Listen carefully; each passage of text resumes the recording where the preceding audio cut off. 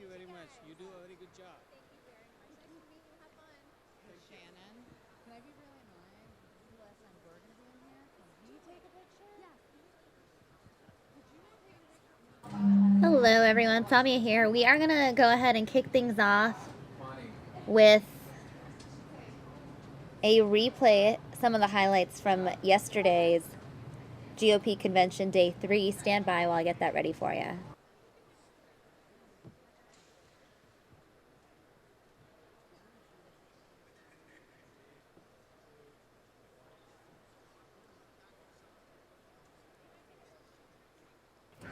Now, the most talked about speech from last night is probably Ted Cruz and what he didn't say.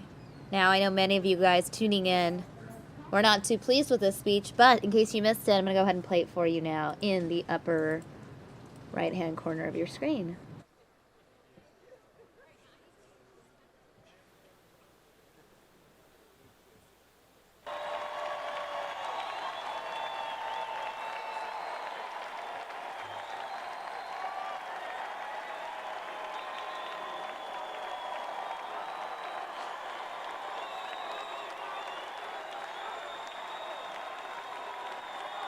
Thank you.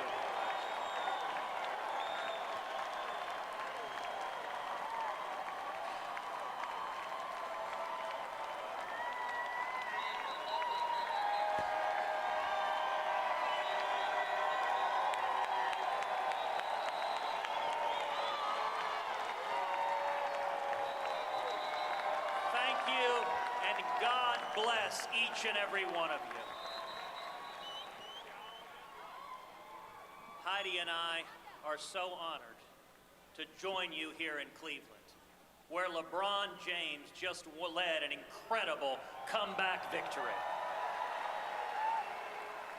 And I am convinced America is going to come back too.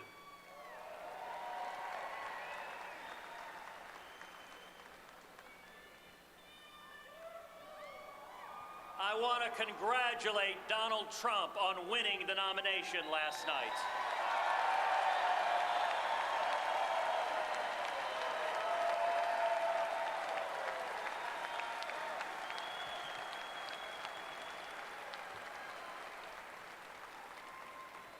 And like each of you, I want to see the principles that our party believes prevail in November.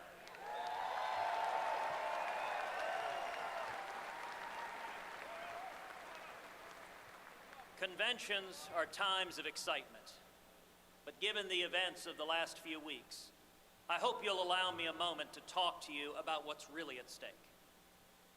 Just 2 weeks ago, a 9-year-old girl named Caroline was having a carefree Texas summer, swimming in the pool, playing with friends, doing all the things a happy child might do.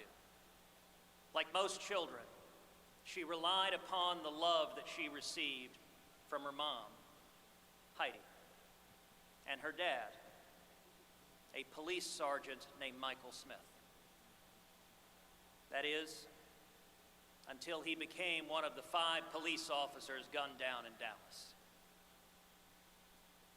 The day her father was murdered, Caroline gave him a hug and a kiss as he left for work.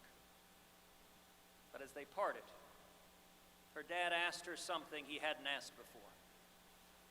What if this is the last time you ever kiss or hug me?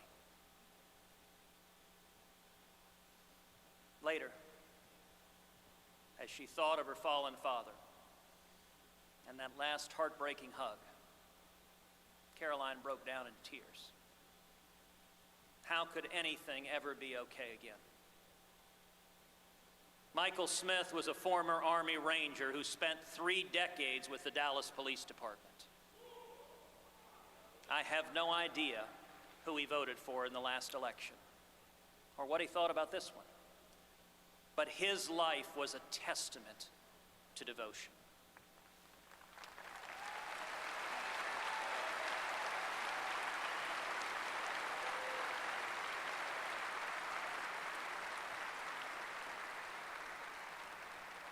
He protected the very protesters who mocked him because he loved his country and his fellow man.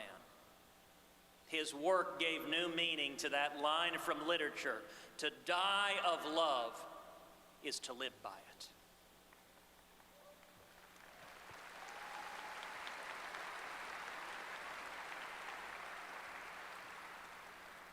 As I thought about what I wanted to say tonight, Michael Smith's story weighed on my heart. Maybe that's because his daughter, Caroline, is about the same age as my eldest daughter and happens to share the same name.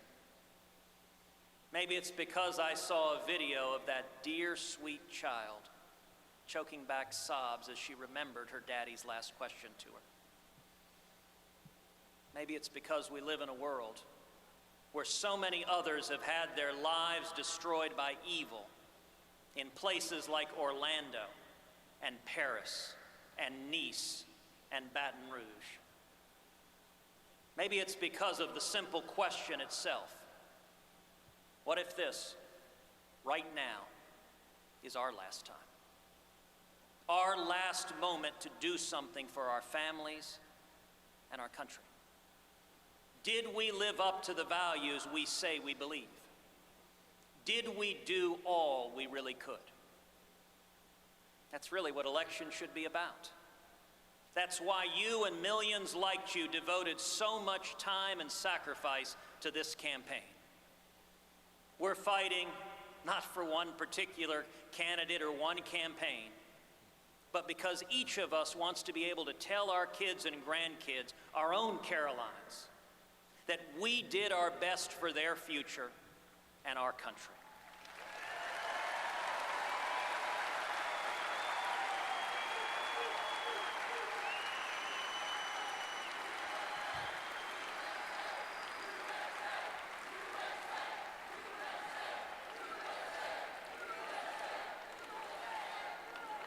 America is more than just a landmass between two oceans.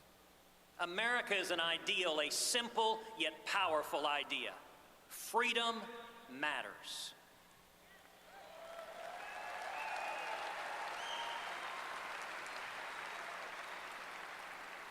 For much of human history, government power has been the unavoidable constant in life. Government decrees and the people obey. But not here. We have no king or queen. We have no dictator. We, the people, constrain government.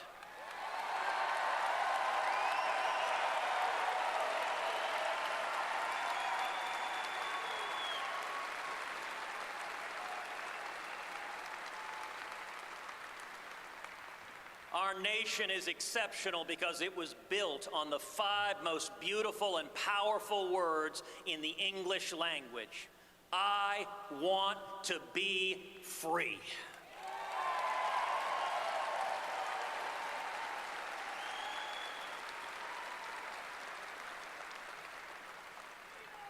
Never has that message been more needed than today. We stand here tonight, a nation divided. Partisan rancor, anger, even hatred are tearing America apart. And citizens are furious, rightly furious, at a political establishment that cynically breaks its promises and that ignores the will of the people.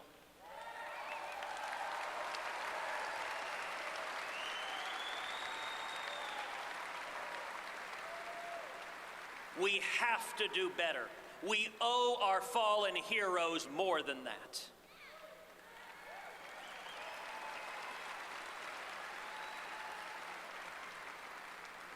Now, of course, Obama and Clinton will also tell you that they care about our children's future. And I want to believe them. But there is a profound difference in our two parties' vision for the future.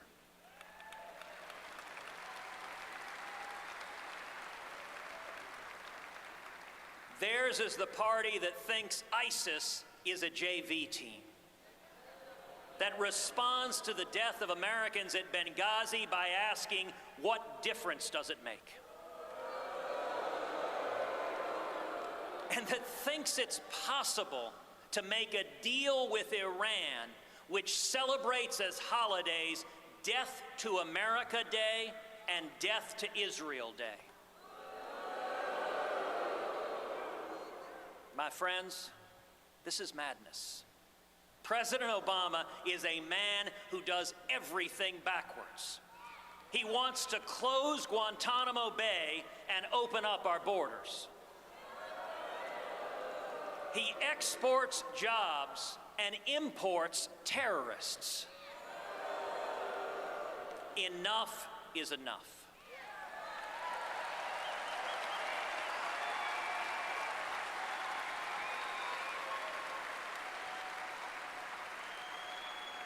And I am here to tell you there is a better vision for our future, a return to freedom.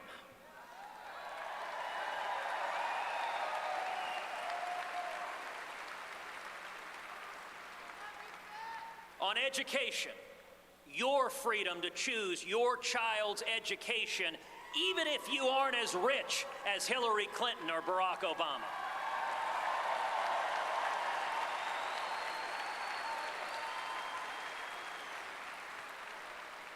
On health care, your freedom to choose your own doctor without Obamacare.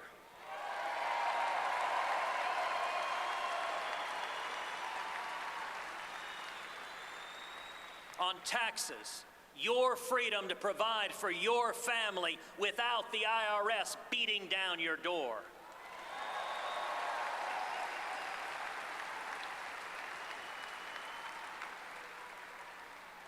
The internet, keep it free from taxes, free from regulation, and don't give it away to Russia and China.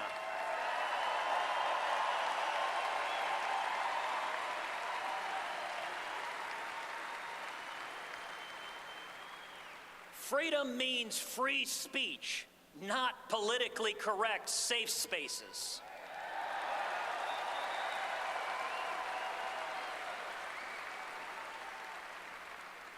Freedom means religious freedom, whether you are Christian or Jew, Muslim or atheist.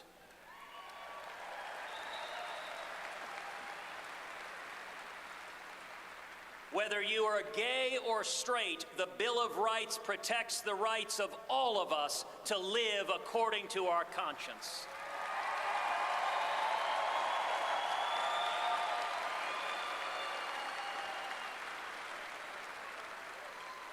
Freedom means the right to keep and bear arms and to protect your family.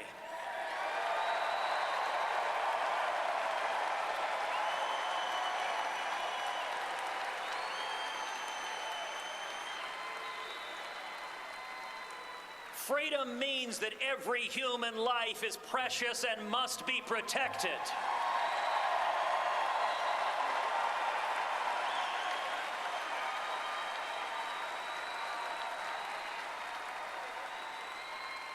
Freedom means Supreme Court justices who don't dictate policy, but instead follow the Constitution.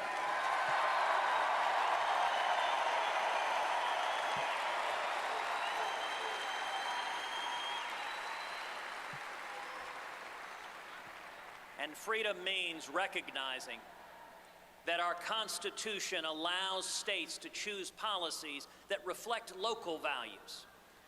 Colorado might decide something different than Texas. New York, different than Iowa. That's the way it's supposed to be. Diversity.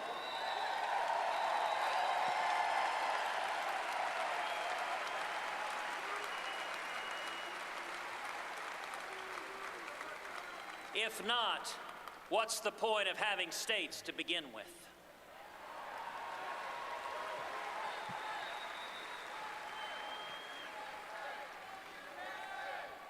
Now, Hillary Clinton believes that government should make virtually every choice in your life. Education, health care, marriage, speech, all dictated out of Washington. But something powerful is happening. We've seen it in both parties. We've seen it in the United Kingdom's unprecedented Brexit vote to leave the European Union.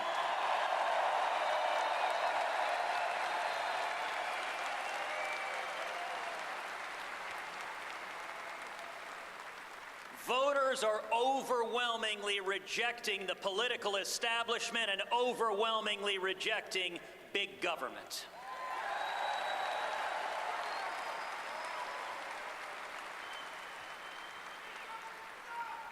That is a profound victory, and it is one earned by each and every one of you. People are fed up with politicians who don't listen to them, fed up with a corrupt system that benefits the elites instead of working men and women.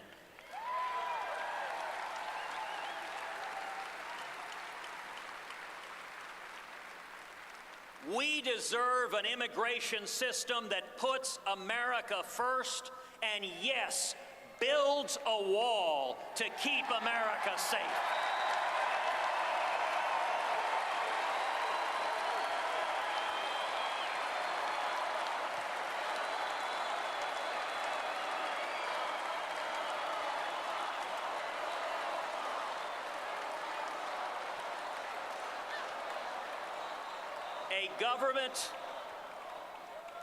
A government that stops admitting ISIS terrorists as refugees.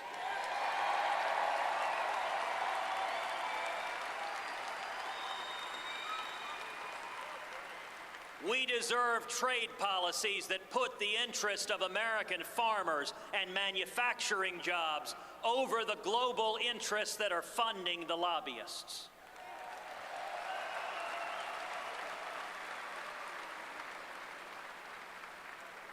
And if we stand together and choose freedom, our future will be brighter. Freedom will bring back jobs and raise wages. Freedom will lift people out of dependency to the dignity of work.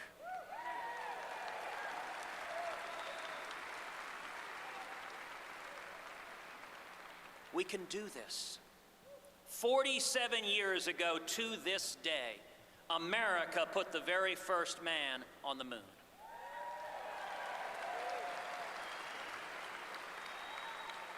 That was the power of freedom. Our party, the Republican Party, was founded to defeat slavery.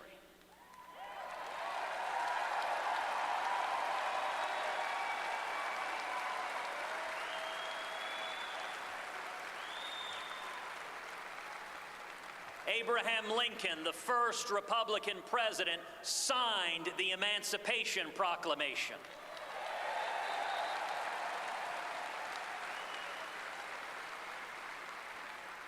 Together, we passed the Civil Rights Act, and together we fought to eliminate Jim Crow laws.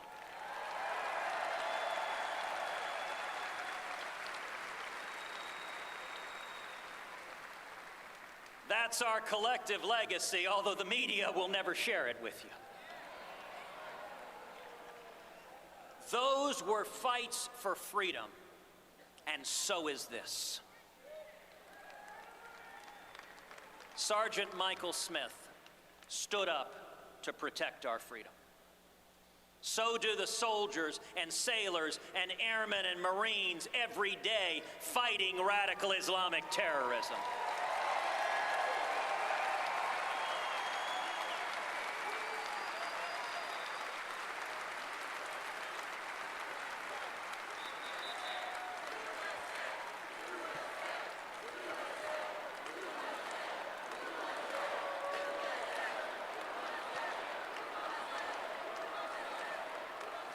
And so did the family of Alton Sterling, who bravely called to end the violence. So did the families of those murdered at the Charleston Emmanuel AME Church, who forgave that hateful, bigoted murderer.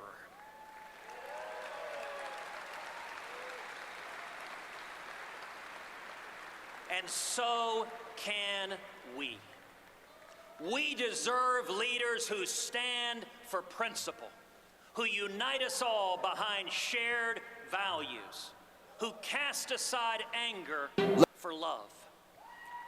That is the standard we should expect from everybody.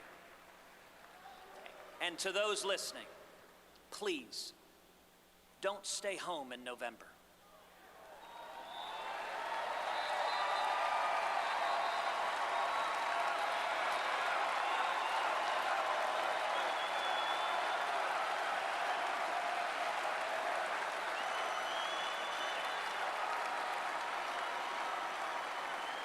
If you love our country and love your children as much as I know that you do, stand and speak and vote your conscience. Vote for candidates up and down the ticket who you trust to defend our freedom and to be faithful to the Constitution.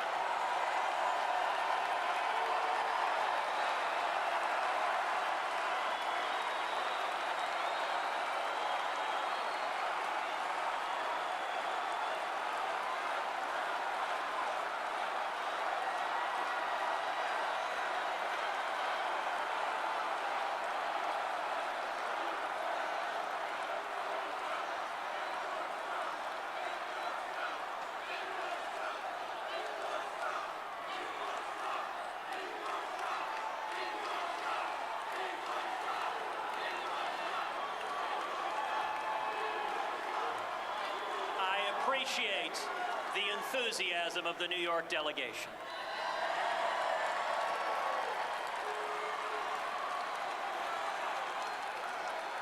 And I will tell you, it is love of freedom that has allowed millions to achieve their dreams. Like my mom, the first in her family to go to college. And my dad, who's here tonight, who fled prison and torture in Cuba, coming to Texas with just $100 sewn into his underwear.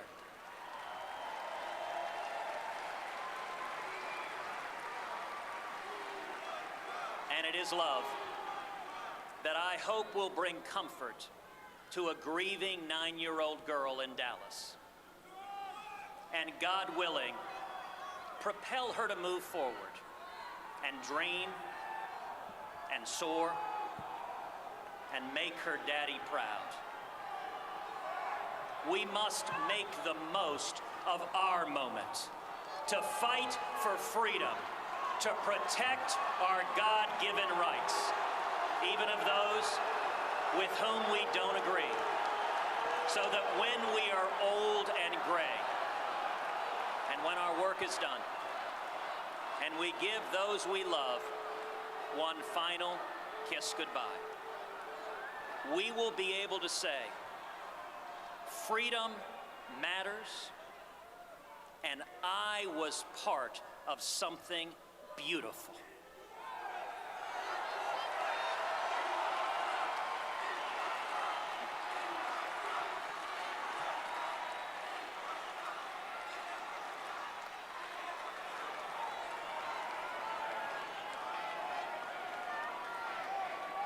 The case we have to make to the American people, the case each person in this room has to make to the American people, is to commit to each of them that we will defend freedom and be faithful to the Constitution.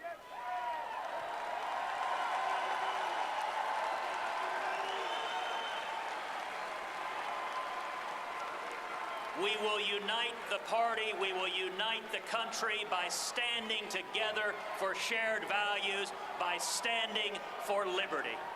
God bless each and every one of you, and God bless the United States of America.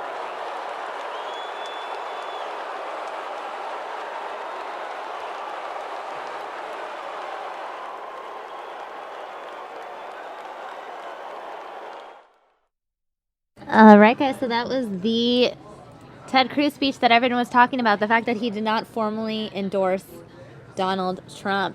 Now, earlier this morning, Cleveland police and the Cleveland mayor held a security conference. They've been holding these press conferences every day to give the public an update on the protests and how things are being handled in Cleveland. Obviously, security has been a big concern regarding the RNC. They've been talking about security at the GOP convention for months. It's finally here, and they're giving the press and the public some daily updates. So let's listen in on what they had to say this morning. Do have somebody here, however, who we would like to talk to you, Mr. Ed Eckert, our Assistant Director of Safety. Today is supposed to be how many degrees? Mid-90s. Mid-90s. And so we want to have you help us get some message out to your colleagues. We're handling the police in terms of water and being hydrated, and also to the protesters to if they're going to protest, bring some water with them, because it's going to be hot. It's going to be hot. But Chief has some things, and then we'd like to finish up with Assistant Director Eckert. Thanks, Mayor. Good morning. Good morning. Again, not too much to report from last night. After our little incident on 4th Street yesterday afternoon, things were quiet. No additional arrest. Nothing really went on last night. A lot of people downtown enjoying the town, down on Public Square, on 4th Street, on Euclid, down in the bars and restaurants, warehouse district, just walking around with their families, and delegates walking around, taking in Cleveland. As the mayor said, it's going to be hot today. So I've requested Director Cox to turn on the fountain in the square early today. I know usually we have it off until probably late afternoon, but we want to do everything we can to kind of cool things down. Our officers are definitely being taken care of. And, you know, if you see a police officer out there, we have water trucks going around, things like that. You know, we have water that we'll give out to the public also. If you're thirsty and our truck is going around, we'll give you water off of that also. We're going to, I think, Director, we're going to try to place a water buggy on the square so that people can actually go and get water today. But other than that, you know, last day, you know, rounding third and heading home. We want to ask everybody to remain vigilant. Our officers are doing the same. Our partners are doing the same. We want to ask the public and everybody to see something, say something. Again, we're still doing that. And we want to ask, you know, the people that are coming down to enjoy the convention in downtown Cleveland, be safe. We're going to protect your First Amendment rights, your Second Amendment rights, but be safe in that regard. And then we'll get through this and finish up the day with a great convention. And before we go to Mr. Eckert, Dan, about the arrest yesterday, I know you've been getting a lot of requests. How's that information going to be disseminated? Right after this, I've got the list. We're going to put it on our website. It'll be in the Dropbox with all the other material that we've handed out or that we've sent out by email and by distribution. So it'll be online and ready for you to look at. And there's 23 total on that list, and it's all the recent ones. And it's the data on what kind of data? Date of the arrest, the names, where they live, and there's a couple of other. Where they live in terms of city, not address. Correct. Right. Correct. City and state location, Mm-hmm. and then charges if there are any charges. Okay. Mr. Eckert? Thank you, Mayor. Good morning, everyone. I carry one of these with me all week. I'm going to put that right here, so that's a great visual. I can't underscore enough of the importance of people being hydrated. The weather is going to continue to be humid. The heat index is going to be in the mid-90s. So we're really requesting that anything you all can do to get that information out to people. Don't wait until you get here and you become thirsty to start drinking water. Pre-hydrate, make sure that you're eating things like pretzels, chips, make sure your salt levels stay up. Gatorade's good to replace the electrolytes that you lose when you perspire a lot. And I just want to go over the 8 locations that we have for water that's available to the general public. We've got 4 fountain locations, and if you haven't gotten a visual of this, I would really recommend that you do so. Our Department of Public Utilities Division of Water employees were very creative. We've got physical water spigots that they built coming right off of fire hydrants. So I think it'd be a great visual for you guys. We've got one that's at Willard Park on the north side of the park, right on Lakeside. One on the south end of Perk Park Plaza, right in the middle there, on that's Chester. We've got one on Mall A, on the south side of Mall A, on what's that street? That's Rockwell, right in the middle of Rockwell. And then we've got one down at Settlers Landing. So those are 4 locations that the general public can go and drink some water. We've also got 4 locations where we've installed water buggies. These water buggies have 8 spigots that come off of them, 4 on each side. Those are cups that are available to the general public. We've got one of those on West 6th and Frankfurt, one down at Kirtland Park, one in Sumner Court at East 14th Street in our First Aid Village. And then we are in the process, if we haven't already, moving one that will be in Public Square. As soon as we get the exact location where it's going to be in Public Square, we'll make sure that we push it out to everybody. But again, I can't underscore enough, if you guys can get the message out, if people are going to be coming down and enjoying the city, or if you're coming down and have other ideas in mind, we still want you to be hydrated. We want you to make sure that you're well prepared. And if any of you, again, to underscore what the chief said, if you all need water, we've got plenty of it, and please take advantage of what we have to offer. Thank you. Thank you. All right, questions? You just walked in. Yes, You're ready to go. Stephen Nelson from US News. I just left the Revolutionary Communist Party's press conference where they said the accusations of assault and that the protesters set himself on fire were self-serving lies to justify unconstitutional arrest. Do you have any comment on that? That will be determined in court. Any other questions? Chief, you've been out at some of these protests. What have you noticed? What isn't working? What methods have been the best for keeping the crowd, Keeping people safe. Well, you guys have been out there also, and you've seen some of the methods, the processes, the tactics that we've employed to, first of all, keep people safe, keep desperate groups divided to make sure that they can still voice at each other, but they're not physically touching each other and getting into altercations. We're going to continue to do that. It works for us. It's worked in the past, and we'll continue to do that. Can you say the ratio? I feel like the few protests I've been to, it's been a lot of police, a lot of media, and not many protesters. Can you say even the ratio? Exactly. You hit the nail right on the head. Protest groups are a little smaller. Usually it's about 30 to 40, maybe 50 protest groups. We probably have double that number of officers that are either escorting or kind of ringing that group, and then we'll have at least 100 or so media persons. And on that note, and you guys have been out there, a lot of you have been out there, and you're trying to get the shots, and when things start to happen, everybody just crowds into one location trying to get a shot, whether it's a police officers doing some kind of action or a protester trying to say something, and that creates a whole lot of chaos for us to be able to manage. And that's why our officers try to tell people to back up, back up. And it's hot out there. And we get 300 people huddled into a space of, 50 feet. It's, it kind of weighs on people. And that's why we try to tell people, back up a little bit. The more we spread out, the more you can actually see. When all you guys rush in and crowd in, only the couple people right there in front can really see anything. So we ask that you kind of take that in mind when you're trying to get the shot. We're not going to tell you to leave the area unless it's for your own safety. We try to spread it out enough so that everybody can get a vantage point and get a shot of whatever's going on. Chief, yes, sir. Chief, it's our understanding that last night around 7 o'clock, a journalist, an independent journalist from Australia was arrested. We have some lawyers over at the Justice Center. He's not yet been charged. Is there any information that you can give us on that? I don't have that information.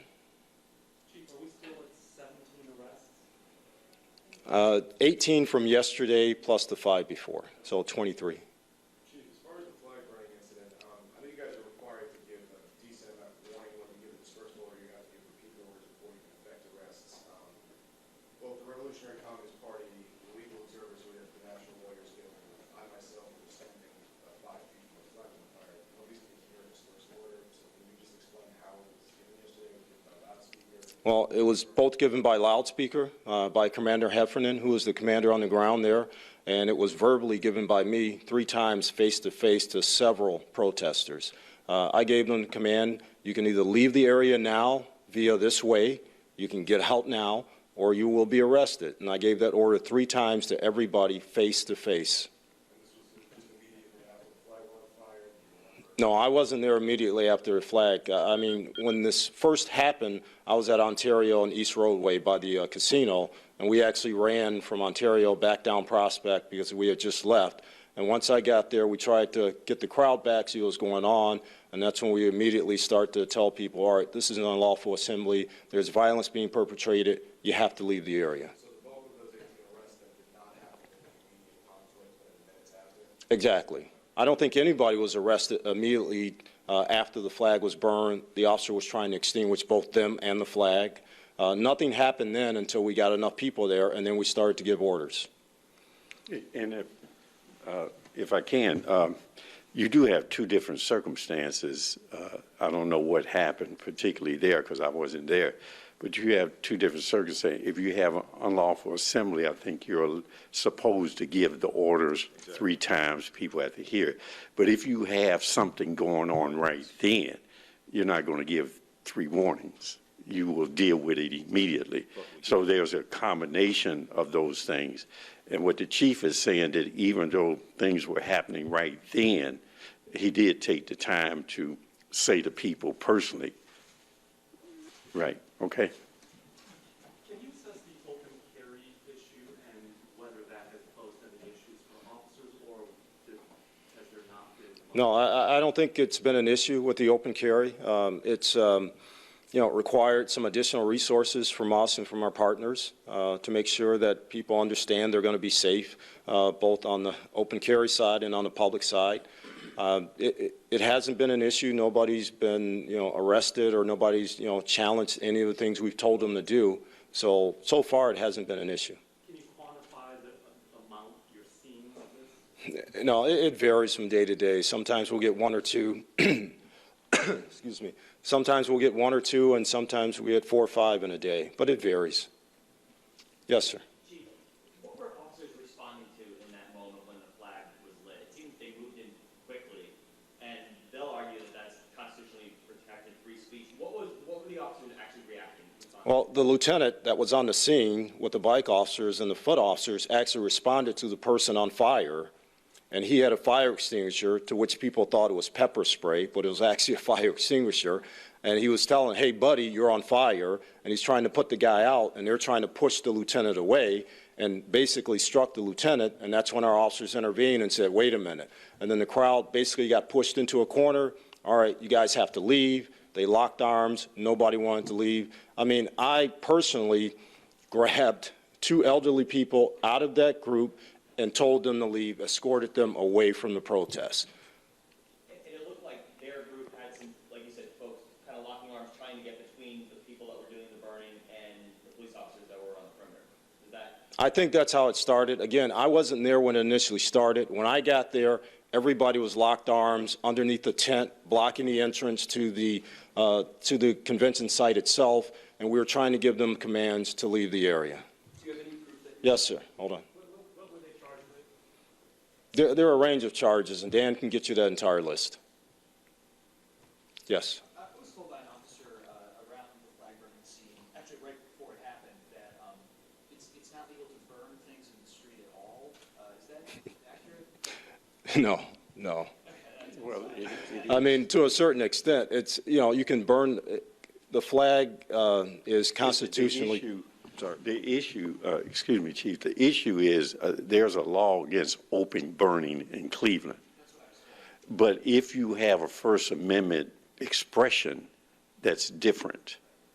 And the burning of the flag is supposed to be a First Amendment expression.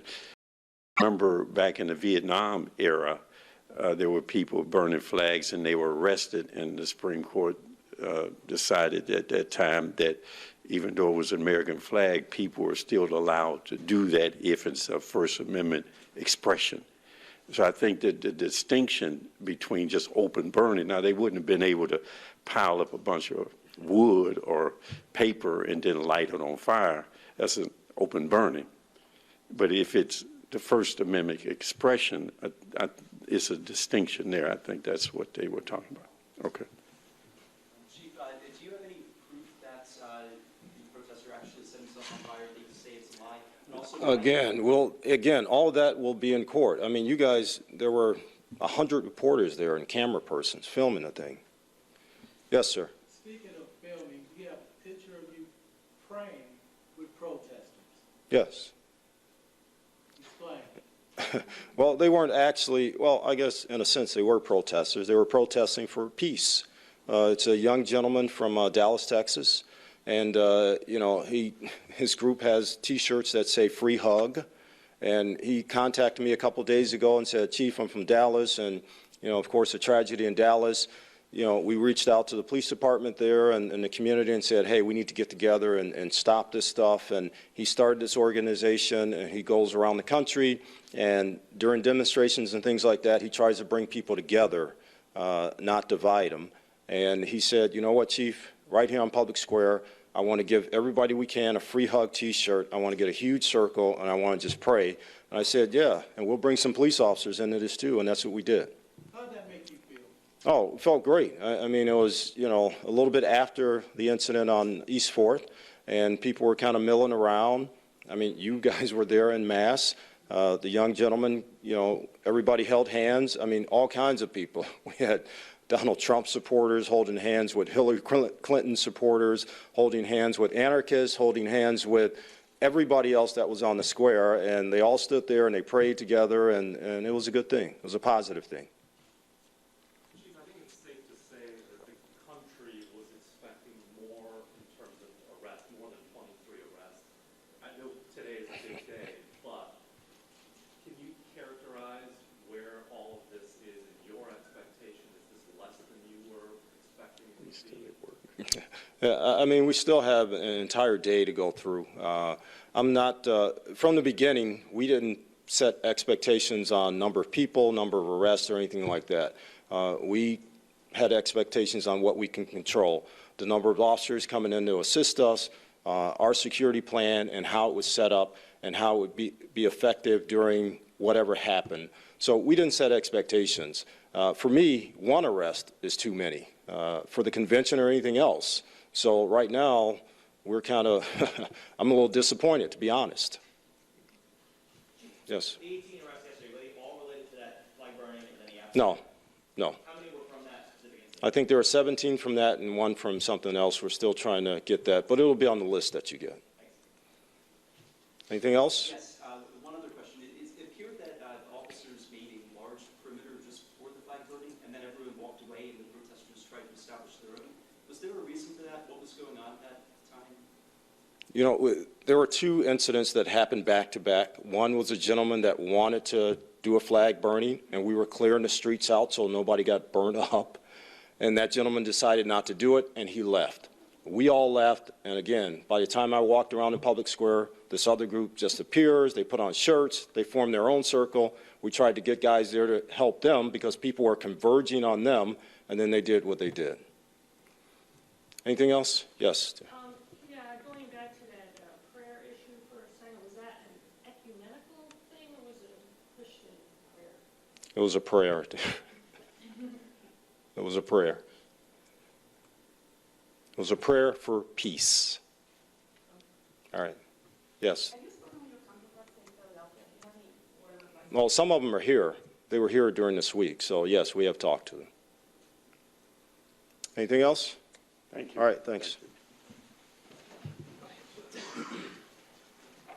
All right, guys, that was the Cleveland Security Press Conference. They've been holding one every single morning this week, giving the public an update as to what happened the day before inside the convention, outside the convention, regarding protesters, all of that. You're looking at a live look inside the convention. It is day 4. Donald Trump will be speaking tonight. And in case you missed it yesterday, his son, Eric Trump, spoke yesterday. You may have missed it the first time around, so I'm going to go ahead and play it for you here now. Stand by. Eric Trump speaks.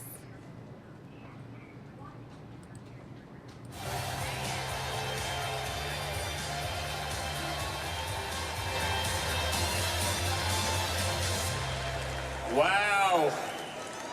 Wow. Good evening, Cleveland. Wow. It is such an honor to be here for a man I love so much. That's my father.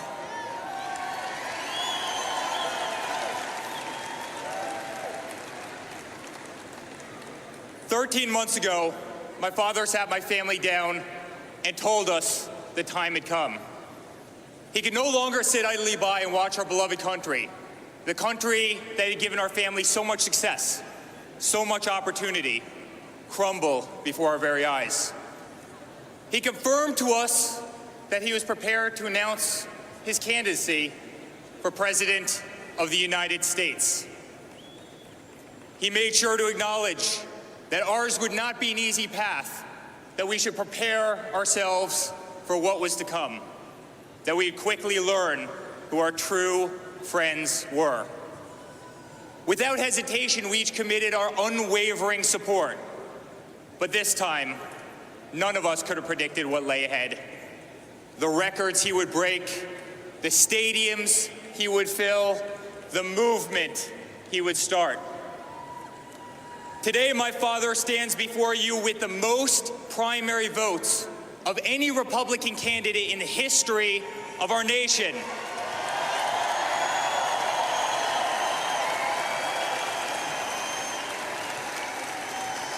He has shattered voter registration records across the country. He has defied the predictions of every single political pundit and turned traditional debates into must-see TV. He has inspired multiple generations, including my own, like millennials like myself, who have so little faith in our politicians that they no longer even consider public service to be a noble career. A year ago, my father was a businessman, but like many Americans, he simply could no longer stand to see what was happening to our great country. He could no longer stand to see special interest dollars dictate an incompetent foreign policy that puts foreign countries before our very own. He could no longer tolerate an inept administration that considers giving $150 billion to Iran or releasing 5 radical Islamic terrorists, a successful negotiation. He could no longer bear witness to our continued Second Amendment attacks.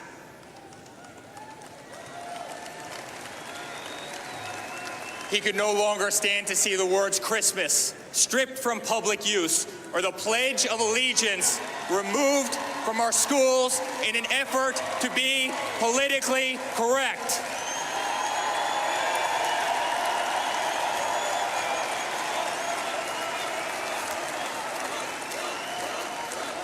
So my father made the courageous decision to set aside a company to which he has dedicated his entire life, to set aside a global brand that he has made synonymous with success, with quality, with uncompromising, just the best.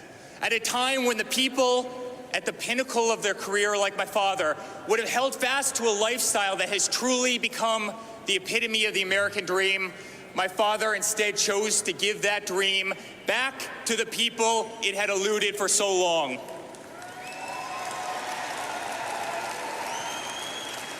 As daunting of a journey as he knew it would be, for him, it was the easiest decision in the world. After all, who better to implement common sense business approach to this country? Who better to apply practical solutions to the impractical decision-making of an administration that has bred a $19 trillion debt, one which goes up by $32,000 a second and over $2 billion a day? Who better implement common sense tax reductions for one of the highest taxed nations in the world, allowing our citizens a chance to keep more of what they earn as opposed to having it squandered away by our inefficient... All right, guys, I'm going to dip out of this Eric Trump replay because Mike will be joining you with more news now ahead. He has some local news, some updates as far as what's happening here in the Valley, plus more highlights from the RNC. Don't go anywhere, guys. We are going to bring you nonstop GOP convention coverage right here on Fox News Now.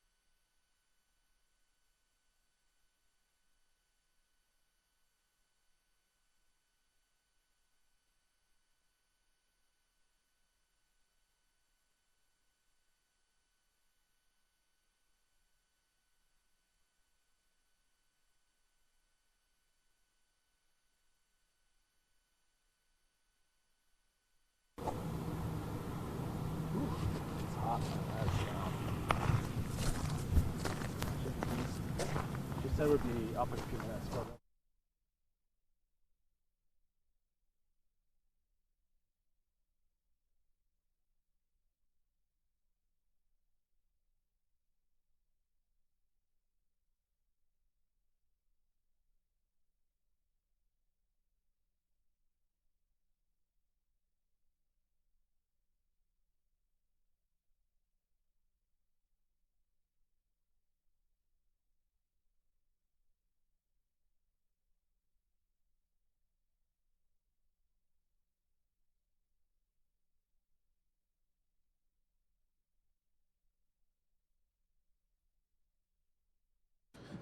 All right, everybody. Welcome to the Fox 10 News Now stream, part of fox10phoenix.com. My name is Mike Page. I'm going to be with you for the next 2 hours. We have a full block now of local news updates coming at you from Arizona, including our very own Andrew Hasman, who is at Buckeye with an update on the 10-year-old boy that is missing.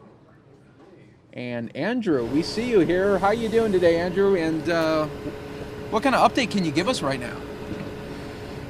good afternoon, Mike, from a very hot Buckeye, Arizona. The temperature here now approaching 110 degrees. I checked just a few minutes ago. It was 109 here in Buckeye. And that's part of the reason why the search for this missing 10-year-old boy, Jesse Wilson, has been called off for now, at least the volunteer portion of the search. This morning, about 80 people came here to the Holiday Inn Express. That's where the command post was set up. And they fanned out across the area here in the city and in the park in the wilderness that's just to the north of us, where they think that this 10-year-old boy may have been wandering or run off to. Sunday night at 9:30 was the last time he was spotted in his home, which is not too far from here. This is I-10 and Watson Road in Buckeye. They believe he snuck out through a back window. Now, the parents tell us that he has a history of running away, but he has never been gone for an extended period of time. He's always come home. This time, obviously, very different. He's been missing since Sunday, and the search has been growing ever since. Although today, Buckeye PD told us that, unfortunately, they are running out of areas where they can keep searching. They had put out the word for experienced hikers to come and help with the search. They had been doing so in the morning, hiking through the mountainous area here that's just to the north of the family's home. Unfortunately, no sign of this 10-year-old boy, and they called off the search essentially this morning. That doesn't mean that they're not investigating more. That doesn't mean they're not still looking for the 10-year-old boy. Just the volunteer portion of that search has been called off because of the heat, but it's not clear if they're going to ask volunteers to come back and search anymore, and that's because they've pretty much covered all the ground that they could possibly cover. And I'm bringing out my phone here because I want to read you some of the notes we have on Jesse. He's 4 feet tall. He was last seen wearing a red shirt, shorts, black socks, and black shoes. There are posters all over this area, people wanting to help find Jesse Wilson. At his school we stopped by just a few minutes ago, that's in Goodyear, they were hanging up balloons, and they put a sign up with the hashtag Bring Jesse Home. So this community really coming together to try to find this 10-year-old boy. We should also say that last night, the FBI and Buckeye police searched the family's home. They tell us that there's nothing out of the ordinary there. The FBI pitches in anytime there's a missing child. This is all just standard procedure. And Mike, they tell us that the family of the 10-year-old is cooperating with the investigation. Okay, Andrew. And then how many people would you say are volunteering? I know they called it off for today, but how many are part of that volunteer process to trying to locate this boy? We were told this morning there were more than 80 people that came here, and they put out the word for people who had hiking experience. They wanted people who knew the terrain and could handle the terrain, and they came out in droves. And yesterday there was an even bigger crowd that volunteered for the search. You know, we just being out here, people are coming up to us asking what's going on. Are there any news? So this is a community that is really paying attention, that's really involved in what's going on. It's not a huge community, so they all know what's happening, and they are all on the lookout for Jesse. It was not a problem getting dozens of people to come out here and search this morning, and it wouldn't surprise me if they need more volunteers, that those volunteers would happily come back. Yeah, absolutely. Well, thank you so much for the update, and try to stay cool there, Andrew. I know it's really hot out there. Yeah, thanks, Mike. Thank you. All right, now you can see we have transitioned here. Sky Fox now up in the air, where a fire happened in an RV park.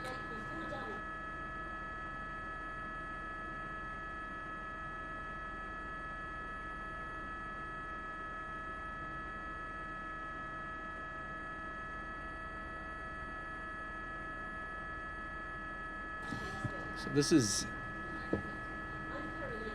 at 75th West McDowell. You can see this is a working fire, but you can see they were able to put that fire out. It's been upgraded to a hazardous materials assignment due to propane tanks that have caught fire and were exploding near the area.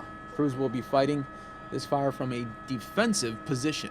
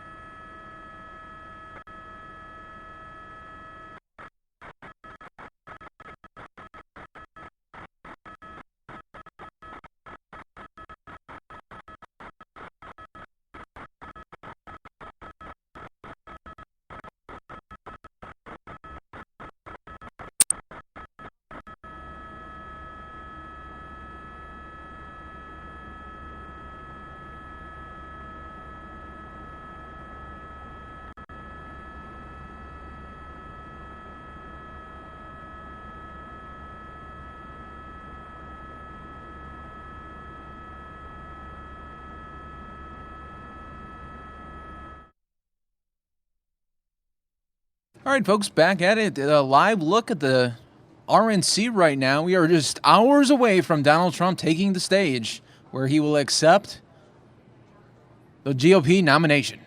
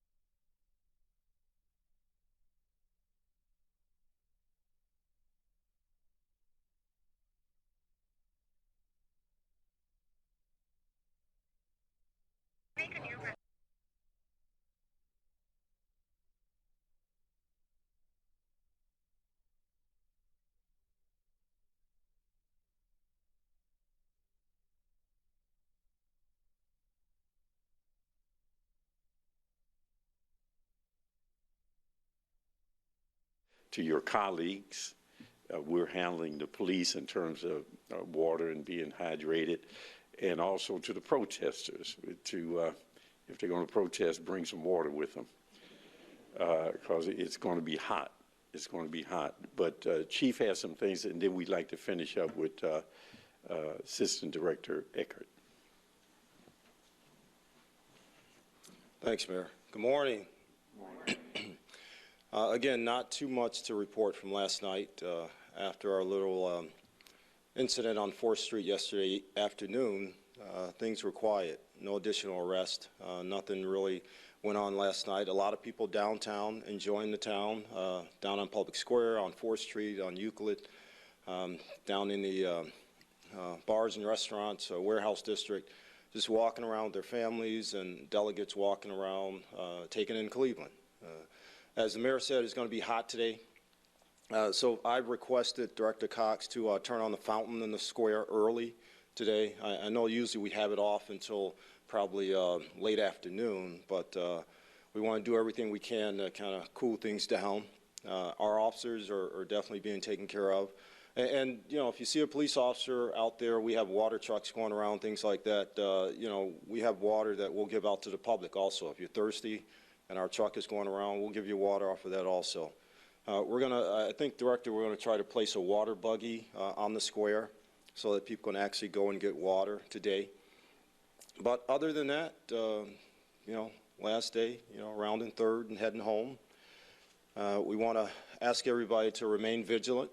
Our officers are doing the same. Our partners are doing the same. We want to ask the public and everybody to see something, say something. Again, we're still doing that. And we want to ask, the people that are coming down to enjoy the convention in downtown Cleveland, be safe. We're going to protect your First Amendment rights, your Second Amendment rights, but be safe in that regard. And then we'll get through this and finish up the day with a great convention. And before we go to Mr. Eckert, Dan, about the arrest yesterday, I know you've been getting a lot of requests. How's that information going to be disseminated? Right after this, I've got the list. We're going to put it on our website. It'll be in the Dropbox with all the other material that we've handed out or that we've sent out by email and by distribution. So it'll be online and ready for you to look at. And there's 23 total on that list, and it's all recent.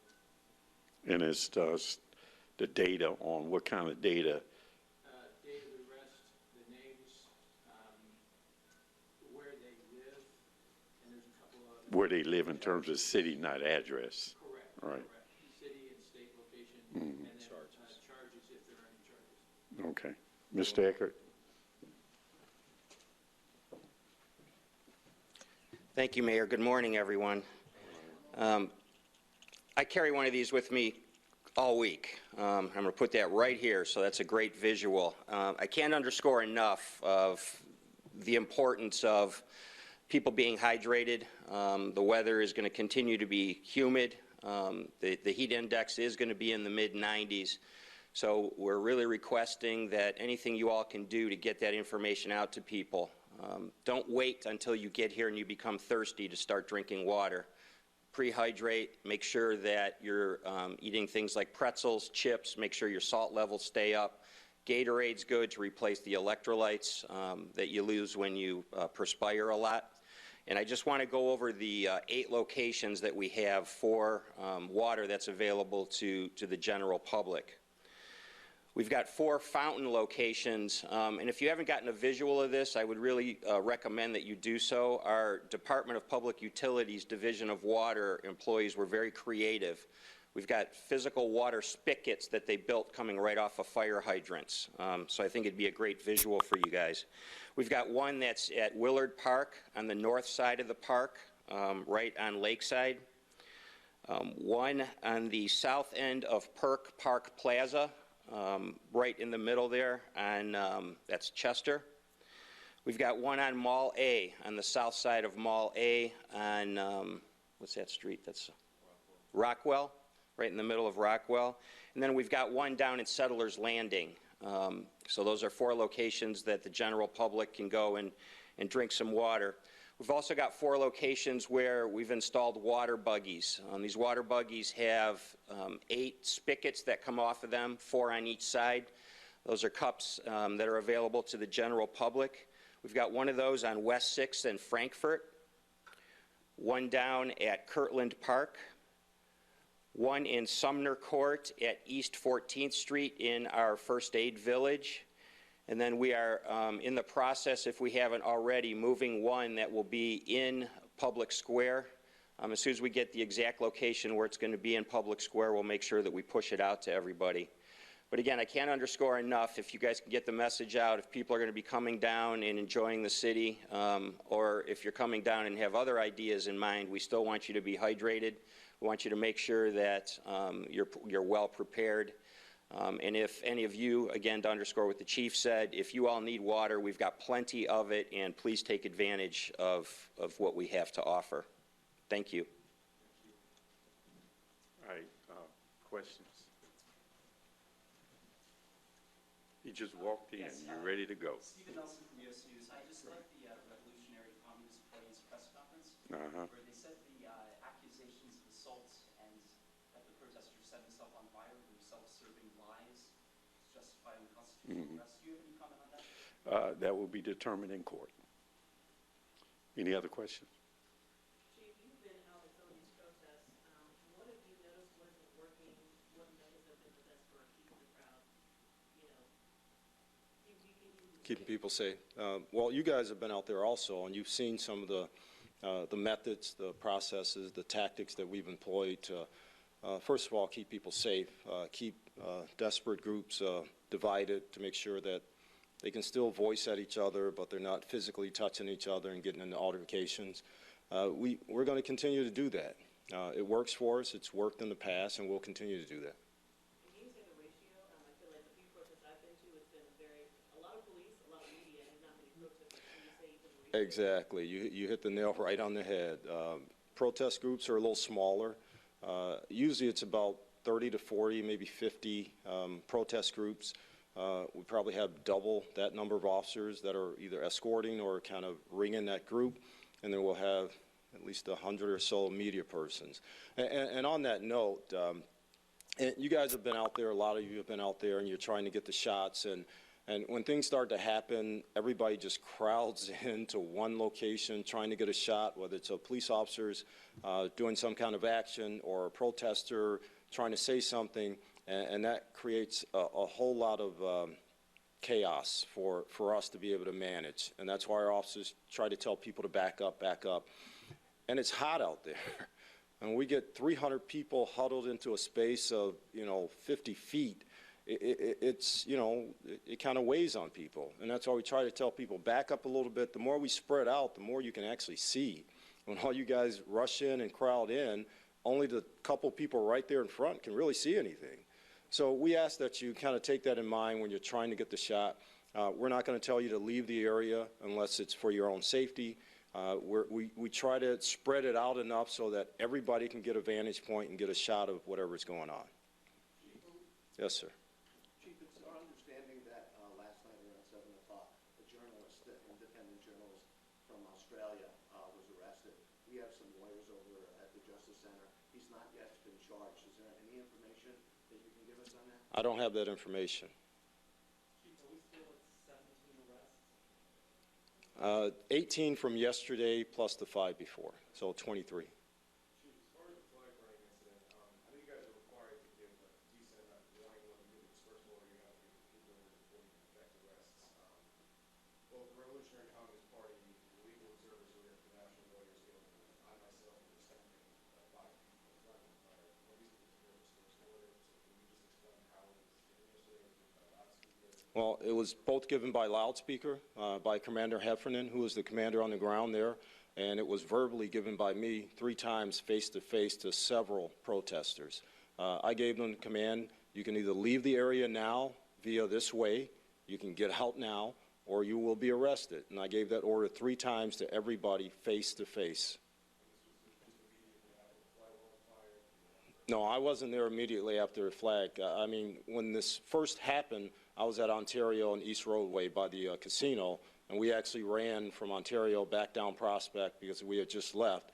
And once I got there, we tried to get the crowd back, see what was going on, and that's when we immediately start to tell people, all right, this is an unlawful assembly, there's violence being perpetrated, you have to leave the area. Exactly. I don't think anybody was arrested immediately after the flag was burned. The officer was trying to extinguish both them and the flag. Nothing happened then until we got enough people there, and then we started to give orders. And if I can, you do have 2 different circumstances. I don't know what happened particularly there because I wasn't there, but you have 2 different circumstances. If you have an unlawful assembly, I think you're supposed to give the orders 3 times. People have to hear it. But if you have something going on right then, you're not going to give 3 warnings. You will deal with it immediately. So there's a combination of those things. And what the chief is saying, that even though things were happening right then, he did take the time to say to people personally. Right, okay. Can you assess the open carry issue and whether that has posed any issues? All right, folks, we're going to take you now live to what you can see is some protesters happening right outside the GOP convention.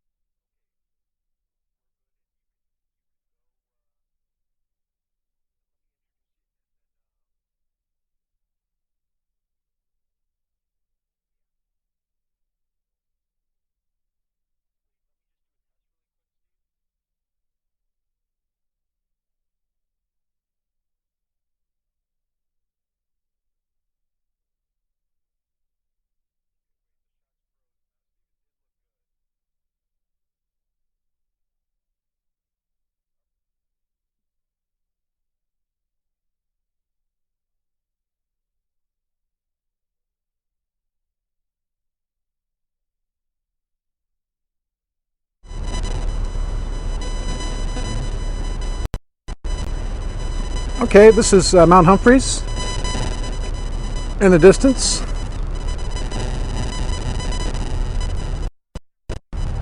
Welcome to the Fox 10 News Now stream. We are with Steve Crafter. Steve, how are you doing? Fine, everybody. Hey, Mike, I'm in Flagstaff right now. We came up here after a really sad day yesterday where a young man from the valley was killed in a lightning strike atop Mount Humphreys, which is by Arizona Snowbowl, the iconic, beautiful mountain over Flagstaff. I'm going to flip this around a little bit so you can see a live picture now of Mount Humphreys. There it is. It's beautiful. We're going to zero in on a little bit. We're down in Flagstaff near the NAU campus. And you can see already at this time, we're about, 2:38, that we've got some pretty ominous storm-type clouds right up at the top of Mount Humphreys. You can see they're sort of blue-gray. And the advice that we learned today for hikers is the weather is very unpredictable on top of that mountain all the time, and it's unpredictable this time of the year.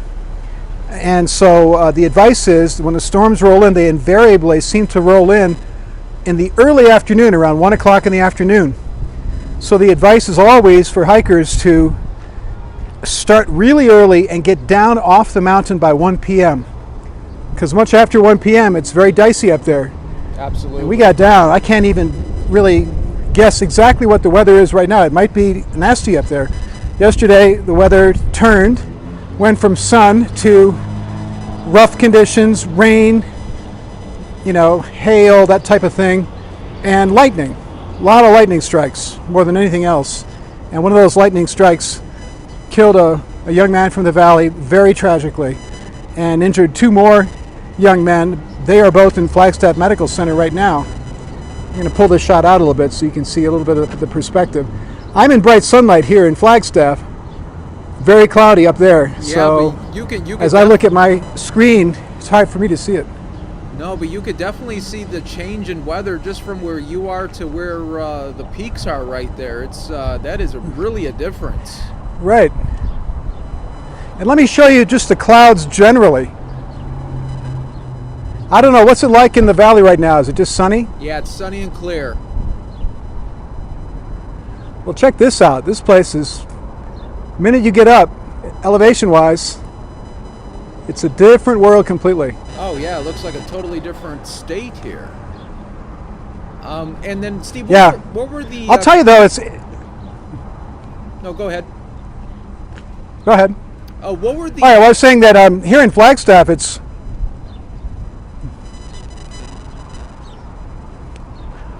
It's very warm. It's 90 degrees here. But when we were up at the top of that mountain, it was in the low 70s. So that's another thing. I actually brought a jacket with me. I didn't know how cold it was going to get. Wow.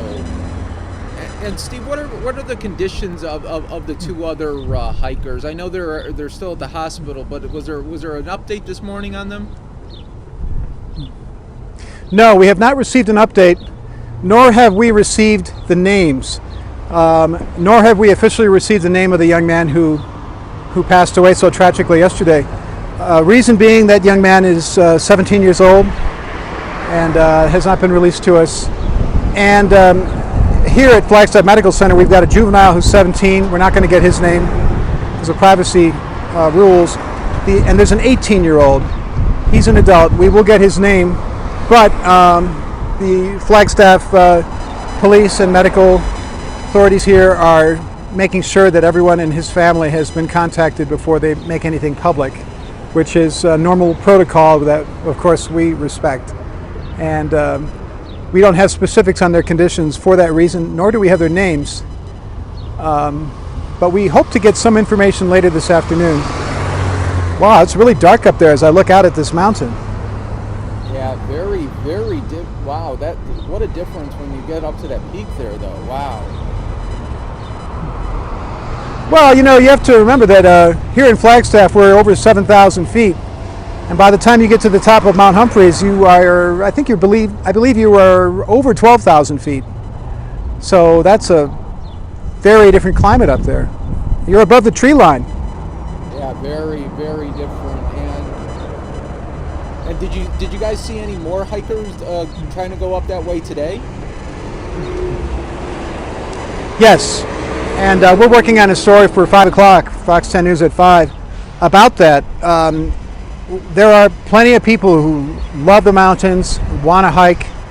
We talked to people from the valley who are up here hiking today, and most of them seem to be aware of the potential dangers on the mountain, how the weather can turn, and how you can be exposed to lightning with really nowhere to run.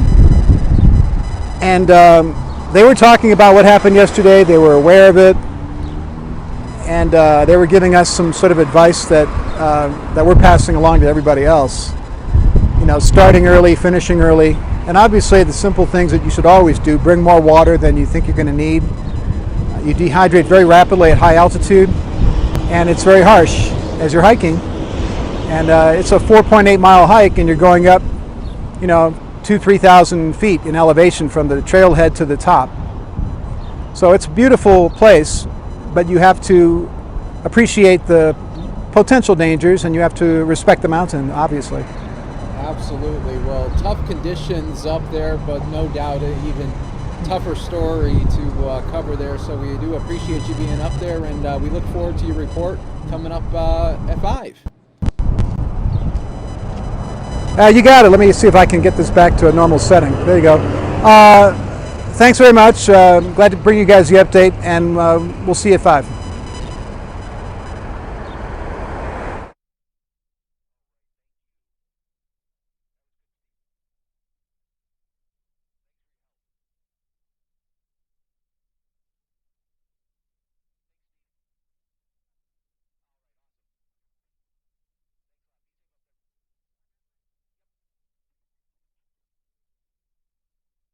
All right, folks, now back out live to where you're seeing the final night get prepared for the GOP convention coming up in just a little bit here on the Fox 10 News Now stream.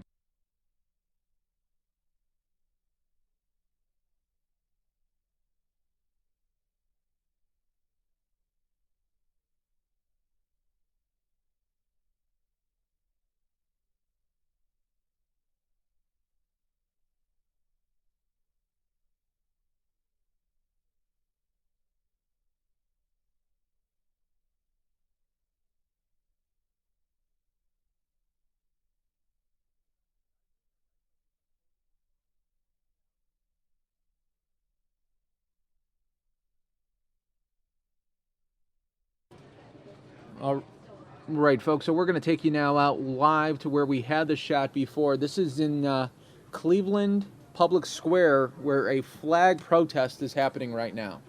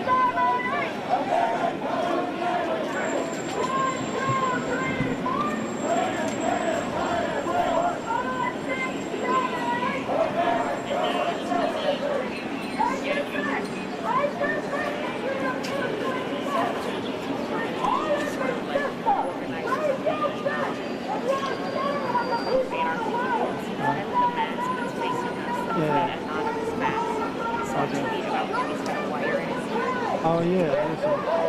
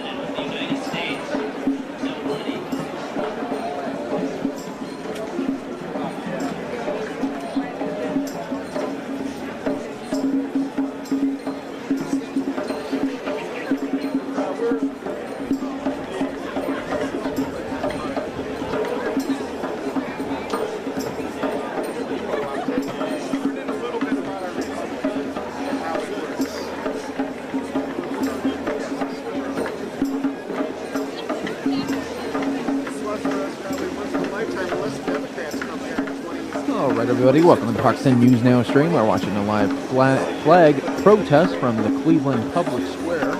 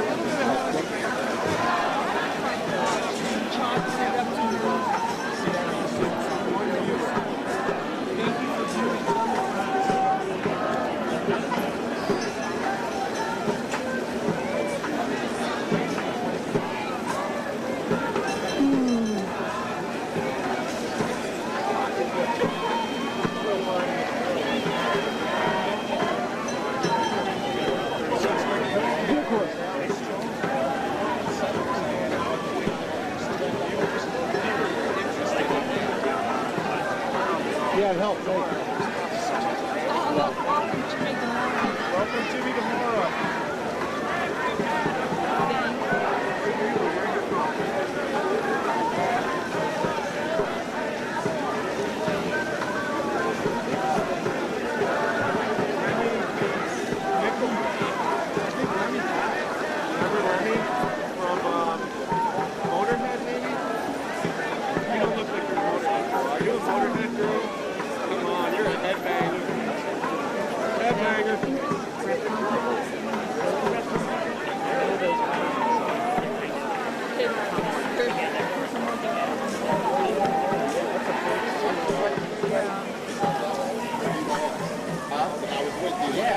I did my interviews and everything. Officer, youth officer. It's work, man. Good work, though. Right.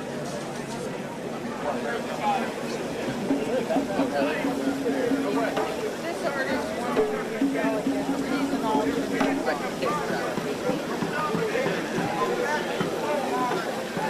Thank you. Yeah, sure.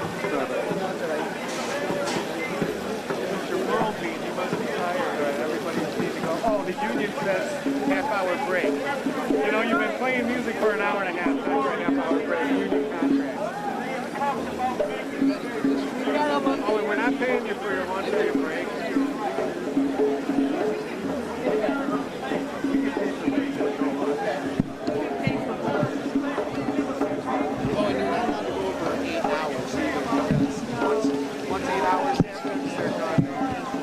Yeah, okay. Actually, I just got it back. I just had to be fixed. Yeah, that's great. It's really nice. The minute it starts slowing close, I find. That's great.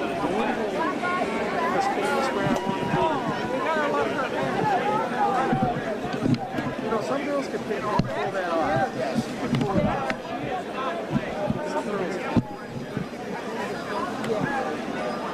There's these, have you seen these new like places where it's under one roof, but you can have like 20, 25 different stylists.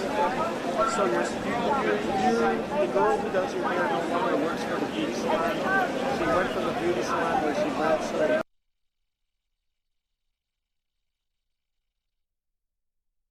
All right, everybody, welcome to the Fox 10 News Now, part of Fox10Phoenix.com. Let's show you an update on the security measures being taken by Cleveland. Down in the bars and restaurants, warehouse district, just walking around with their families and delegates walking around, taking in Cleveland. As the mayor said, it's going to be hot today. So I've requested Director Cox to turn on the fountain in the square early today. I know usually we have it off until probably late afternoon, but we want to do everything we can to kind of cool things down.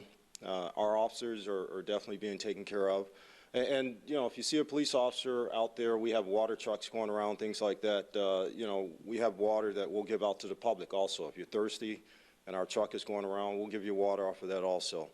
We're going to, I think, Director, we're going to try to place a water buggy on the square so that people can actually go and get water today. But other than that, you know, last day, you know, rounding third and heading home. We want to ask everybody to remain vigilant. Our officers are doing the same. Our partners are doing the same. We want to ask the public and everybody to see something, say something. Again, we're still doing that. And we want to ask, you know, the people that are coming down to enjoy the convention in downtown Cleveland, be safe. We're going to protect your First Amendment rights, your Second Amendment rights, but be safe in that regard. And then we'll get through this and finish up the day with a great convention. And before we go to Mr. Eckert, Dan, about the arrest yesterday, I know you've been getting a lot of requests. How's that information going to be disseminated? Right after this, I've got the list. We're going to put it on our website. It'll be in the Dropbox with all the other material that we've handed out or that we've sent out by email and by distribution. So it'll be online and ready for you to look at. And there's 23 total on that list, and it's all recent. And it's the data on what kind of data? Date of the arrest, the names, where they live, and there's a couple of Where they live in terms of city, not address. Correct. Right. Correct. City and state location, Mhm. and then charges if there are any charges. Okay. Mr. Eckert? Thank you, Mayor. Good morning, everyone. I carry one of these with me all week. I'm going to put that right here, so that's a great visual. I can't underscore enough of the importance of people being hydrated. The weather is going to continue to be humid. The heat index is going to be in the mid-90s. So we're really requesting that anything you all can do to get that information out to people. Don't wait until you get here and you become thirsty to start drinking water. Prehydrate, make sure that you're eating things like pretzels, chips, make sure your salt levels stay up. Gatorade's good to replace the electrolytes that you lose when you perspire a lot.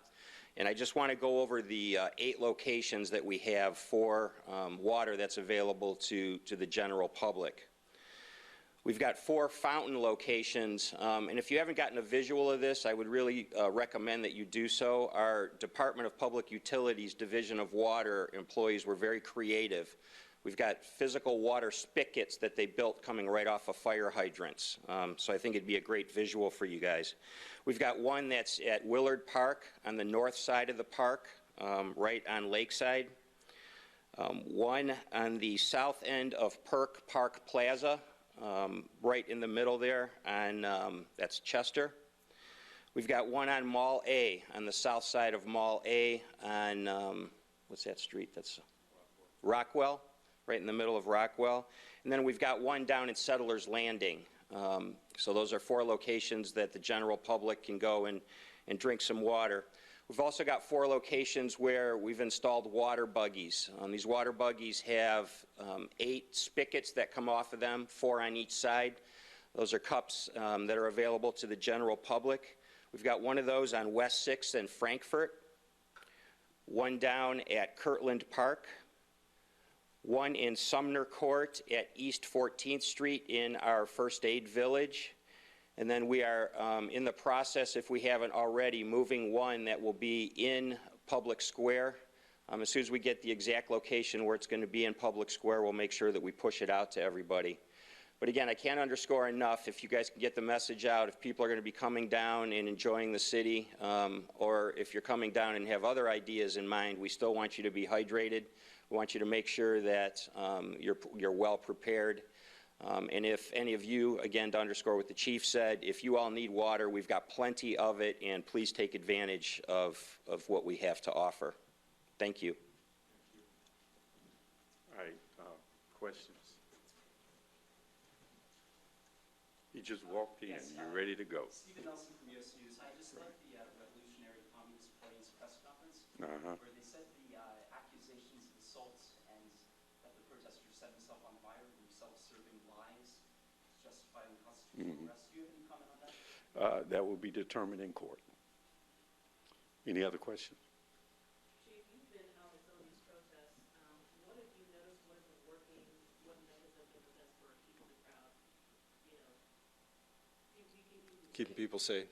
Well, you guys have been out there also, and you've seen some of the methods, the processes, the tactics that we've employed to, first of all, keep people safe, keep desperate groups divided to make sure that they can still voice at each other, but they're not physically touching each other and getting into altercations. We're going to continue to do that. It works for us. It's worked in the past, and we'll continue to do that.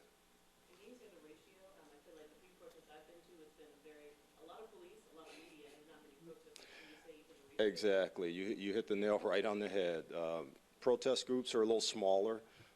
Usually it's about 30 to 40, maybe 50 protest groups. We probably have double that number of officers that are either escorting or kind of ringing that group, and then we'll have at least 100 or so media persons. And on that note, and you guys have been out there, a lot of you have been out there, and you're trying to get the shots, and when things start to happen, everybody just crowds into one location trying to get a shot, whether it's a police officers doing some kind of action or a protester trying to say something, and that creates a whole lot of chaos for us to be able to manage. And that's why our officers try to tell people to back up, back up. And it's hot out there. And we get 300 people huddled into a space of, 50 feet. It's, it kind of weighs on people. And that's why we try to tell people, back up a little bit. The more we spread out, the more you can actually see. When all you guys rush in and crowd in, only the couple people right there in front can really see anything. So we ask that you kind of take that in mind when you're trying to get the shot. We're not going to tell you to leave the area unless it's for your own safety. We try to spread it out enough so that everybody can get a vantage point and get a shot of whatever's going on. Yes, sir. Chief, it's our understanding that last night around 7 o'clock, a journalist, an independent journalist from Australia was arrested. We have some lawyers over at the Justice Center. He's not yet been charged. Is there any information that you can give us on that? I don't have that information. Chief, are we still at 17 arrests?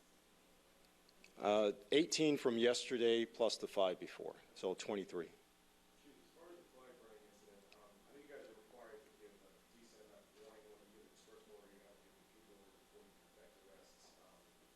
Both the Revolutionary Communist Party, the legal observers who have the national lawyers go, I myself was standing by the people in front of the fire. Well, these people give a dispersal order, so can you just explain how it was given yesterday with the loudspeaker? Well, it was both given by loudspeaker by Commander FNN, who was the commander on the ground there, and it was verbally given by me 3 times face-to-face to several protesters.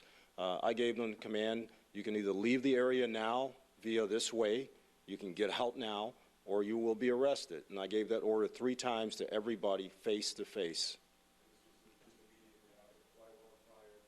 No, I wasn't there immediately after the flag. I mean, when this first happened, I was at Ontario and East Roadway by the casino, and we actually ran from Ontario back down Prospect because we had just left. And once I got there, we tried to get the crowd back, see what was going on, and that's when we immediately start to tell people, all right, this is an unlawful assembly, there's violence being perpetrated, you have to leave the area. Exactly. I don't think anybody was arrested immediately after the flag was burned. The officer was trying to extinguish both them and the flag. Nothing happened then until we got enough people there, and then we started to give orders. And if I can, you do have 2 different circumstances. I don't know what happened particularly there because I wasn't there, but you have 2 different circumstances. If you have an unlawful assembly, I think you're supposed to give the orders 3 times. People have to hear it. But if you have something going on right then, you're not going to give 3 warnings. You will deal with it immediately. So there's a combination of those things. And what the chief is saying, that even though things were happening right then, he did take the time to say to people personally. Right, okay.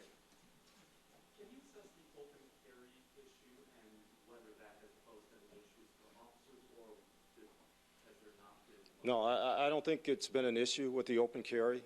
It's required some additional resources from us and from our partners to make sure that people understand they're going to be safe, both on the open carry side and on the public side. It hasn't been an issue. Nobody's been, arrested, or nobody's, challenged any of the things we've told them to do. So far it hasn't been an issue. Can you quantify the amount you're seeing of this? No, it varies from day to day. Sometimes we'll get 1 or 2. Excuse me. Sometimes we'll get 1 or 2, and sometimes we get 4 or 5 in a day. But it varies. Yes, sir. Chief, what were officers responding to in that moment when the flag was lit? It seems they moved in quickly, and they'll argue that that's constitutionally protected free speech. What were the officers actually reacting to? Well, the lieutenant that was on the scene with the bike officers and the foot officers actually responded to the person on fire and he had a fire extinguisher, to which people thought it was pepper spray, but it was actually a fire extinguisher. And he was telling, hey, buddy, you're on fire. And he's trying to put the guy out, and they're trying to push the lieutenant away, and basically struck the lieutenant. And that's when our officers intervened and said, wait a minute. And then the crowd basically got pushed into a corner. All right, you guys have to leave. They locked arms. Nobody wanted to leave.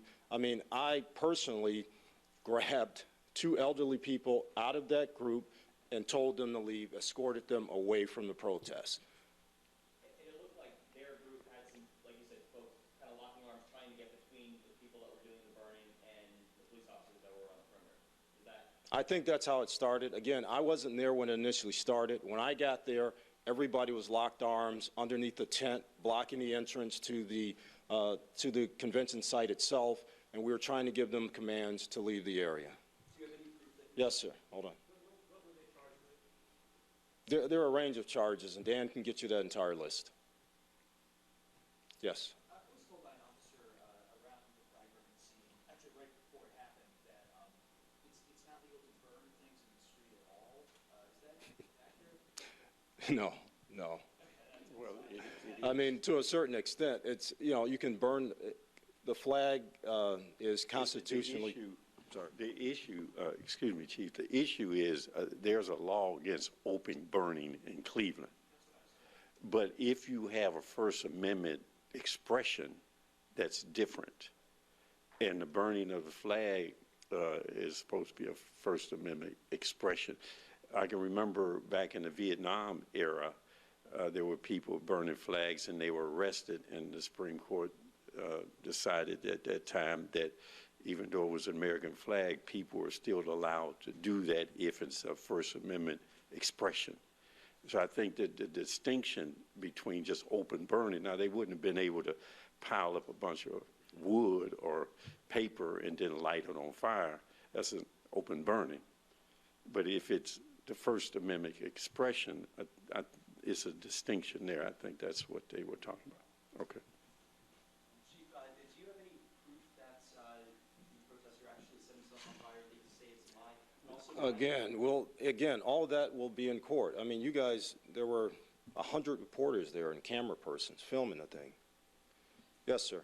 Speaking of filming, we have a picture of you praying with protesters. Yes. Explain. Well, they weren't actually, well, I guess in a sense they were protesters. They were protesting for peace. It's a young gentleman from Dallas, Texas, and you know, his group has T-shirts that say "Free Hug," and he contacted me a couple days ago and said, Dallas, and you know, of course, a tragedy in Dallas. You know, we reached out to the police department there and the community and said, hey, we need to get together and stop this stuff. And he started this organization, and he goes around the country, and during demonstrations and things like that, he tries to bring people together, not divide them. And he said, you know what, Chief, right here on Public Square, I want to give everybody we can a free hug T-shirt. I want to get a huge circle, and I want to just pray. And I said, yeah, and we'll bring some police officers into this too, and that's what we did. How did that make you feel? Oh, it felt great. I mean, it was, you know, a little bit after the incident on East 4th, and people were kind of milling around. I mean, you guys were there en masse. The young gentleman, you know, everybody held hands. I mean, all kinds of people. We had Donald Trump supporters holding hands with Hillary Clinton supporters, holding hands with anarchists, holding hands with everybody else that was on the square, and they all stood there and they prayed together, and it was a good thing. It was a positive thing. Chief, I think it's safe to say that the country was expecting more in terms of arrests, more than 23 arrests. I know today is a big day, but can you characterize where all of this is in your expectation? Is this less than you were expecting it to be? Yeah, I mean, we still have an entire day to go through. I'm not, from the beginning, we didn't set expectations on number of people, number of arrests, or anything like that. We had expectations on what we can control, the number of officers coming in to assist us, our security plan, and how it was set up, and how it would be effective during whatever happened. So we didn't set expectations. For me, one arrest is too many for the convention or anything else. So right now, we're kind of, I'm a little disappointed, to be honest. Yes. 18 arrests yesterday, all related to No, no. I think there are 17 from that and 1 from something else. We're still trying to get that, but it'll be on the list that you get. Anything else? Yes, one other question. It appeared that officers...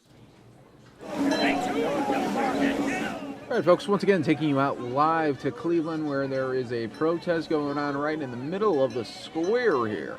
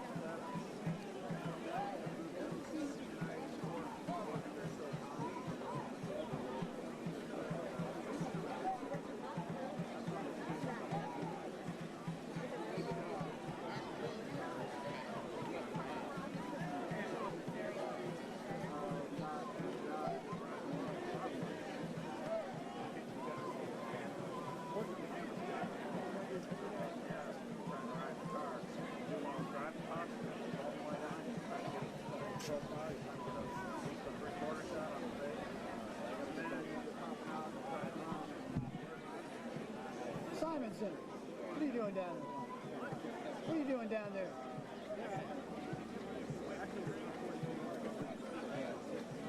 Nada. I had my 20 minutes speaking time. Unfair wages against network cameramen. Unfair working hours. My former boss and CEO, Roger Ailes.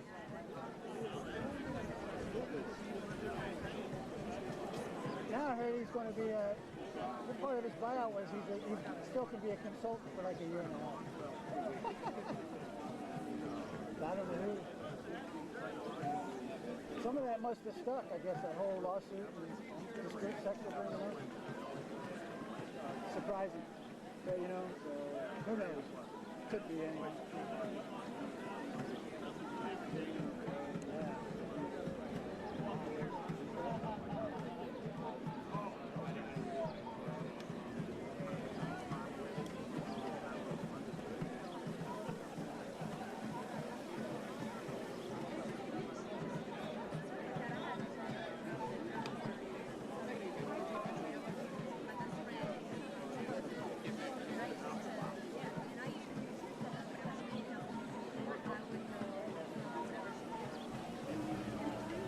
All right, everybody, welcome to the Fox 10 News Now stream, part of fox10phoenix.com. We do appreciate you guys being part of the stream with us. We are just about an hour away from the actual fourth day of the GOP convention to kick off. It's the final night. This is the night where Donald Trump is going to accept the GOP nomination officially, make it official. We saw yesterday that Governor Mike Pence accepted the vice presidential nomination, but a lot had to do yesterday with Ted Cruz. A lot of people thought, well, the big talk of the night is going to be the headliner, Governor Mike Pence, but it turned out to be Ted Cruz' spot. Well, because Ted Cruz, I think, only mentioned Donald Trump once or twice in about that 20-minute speech, and then at the end did not endorse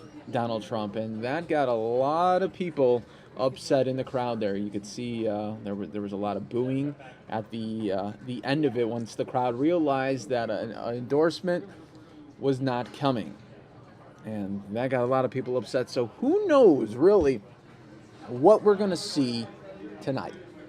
Anything can happen. Anything has happened too. If you think about it, first night Melania Trump, then the whole controversy the next day, you know, with supposed plagiarizing of a Michelle Obama speech in 2008. So a lot has happened during this jam-packed 4 days. We've had our very own John Hook at the convention. He's been doing some great stuff for us, and we're looking forward to hearing from him in a little bit as well. I'm going to be talking to Samia in a little bit, our very own Samia Khan. She's here with me. She's going to be taking over the evening edition for you, and she'll have all the big speeches, including the very Donald Trump speech that we are all waiting to hear about. You saw maybe a little bit earlier in the stream today where Donald Trump was on the stage and he was doing a final walkthrough, and there's about 15 people on stage with him during this walkthrough, and he was with his daughter Ivanka, who is also going to be speaking and introducing her father. That's happening tonight, and you're going to watch it all here on the Fox 10 News Now stream. And look at this, I am joined now by Samia. Hello, all. How we doing? How's my hair? Looks okay. Oh, perfect, guys, you know. And I have this I'm going to go to. And what I'll do, Samia, Yes. is we'll talk. Yes. And, okay, so let's go back to the flag protest that's happening in Cleveland. Right. And then I'll take us. So it's called a flag protest because they all have flags. They're not actually protesting the American flag here. They're just using flags to protest the GOP convention. Yes, Interesting. yes. And at least from what we're seeing right now, they're not burning anything. Remember what we saw yesterday? We did. We saw a woman get arrested while she attempted to burn the American flag, but the officer stepped in. You called him a hero. I called him a hero. I said he rescued the flag. Yeah. He saved it. Well, he did. Yeah, they did both. And because it really made me upset when I saw that, didn't it? Well, I just don't understand why people would burn the flag. If you don't like the country, leave. Yeah, no one is So many holding you people are here. trying to get in. So many people are Why trying are to you get so in. angry? Yeah, there's no... You should be grateful for your citizenship. And I think it upset a lot of people. We Yeah. got a lot of hits on our YouTube page. You can see it if you want to right there on the Fox 10 Phoenix YouTube page. Mhm. It's clipped there. I called him a hero. You did. In the title of the video clip, it says hero. Yeah, it's caps, all in caps, hero. But yeah, so what do you think? Give me some as we watch this little flag protest go on. Give me some thoughts. What you think tonight is going to be all about? Obviously, we know Donald Trump is the headline speaker, but Right. I'm just looking. I want to see if he takes any subtle jabs at Ted Cruz. Okay. I mean, everyone was sort of talking about, oh my gosh, Ted Cruz didn't endorse Donald Trump. He did congratulate Trump Yeah, on stage, yeah. but he never fully endorsed him. He was met by lots of boos in the crowd.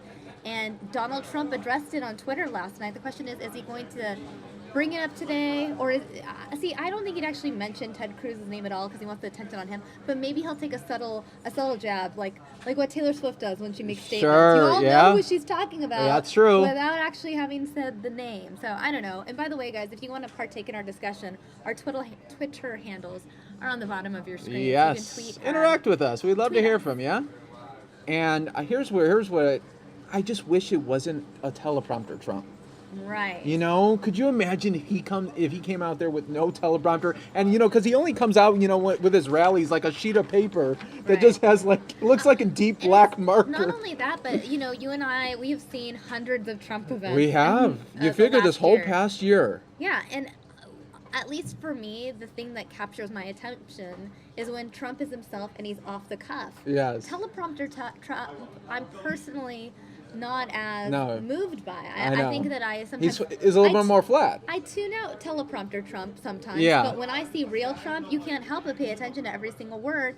And obviously, this is a different audience. This isn't the audience that you're going to have at your typical rally. Yeah. But yeah. looking at the crowd over the last few days, even though, there are politicians in the crowd, not, regular rally goers, I still think there's a lot of that same Trump energy. Oh, yeah. For the people that do like Trump. Yeah. I mean, it's a very divided GOP. Everyone Yeah. knows the Republican Party. I mean, some people think the Republican Party died in the year 2016 Yeah, yeah. because of Donald Trump. I mean, that's, it depends on your opinion. Oh, sure. But, I don't know. I mean, we shall see. I hope that he goes off the cuff, but he's probably going to stick to the prepared remarks. I'm looking forward to hearing from his daughter. Ivanka. Now that should be because Donnie Jr. was great. Mm-hmm. Eric, he was all right for me. But I think Ivanka's going to be even better than Donnie. I think Ivanka's going to be the best of all the speakers. Yeah. Yeah. I mean, honestly, it would be nice if Barron spoke. Little Baron. It would be nice. I think everyone, whether you're a Democrat, Republican, Independent, Trump lover, Trump hater, your heart would be touched when you see a little kid speak on Yes, stage, right? yes. I don't know. If I were Trump, I would pull up the Barron card and just be like, Yeah. It's here's gonna my be cute son. it's gonna be a nice moment once Donald Trump is completed with the speech and the balloons come down, and then his whole family comes on. That'll be a nice moment, right? It's interesting you bring up the family. I want your take on this. And obviously, a lot of people will vote on politics and policies and things Yep. like that. I got some interesting response. I got an interesting response from my mom yesterday on the phone. She Oh. called me after the GOP convention, day 3 wrapped up, so we could discuss. We do this typically with basketball, so it was a little weird to talk politics with Uh-huh. my mom. But she said, I think Donald Trump is going to win, and I thought it was so interesting. She talked about Donald Trump having a very presidential-looking family. Okay. And Yeah. that's an interesting point. That she is made, true. where he That has is true. Just his stage presence. When you look at him with all the kids, you compare that to what Hillary Clinton has. Yeah. And it's interesting to think about it from that perspective. Does something like that, just the visual, influence Sure, people when it sure. comes to voting and who they think might be the best leader? That's true. It's going to be interesting to see how this all unfolds tonight. And look, we're only about less than an hour away from it getting started. Oh my gosh. Because they're going to start in less than an hour, but then, there's that whole build up. And I'm not expecting to see Trump until about 10:30 Eastern, 7:30 Arizona time. I'm getting a tweet, by the way, from one of our viewers, Zendar Richmond Robbins, saying, will the GOP tame Trump or will Trump be Trump? Oh, okay. Interesting. Oh, also speaking tonight, Sheriff Joe Arpaio, Maricopa County's very And that own was that was a sheriff. late ad. Yes, That and was so a lot of chatter here in the newsroom about that. Obviously, those of you who don't know, Fox 10 is based here in Phoenix, Arizona. Yep. We cover most of Arizona outside of the Tucson market.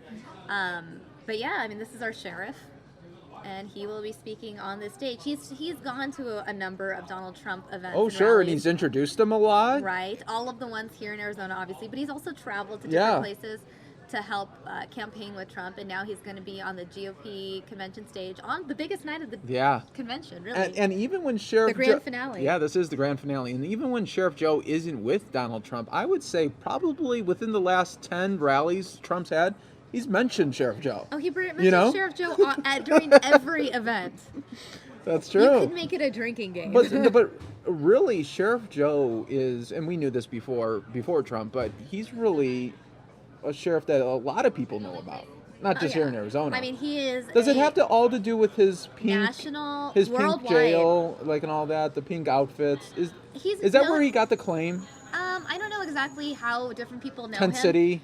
He's internationally known, whether it's because of Tent City or making his inmates wear Yeah. pink, or because of his stance on immigration, illegal immigration, cracking down, or his scandal regarding the illegal immigration. Sure. I mean, people know who he is. He's a divisive figure. You either love him or you hate him. Typically, Yeah. when you talk to people, you're either one way or another.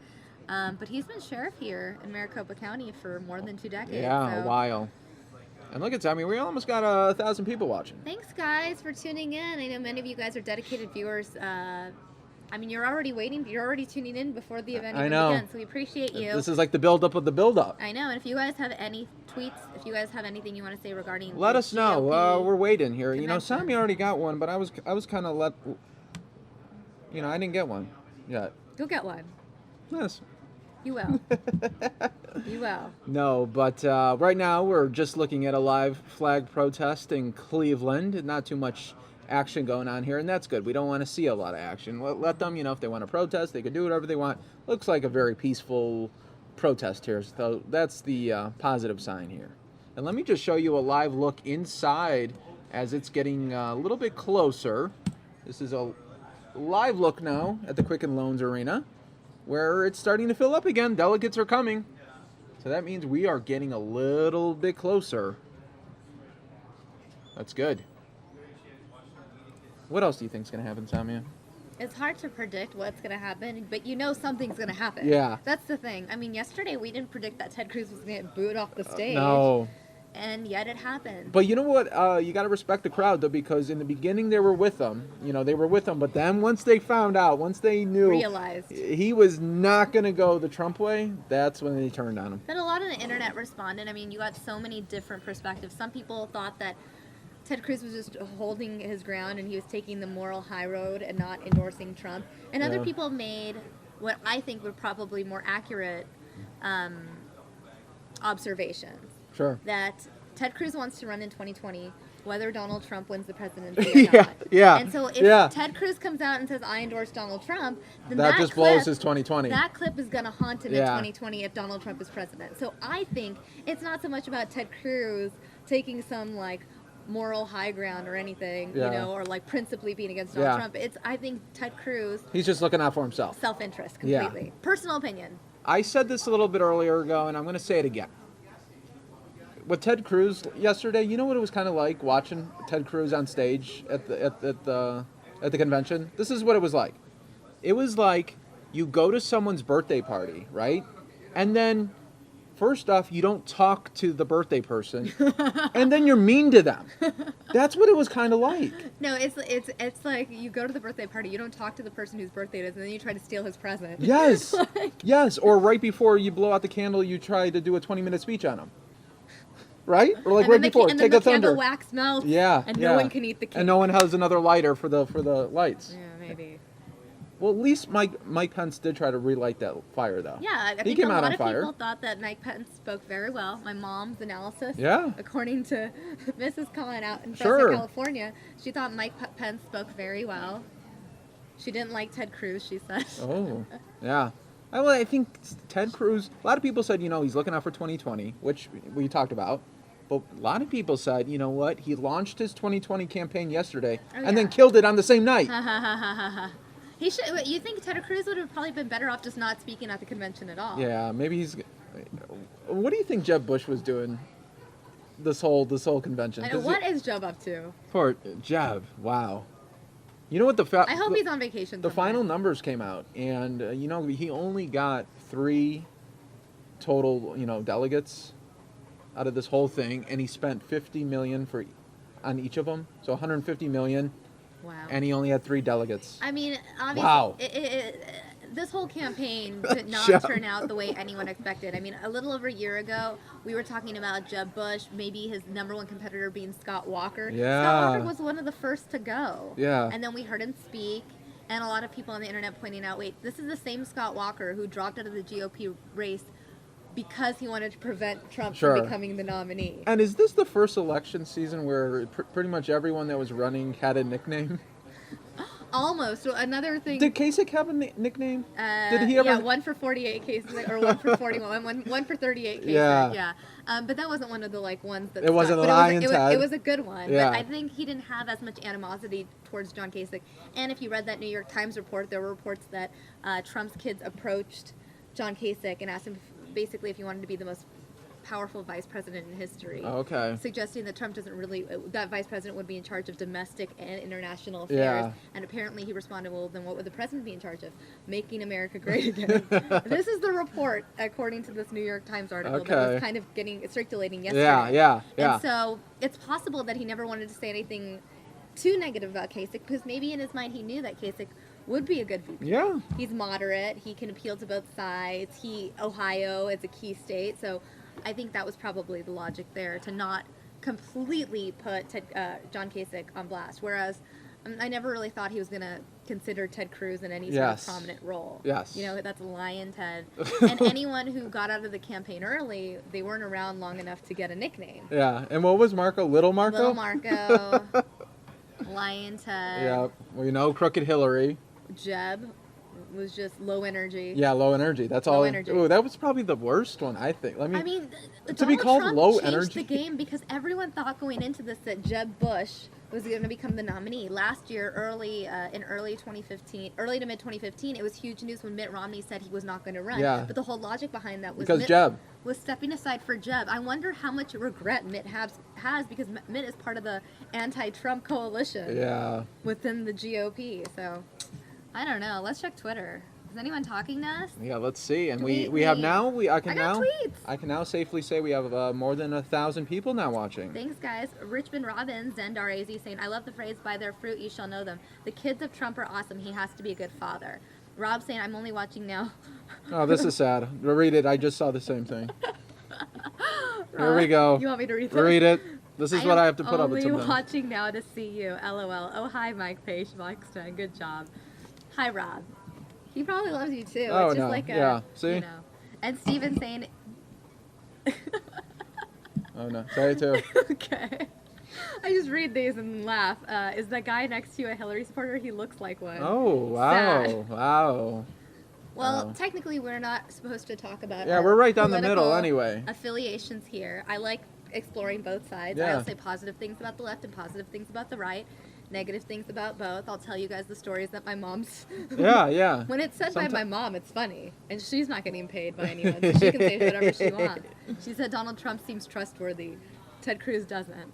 It was so funny. I'm like, Mom, Ted Cruz isn't an option You could anymore. have a mom segment where you My guys, she mom's- could call in or FaceTime with you. She's very funny. Like her breakdown of the NBA Finals. Oh, The yeah. best was after Game 6. I got a one-word text from her. Rigged. It's like, See, oh, she offers some nice insight. they're wise. Yeah. Parents are wise. No, they you are. should get some wisdom from your parents when you go to Chicago this weekend. I will be.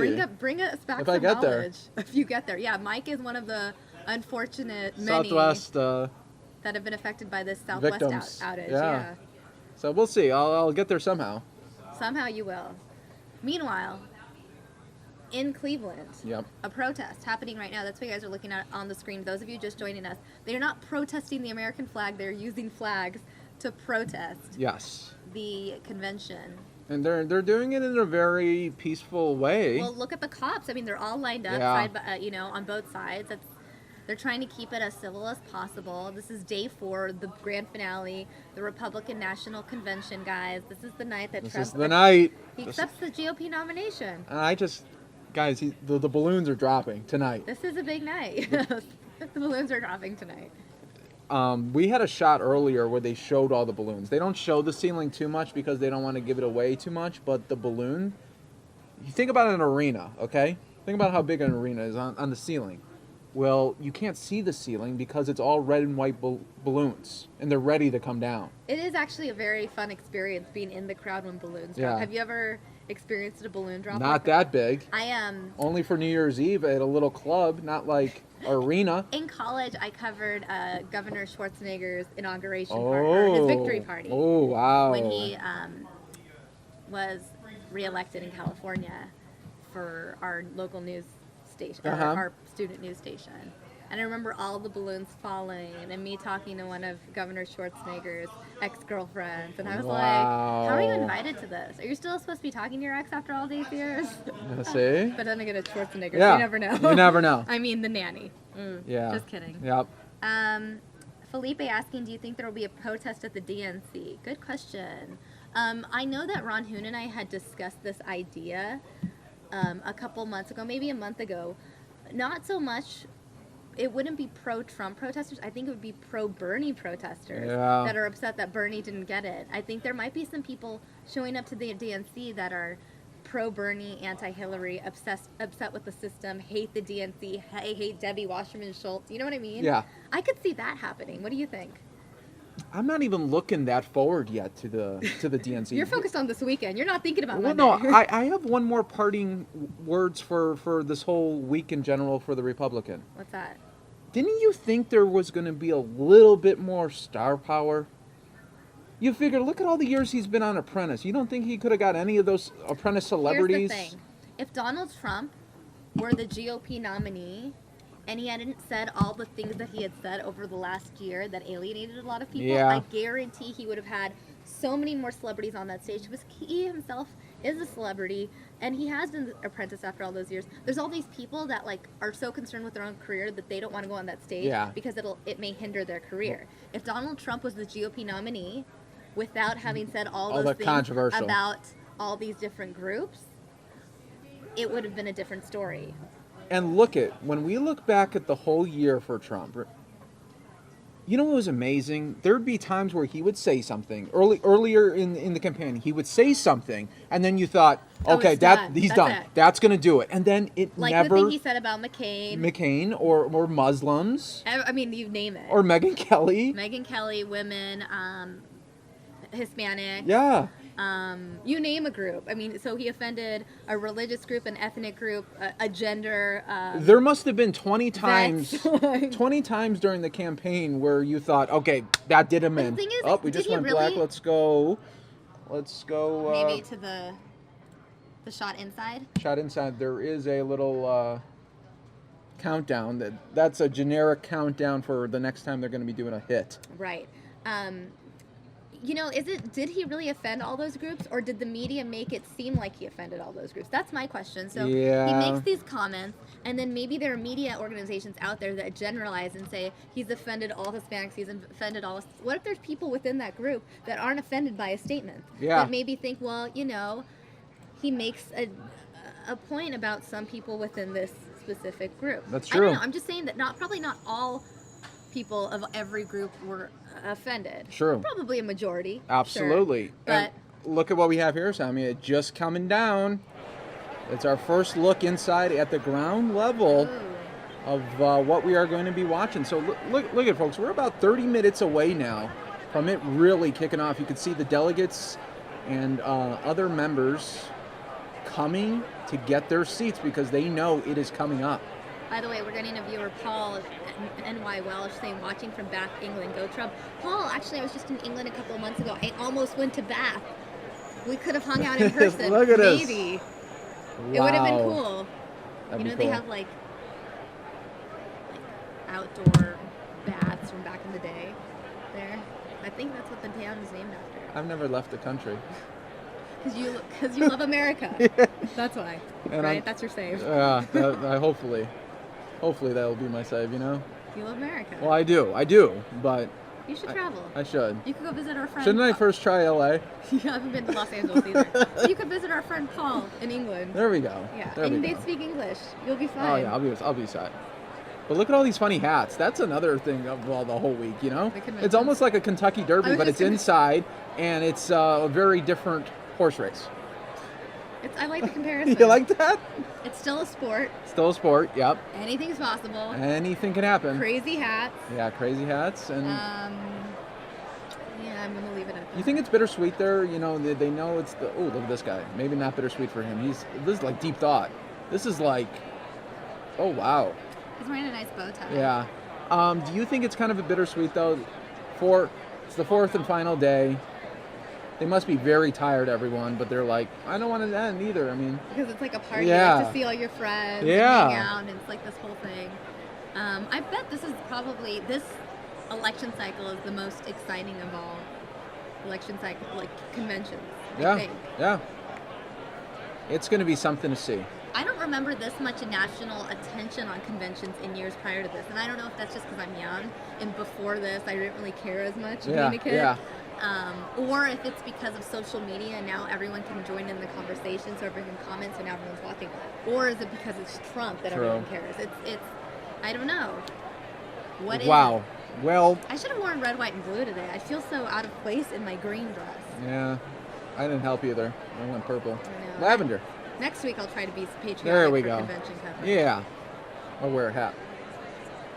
Go to Michael's and make your own hat. You know, the dollar store was selling a lot of like patriotic hats, like random plastic hats for like $1. Nice. Oh, there's Should've the stopped speaker. There's the speaker, Paul Ryan, just getting closer to the stage. Well, Samia, I think let's take this full. I know you got to get ready because I'll be joining the viewers up here. I'm going to be doing our extended RNC final night coverage tonight through the rest of the night. Yep. You guys can hang out with me. I'll be sitting here, reading your tweets, eating chocolate in the corner. Oh, it'll be fun. It'll be fun. I'll be watching as well. From the airport. Yeah, not on the plane, but from the airport. Good luck with that. Yes. Good Thank luck you. with that. Thank you.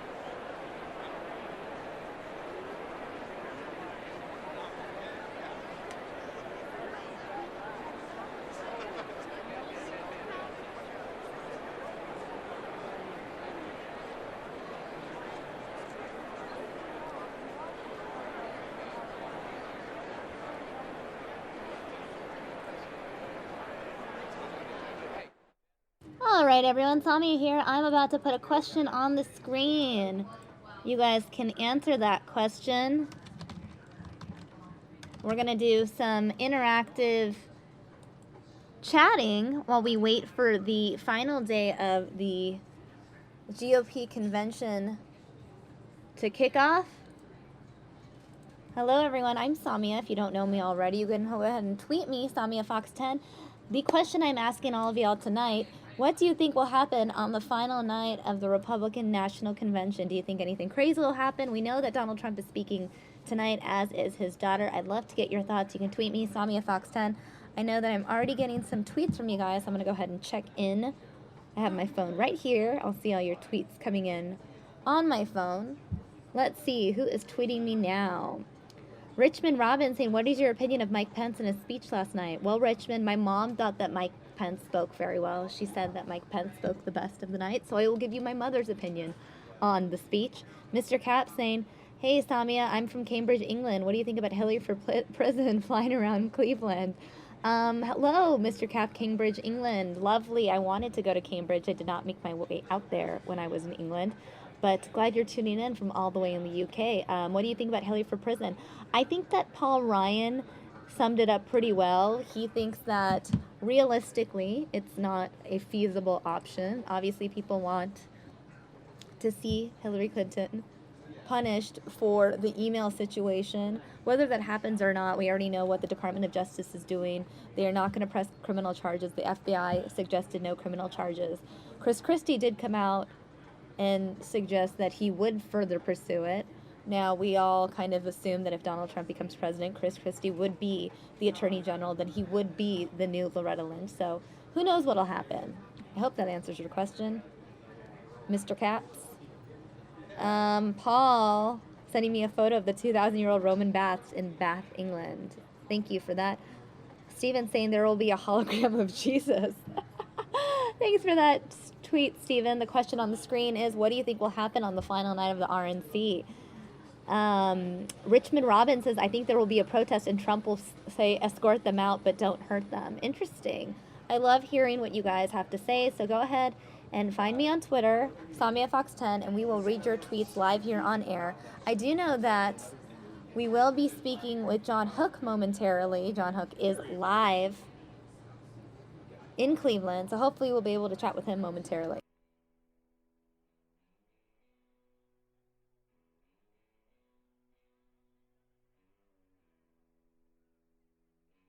I do see the live feed coming in from Cleveland now. As soon as I see that John Hook is ready to chat with us, we will talk to him live from Cleveland. John Hook, Fox 10 anchor, live at the RNC. He's traveling this week and next week. He will be at the DNC next week as well. So if you guys have any questions for John, you can go ahead and tweet me at SamiaFox10. I'll be able to ask him those questions as well. He should be speaking with us momentarily.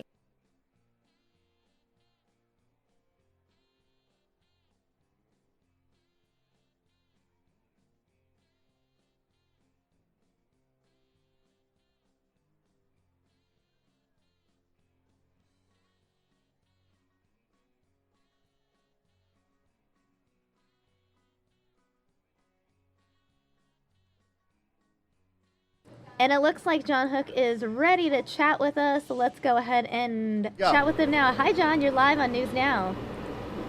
Samia, we're right out in front, and Frank Gorgie is a delegate with the Tennessee delegation. I want to spend a little time with him before he goes in tonight on the floor. And what you're a Cruz guy, right? Yes, I absolutely am a Cruz guy. Okay, break the code for me. Last night when he went down that road of no endorsement for Donald Trump, how did you view that?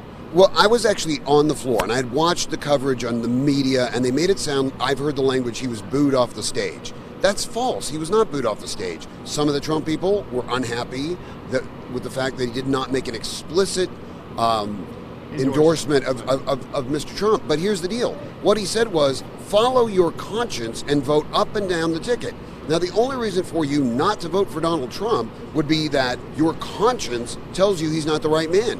Senator Cruz did not say that. Senator Cruz is not the type of person to be invited to speak and then go out and condemn Donald Trump. That would not be appropriate. So I think that Senator Cruz is on the receiving end of a false narrative. Okay, do you Did you read this as I did, that a lot of the noise was actually in the front with the New York delegation? That was where a lot of the booing came from, and then that gets amplified. They're close to the stage, and then everybody thinks it's a resounding chorus of boos when that may not necessarily be the case. That's a great insight, and somebody who's involved in the media would catch that. But for the untrained eye and for the untrained ear, people watching at home, they say, "Oh my, look at this!" The whole audience was booing. Were you cheering?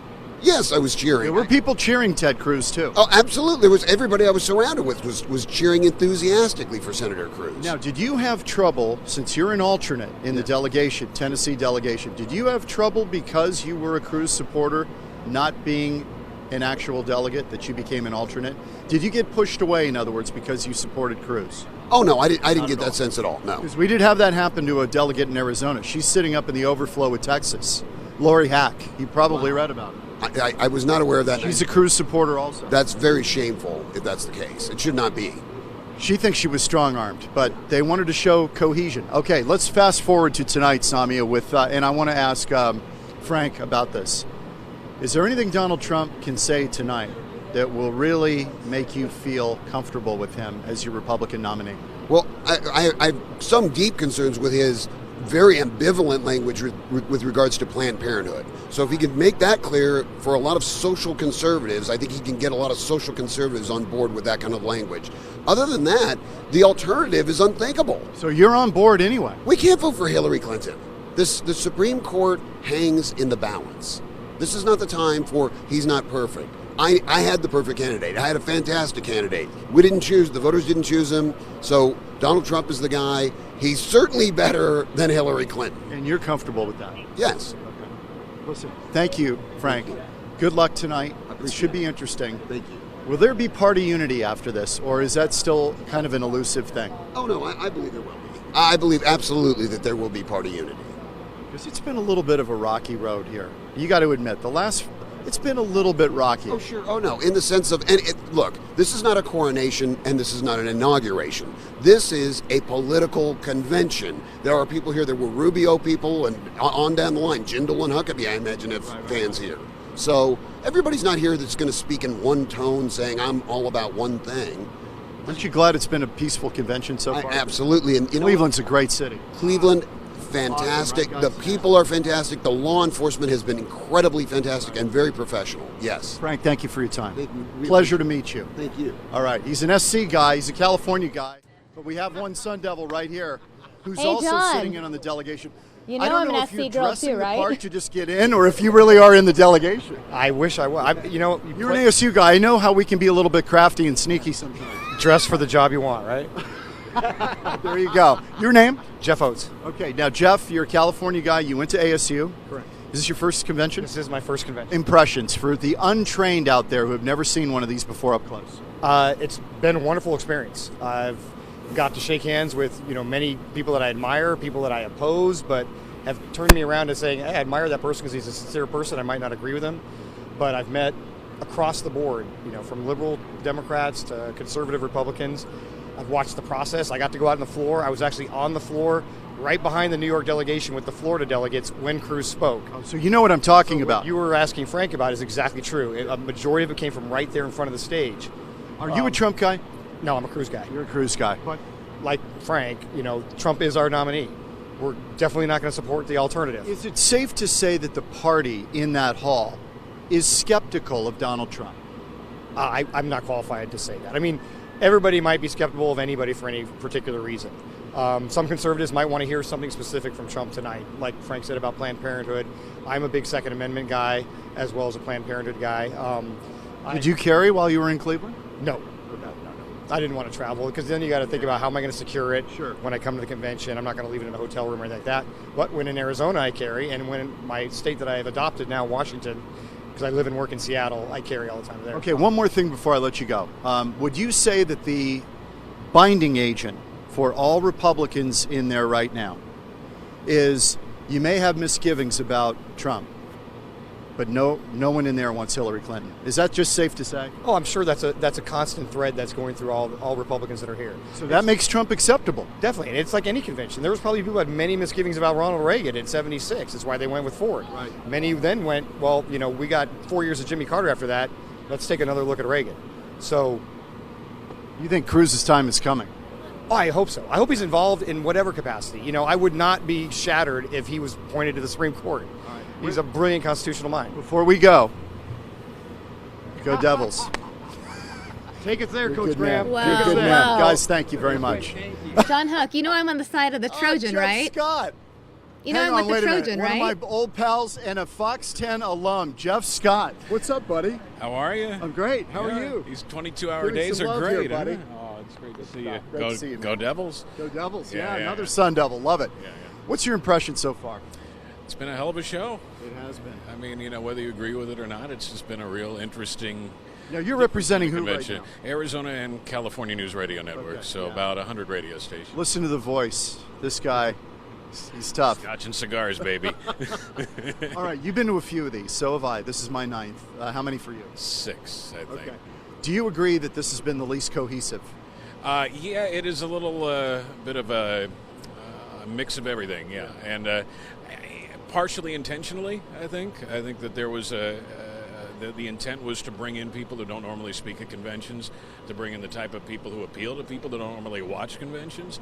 And I think that that's what they tried to bring together, and you're not going to have smooth sailing when you have a bunch of inexperienced people up top. Behind the scenes, yeah, I think there wasn't much micromanaging going on, and maybe that's led to some of the odd moments that we've seen throughout the week. Joe Arpaio's going to speak tonight at 8:05. That was an interesting choice. I mean, Trump's going to hit the immigration thing hard, we know that. But he's also got to reach out a little bit to Latinos. He needs to pull some voters out of that block. He's actually been rising recently. Do you think this helps him or hurts him? You know, I don't know that it's going to be high profile enough for it to really hurt him, but I know that Sheriff Arpaio was a little disappointed that he wasn't on the initial list of speakers, and he sees himself as one of the initial Trump backers in Arizona. Spoke to Corey Lewandowski, the former Trump campaign director, yesterday, and he mentioned specifically Jeff DeWitt, Joe Arpaio, Jan Brewer, as the people who really helped launch the campaign, not just in Arizona, but nationally, because if you recall, that rally in Phoenix last year. That was the launch pad. That was really what opened the eyes of a lot of people who thought, you know, he's not going to just appeal to people who can fill a small room. This was, they moved it 3 times till when they ultimately ended up in the convention center. So someone like Lewandowski, who organized that rally, has a lot of loyalty, and you have to think that Donald Trump does as well. And when he heard that Sheriff Arpaio wanted to be up there, they didn't exactly bury him at 6 o'clock either. No, that's right. Hey, listen, Jeff, great to see you. Good to see We you. enjoyed working with you all those years. I always enjoy working with you. Still watch you. This guy, thank you, buddy. This guy was great on our assignment desk, and he's a great newsman. Thank you, Jeff. Appreciate it. What Be did well. I just do? Oh, this is Fox 10 News Now. Oh, okay. All This right. is our, for lack of a better term, I guess our YouTube channel that we stream. We're almost 24 hours a day now. Okay, very good. So they figured out a way to put me to work pretty much every hour of the day, Jeff. That's great, yeah. You know how it goes. See you, buddy. All right. So, Samia, a little random sampling of some folks who've been watching this over the last 4 days. And, you and I could chat if you've got any questions. But I would just say for Donald Trump tonight, he's got to look presidential. He's got to look acceptable to the American people. He's got to look like a guy who's clear-minded and level-headed. And it gets down to a very interesting test. Is this a person that you would invite into your living room for the next 4 years? I think it's that basic. That's an interesting point you brought up, just how presidential he looks. I was talking to my mom yesterday after day 3 of the GOP convention, and she made an interesting point, and I don't know if a lot of people out there think like this, but she pointed out that Donald Trump's family just collectively looks very presidential in comparison to Hillary Clinton's family and their stage presence. What's your take on that? Well, that's interesting because, Hillary Clinton's family is presidential. Bill Clinton was the president. And Chelsea Clinton was raised in that White House, and Hillary Clinton was the first lady. So I don't know how you could look more presidential than that. But I get your point that Donald Trump's family, they look pretty together. These are a lot of people who are now in the business and corporate world and working for Donald Trump. They're all very well educated. It's a bright group of people. And I think with Ivanka tonight, who's going to introduce her father, as we understand it, she is about as classy as you can get. So she's a very potent weapon for Donald Trump because people look at her and they say, she's got a lot on the ball. She's not some airhead She's a very bright, articulate woman. We do have some tweets from some viewers as well. Want to get your response to a couple of them. I like this question from Richmond Robbins here in AZ, saying, will the GOP tame Trump or will Trump be Trump? That is a great question. Well, he's going to be on a teleprompter. He can't walk a high wire tonight. This has got to be buttoned up. He better have a darn good speechwriter because he's got to hit on all the points. He can't risk looking like the self-promoting Donald Trump. He's got to rise above that if he's going to appeal to more people. And he's got to look like a guy ready for the job. So I think they lock it down in a teleprompter speech, and Trump will probably vary from it when he feels comfortable. But I think you get a very locked down Donald Trump because there's too much risk. Too much risk and potentially no reward if he goes really off script and starts riffing. People will lose interest and they'll feel like it's self-serving and they won't like it. So, you know, he's got to throw some barbs out there and some red meat to this gathering and to the nation at large to talk about issues that people are upset about. They don't feel comfortable still. Their take-home pay hasn't gone up in 10 years. They're worried about immigration. They're worried about immigration from Muslim countries. They're worried about terrorism. He's going to portray himself as the law and order guy tonight. He's going to say, look, folks, we got problems, and I am the guy to keep you safe. You can't trust her. We're going to get that from Donald Trump. Interesting. Well, I know that the convention, I think it's just kicking off now, John, so we're going to take the viewers live inside the convention. Appreciate you giving us this live look at what's happening outside. Okay, no problem. Glad to do it. Okay, it's good talking with you guys, and we'll see you tonight on Fox 10 News at 5, 6, 9, and 10. All How about thanks, that? John. We're going in. All right, guys, we are live inside the convention.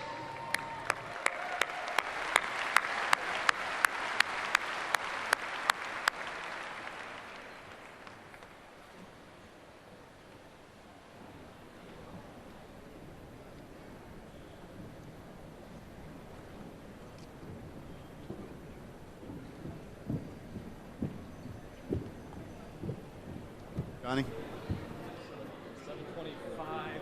Okay. Let's follow them along as they show us the inside of the convention. It's kind of a cool look to see how people are walking through the convention, guys. This is the view of the convention you don't typically see. You're going to see some. You're going to see a lot of red, white, and blue. Are we in the wrong spot here, or are we good? Okay. Hey, guys. John, if you can still hear me, we are taking a live feed of the inside of the convention right now as you guys walk through the building. Yeah, now a lot of the people you see out here are not necessarily delegates. A lot of the delegates are on the floor already. But you get a lot of people who are here to do business. Some of the so-called fat cats, some of the people just connected to the party who are here but are not delegates. So you get a mix of all of that. Another guy from the Tennessee delegation right there. Now I know the code. I know what I'm looking for. Which way? We keep trying to go up this elevator, Sami, and they don't let us. We've got a shortcut, but it only works after we leave you. Hey, you look very nice tonight. I look what? You look very nice tonight. Thank you very much. Very patriotic. You look very nice yourself. Which delegation are you from? Minnesota. Minnesota! There you go. You're a Trump supporter, clearly. Absolutely. Now I am, yep. What do you want to hear from him tonight? I want him to knock it out of the park. I want to hear a lot of the things that Pence said, and I want to take that energy back home. Do you believe in your heart of hearts that Donald Trump can win this election? Absolutely. Yes, I do. Our nation deserves a great leader. No worries. Well, I'm from the 5th Congressional District in Minneapolis, where we have Keith Ellison as our representative, our congressman. And I'm not represented in any part of my government, not city council, not locally, not state, and not federal. So I need Trump. I'm a single parent, and I can't take these policies of the other party. They're killing me. Boy, you're in the wrong state. You're telling me. Yeah. Minnesota, one of the most liberal states in the country. Absolutely. I was born there, and we're outnumbered 5-1 in Minneapolis. So listen, thank you for your time, and nice to meet you, and the dress is beautiful.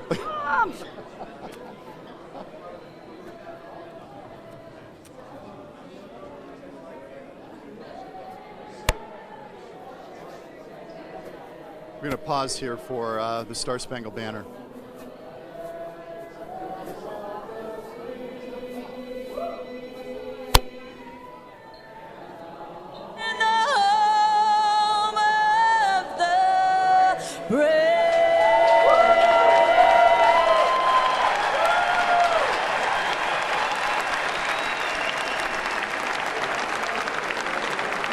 I'll tell you what, you get a healthy dose of patriotism at these events, whether it's a Democratic or Republican convention. Texas, you got a moment? Yeah, sure. Okay, you comfortable with Trump? Yeah, Trump's our nominee, and we need to beat Hillary, and so we need to get out there and support him. Were you one of the guys giving Senator Cruz hell earlier? No, not at all. Not at all. Absolutely not. He took a tongue lashing from you guys. Absolutely. He didn't take a tongue lashing from me. Senator Cruz is a man of principle. He told people to vote their conviction. Conscience. And vote your conscience. So if your conscience is that Hillary Trump needs to be defeated and Donald Trump can do that, vote for Donald Trump. That is the tie that binds this delegation together right now, is anti-Hillary Clinton. Yeah, it is. Absolutely. No doubt about that. Hey, have a good night tonight. Thank you for your time. Appreciate it. Okay, we'll keep motoring along here. You know, it's interesting you just brought that up, John. Kanye West recently tweeted there's no stronger bond than the bond between two people who hate the same person. Well, you know, this is the thing, Samia. We're into a what some call an election of lowest common denominator. There are a lot of Americans who are not comfortable with either choice. And so you're kind of left with that lesser of two evils situation. And for the Republicans, they look at this, and whether they like Donald Trump or not is kind of immaterial. They're like, look, he's going to have to be our guy. We don't have another choice. Now, granted, third-party discussions, that's possible that will get some traction as we go forward. As of right now, it would not appear that the third-party candidate's going to make it to the debates, but we'll have to stay tuned for that.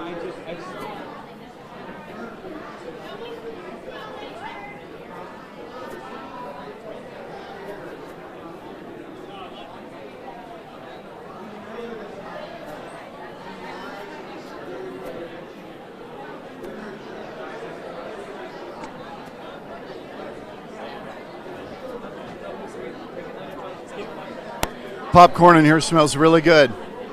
I could use some right now.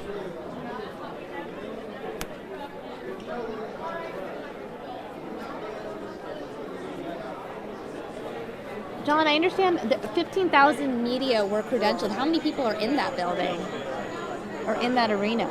What's that, Samia? One more time? I know that there were 15,000 people credentialed. That combined with all the delegates, I mean, how many people are at this thing?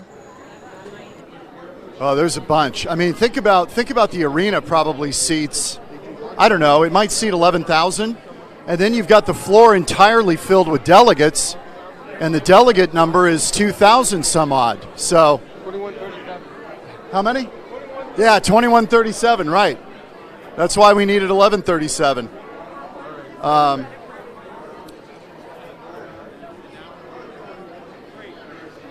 we still not there?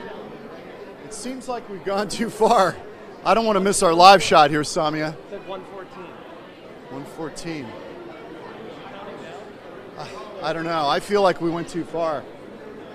Hey, Samia, I think we're going to have to sign off here because we got to get to a live shot. So I'm gonna. All right, guys, we are going to let John get ready for the 5 o'clock newscast. We're going to take you live inside the convention. Looks like things are just kicking off now. Thanks, John. You got it. Amen.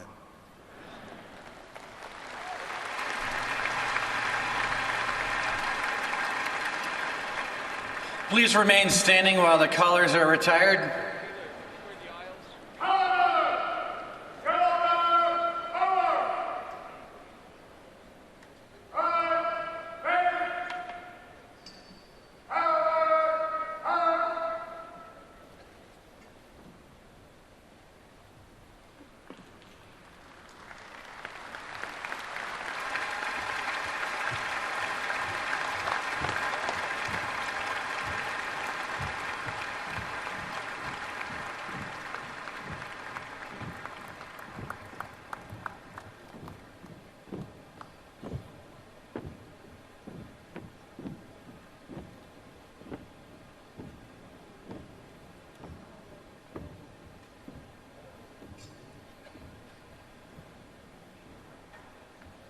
Please welcome back Tony Perkins.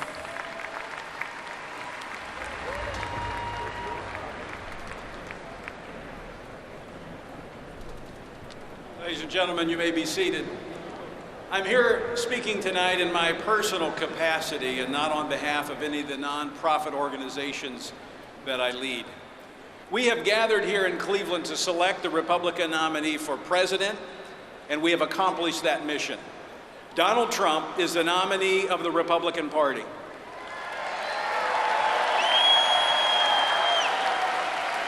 And I will be voting for Donald Trump in November, and I will urge my fellow Americans to do the same. Allow me to explain why. Tonight we focus on making America one again. In the pledge that we just recited, we said we are one nation under God. Congress added the words "under God" to the Pledge of Allegiance in 1954. The context in which those words were added is instructive. The Cold War had begun. As a nation, we faced an existential threat. You might remember children practiced the art of duck and cover in classrooms across the country, fearing nuclear attacks. The threat to our nation's survival was real. It was just as real then as it is today. The difference is President Eisenhower knew where to place America's trust. And upon hearing a sermon by Reverend George Dougherty delivered, President Eisenhower prompted Congress to adopt the words "under God." The Reverend Dougherty had pointed to the words of the first Republican president, Abraham Lincoln, speaking to a divided nation at Gettysburg. Lincoln said, "Under God, this people shall know a new birth of freedom." A lot has changed since then, but the source of America's hope and future has not. It is found in the same place today as it was in 1863 and in 1954, under God.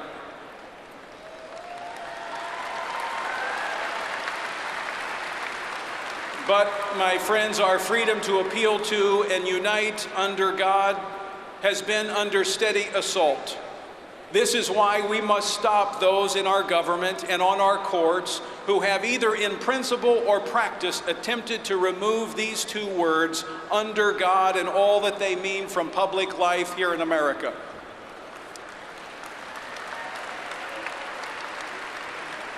From his judicial nominees to his running mate to the party platform and the policies it promotes, Donald Trump has committed to upholding and protecting the first freedom and therefore our ability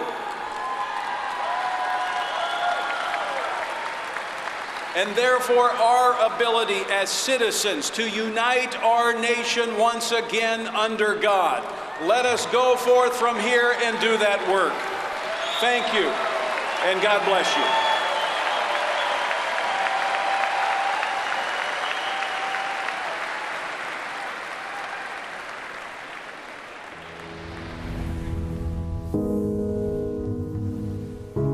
I think what people should know about Donald Trump is that he cares and appreciates people more than he's given credit for. I can tell you that it's usually the first thing out of my mouth. I'm extremely proud to work for the Trump family. I'm extremely proud to work for the Trump organization. I've never seen the difference between a female and a male within our company. If you look at the Trump organization, I would say there's probably more females than there are males. The Trump organization has more minorities and female executives than any organization or firm for which I've ever worked. He gave me a tremendous amount of responsibility. He mentored me through the entire process. He was always extremely available. He was supportive of me when I had my daughter 4 years ago. He is a mentor to so many, and he is kind, and I think that's something that doesn't necessarily get out there as much as it should, but he is a kind person who loves to help people. I think one of Mr. Trump's greatest talents is being able to see within you what your strengths are. strengths that you might not have even recognized within yourself. He expects a lot out of his employees, but I think that's why he's so successful. He makes you want to work harder. He sort of drives people to excel. He finds talent in people that they don't know exist sometimes, and I think that's incredibly inspiring. He's inspiring. And he's always had a knack for finding the right talent and matching that person up with the right position, and that person being extremely successful. He extracts the most from people because people want to measure up to his expectations. He sees things beyond what I think, the average person does. So the thinking big. He has an ability to clearly negotiate, get deals done. He's tough. He is someone who gets things done and attacks a challenge, which, again, is something that a lot of people shy away from. He's always come in ahead of schedule and under budget on all of his projects, and I expect him to do the same for this country. The man is a machine. I mean, he wakes up, he loves what he does. He's so passionate about what he does, and he works harder than anyone I know. I think of Mr. Trump in terms of very demanding, incisive, a strategic thinker, high expectations. They always say in business, you are what you deliver, not what you promise. And I know for a fact that he's going to deliver everything that he says. And that's what he's done at his companies, and that's what he's going to continue to do. So he's going to be an extremely successful president, and I look forward to seeing it.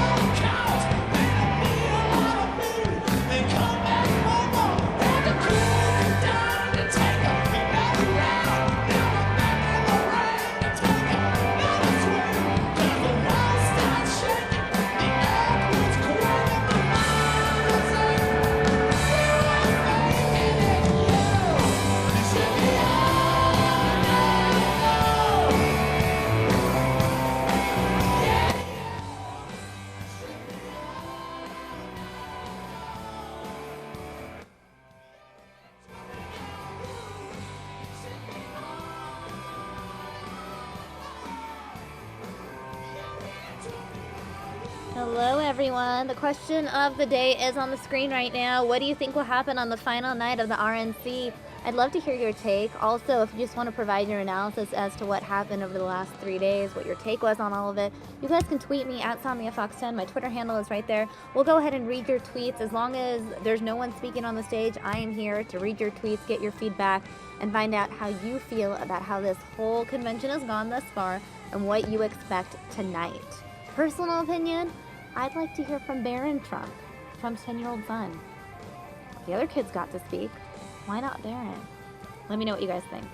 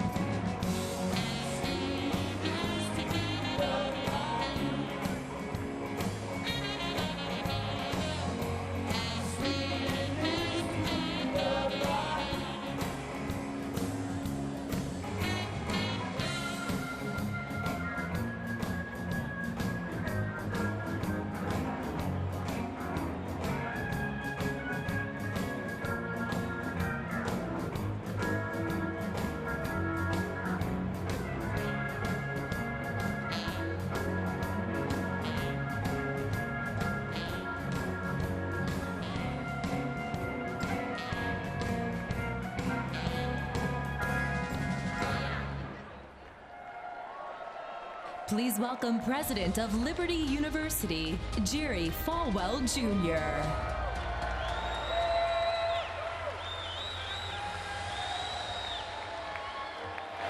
Thank you. I am so honored and humbled to be here tonight. In 1984, my father stood at this convention and offered the opening prayer before our party's candidate, Ronald Reagan, went on to accept the nomination and win in a landslide.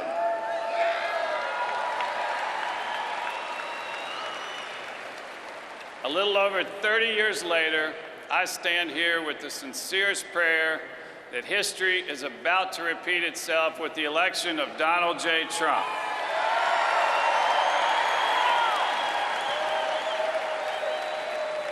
You know, most of our nation's founders had strong faith, as I do, in our Lord and Savior, Jesus Christ.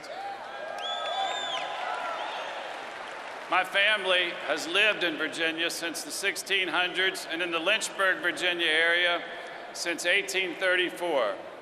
My wife, Becky, is a descendant of George Washington's family. Every day I drive past Poplar Forest, the summer home of Thomas Jefferson, who wrote in the Declaration of Independence, "We are endowed by our Creator with certain unalienable rights, and among these are life, liberty, and the pursuit of happiness." Our founding fathers envisioned a government that existed only to protect these God-given rights, and a nation governed by citizen legislators. The most effective politicians were never career politicians, but surveyors, architects, ministers, farmers, businessmen, and even actors who were successful in the private sector before serving in government. Donald Trump follows in this rich tradition. He has created jobs for thousands and is one of the greatest visionaries of our time.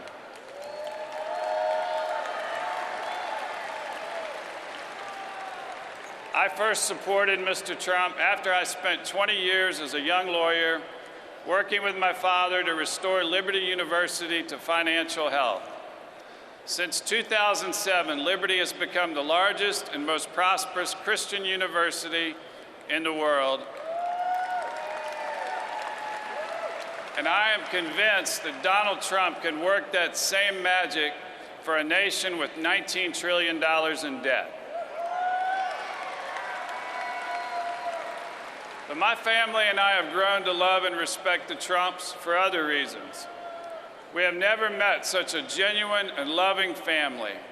I truly believe Mr. Trump is America's blue-collar billionaire.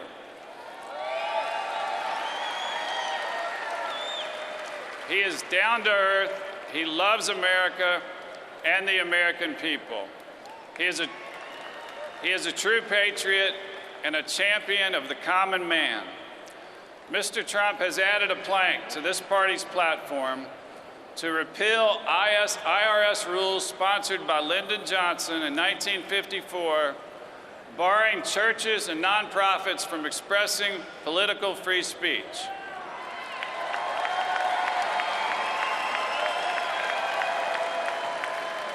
Conservative universities and churches, however, have been investigated, while authorities have too often turned a blind eye toward liberal groups, including universities where left-wing ideology is so pervasive that they have in effect become Democratic voter indoctrination camps. Trust me, the repeal of the Johnson Amendment will create a huge revolution for conservative Christians and for free speech.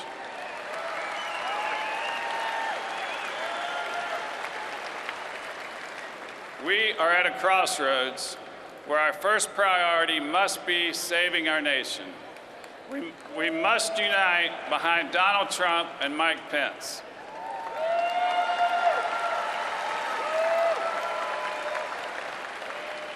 If you are a conservative, a decision not to vote or to vote for a third-party candidate is a de facto vote for Hillary Clinton.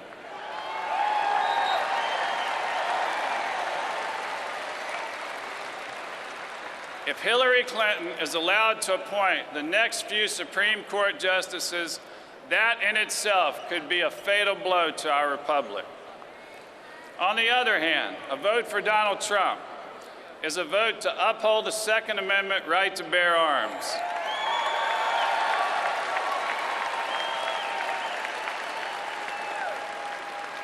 A vote for Trump is a vote to stop Iran, a nation committed to the destruction of the State of Israel, from becoming a nuclear power. A vote for Trump is a vote to appoint conservative, pro-life justices to the Supreme Court.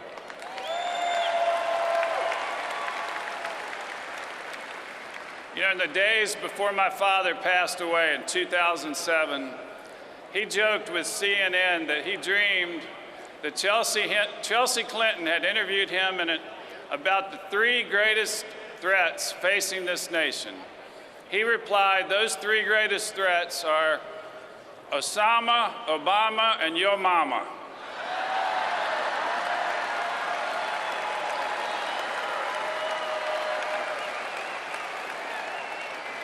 Well, Osama is now gone.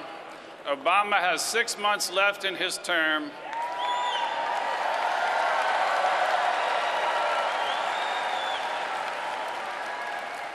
And the only way to make America great and one again is to tell Chelsea's mama, you're fired.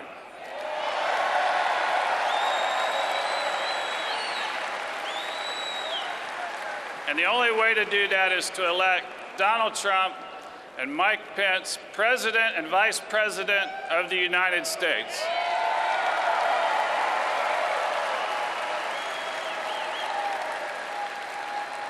Thank you, God bless you, and God bless America.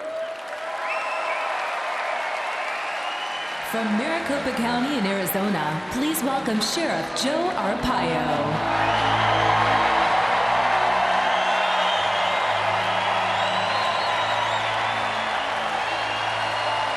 Thank you, thank you. Thank you, Arizona and Chairman Robert Graham. Thank you. Thank you. Thank you. Thank you. You know, I have spent 55 years in law enforcement. 55 years. Have always regarded my work, mission is critical, but my most important mission has just begun to help elect Donald Trump, President of the United States. The stakes are high. We need a strong leader who will stand up for America and put the interests of her citizens first. Unfortunately, we are losing the battle. We are the only country in the world whose immigration systems puts the needs of other nations ahead of ours. We are more concerned with the rights of illegal aliens and criminals than we are with protecting our own country. That must change. We need a leader who will protect our border and enforce our laws, because a nation without borders and a nation without laws is no nation at all. And now, more than ever, we must have respect for the police. We must give them the tools and the support they need to do their jobs.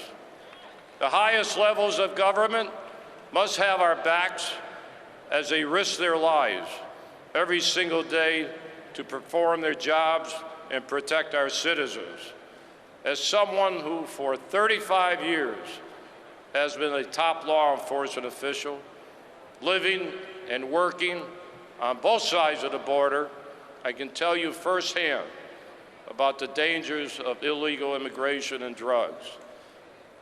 We have terrorists coming over our border, infiltrating our communities, and causing massive destruction and mayhem. We have criminals penetrating our weak border security system and committing serious crime. I am supporting Donald Trump because he is a leader.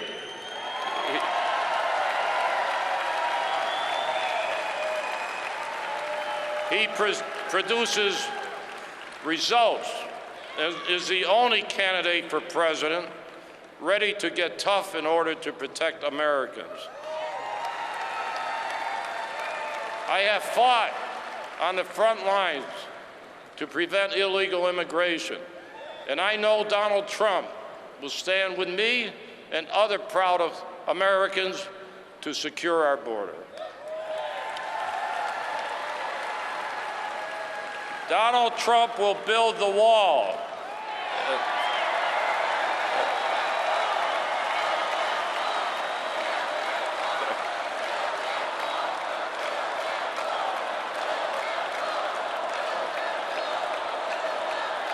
And restore law and order, and keep drugs and illegal immigrants from entering into our country. You know, I will never forget Donald Trump and what he did for my wife. I have been married to Ava for 59 years, and during the campaign, she was diagnosed with cancer. Just before going on national TV, Donald Trump called my wife and talked to her for 5 minutes. In subsequent trips, he never forgot to think of my wife and call her. He did not have to get my support through his kindness to my wife because I was already hooked.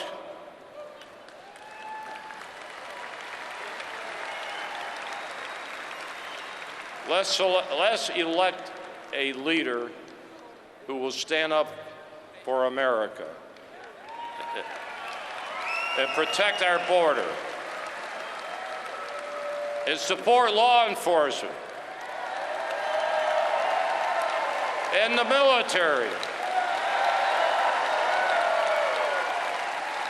And in doing so, unite our country.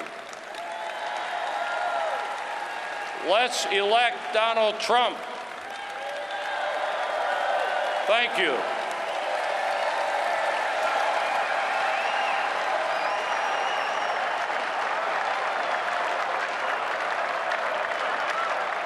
Please welcome Pastor Mark Burns from the Harvest Praise and Worship Center.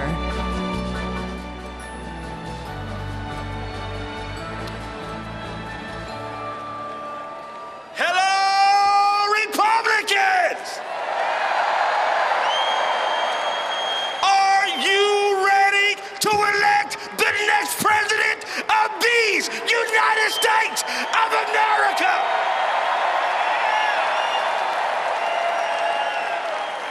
Pastor Mark Burns from the great state of South Carolina.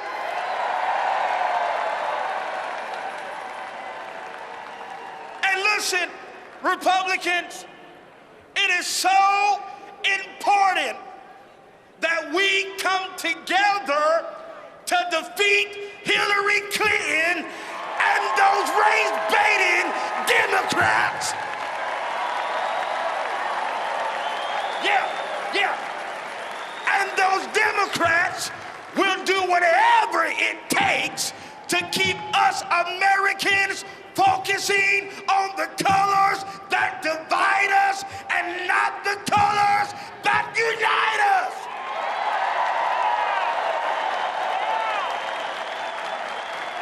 And you know why? Because she is afraid. Shout, she's afraid. She's afraid because she knows that together we will never allow Hillary Clinton to become the next president of the United States of America. Never. shall never, ever, will she ever step foot in the Republican as the President of the United States. And I want to declare to the whole world and to the Republican Party that under Donald Trump and under a Donald Trump administration, all lives matter. All lives. All lives. All lives. All lives. And that means black lives, white lives, Hispanic lives, Asian lives, Christian lives, Muslim lives. Shout with me, all lives.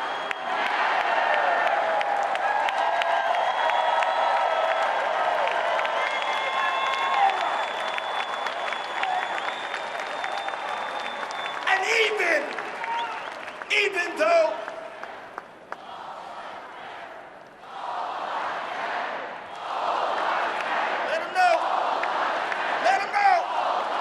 listen, let me say this. Even though I disagree with the tactics and the divisive rhetoric of the Black Lives Matter movement, I do understand that hopelessness and lack of opportunity breeds this type of desperation. It does. And this is true in many of our nation's ghettos and our underprivileged communities.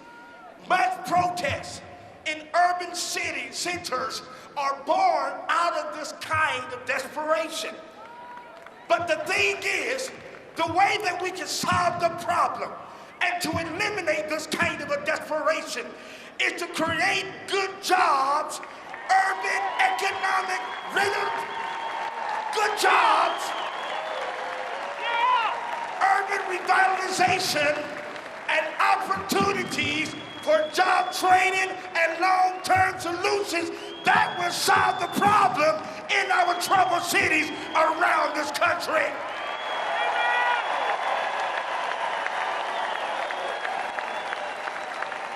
And I want to make a loud cry that we as Republicans, we are declaring right now today that we are determined more than ever to listen to the cries of the disenfranchised, the low income, the at-risk communities. We are more than ever, we will solve the problems together, together, together, together, together. Shout together, shout together. And I know without a shadow of a doubt that Donald J. Trump will make sure that all Americans will have jobs.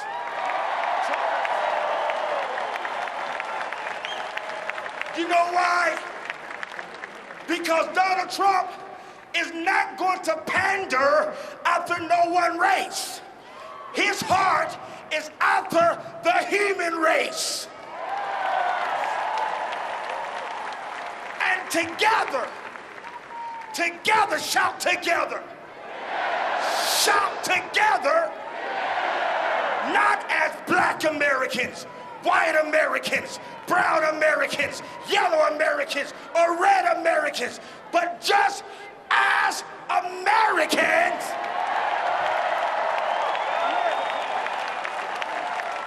And together as Americans, we will get to the promised land.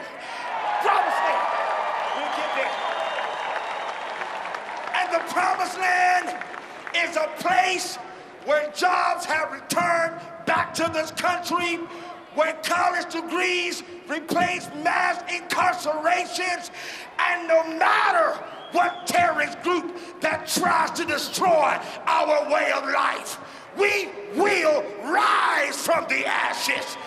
We will never die. We will always fly. And you know why? Because we are the United States of America.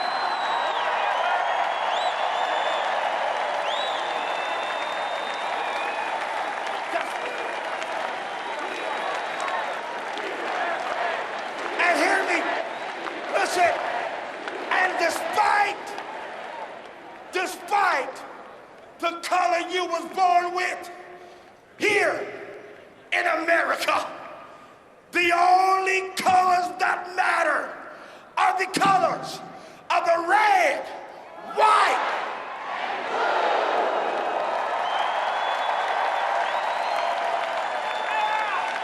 I'm Pastor Mark Burns, and with my lovely wife Tamara and our beautiful 6 babies, I invite every one of you to help me elect the next president of the United States of America, Donald J.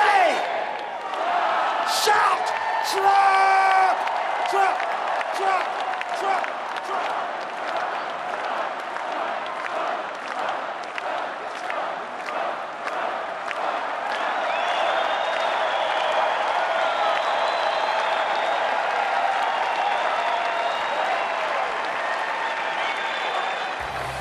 Please welcome businessman and Pro Football Hall of Famer, Fran Tarkenton.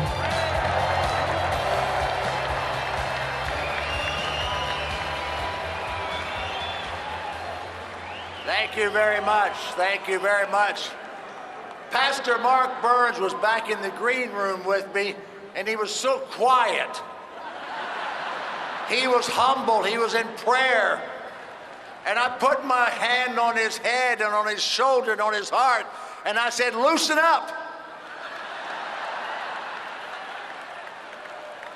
Then, after hearing him back there, I thought of my good friend Peyton Manning. When he gets over the center and he looks over the defense, he's yelling, Omaha! Tonight, I'm yelling, help! I know over here somewhere we have some Minnesota Viking fans, do we not, huh? Skol Vikings. We have some New York Giant fans somewhere, don't we? Huh? How about those Giants? Over here somewhere, we have some Georgia Bulldogs, don't we? Oh, go Dogs! I'm not going to bark tonight. And I've got something for those Packers. We got any Packer fans out there? I've got something for you. I got something to you. It's a great story. The greatest and most revered coaching legend in the history of the National Football League is who? Vincent Lombardi. Vince Lombardi was Italian-American, tough as nails, loud, boisterous. And he took the Packers to a forlorn team in the 50s. And they were broken, and they didn't win. And he made them into a world championship team year after year. But as great as he was, he didn't always win. And there's a video that's been out there for years, and it tells the story of Lombardi. And he's on the sideline, fists thrust in his pockets of his heavy wool coat. He paces Lambeau Field sideline like a caged tiger. You've seen it. And the Packers couldn't do anything right this particular day. And Lombardi was going crazy. And he screams at his players running off the field. And he says, what the hell's going on out here? And right now I look at America and I need to ask, what the hell's going on here? The most anemic recovery in modern history. And Washington, it's broken for everybody. At least broken for everybody who doesn't make their living inside the Beltway. What the hell's going on here? We are stuck. We're stuck in frustration, mired in anger and fear. As a quarterback for 18 years in the National Football League, my mission was very simple. It was to make my teammates better. Of course, I made a fortune playing football. Back in 1961, my first year, I made $12,500. So I had a off-season job. I became a small business owner. And as a small business owner, I feel connected to the millions of Americans in this vital sector of our economy. And let's look at the facts. Small business America is the heart and soul of equal opportunity. The facts are that 40%, listen to this number, 40% of 530,000 startups each month are started by African Americans, Hispanics, or Asians. Almost a third of small businesses in America are started by immigrants, and nearly 40% by women. But the thing is, small businesses have been surviving not because of government policies, but in spite of them. Especially these past 8 years. High taxes, strangling regulations, and practically no access to credit. So I ask, what the hell's going on here? Imagine with me what could happen in our nation if 27 million job-creating enterprises were suddenly empowered and set free in every neighborhood to grow and build and contribute even more. I believe it all comes down to leadership. Whether it's Vince Lombardi years ago or the great Nick Saban of Alabama today, I can tell you in just 5 simple words what every great leader does. A leader gets stuff done. I've known Donald Trump for 48 years. And like those other leaders, I've known for sure he gets stuff done. He's a builder. He understands that teams win, individuals don't. He builds great teams. Donald Trump is a proven leader, a team builder. Donald Trump knows how to get the best out of people, how to be a teammate. I've watched him over those 48 years succeed wildly. I've watched him fail because all of us fail. I've watched him get back up because he never quits. I truly believe that Donald Trump can provide the leadership that will help us all make America great again. Make it great for everyone. So let's go, you people out there in television land and you people here, let's go and win this game together. Together, let's go make America great again. Thank you and good night.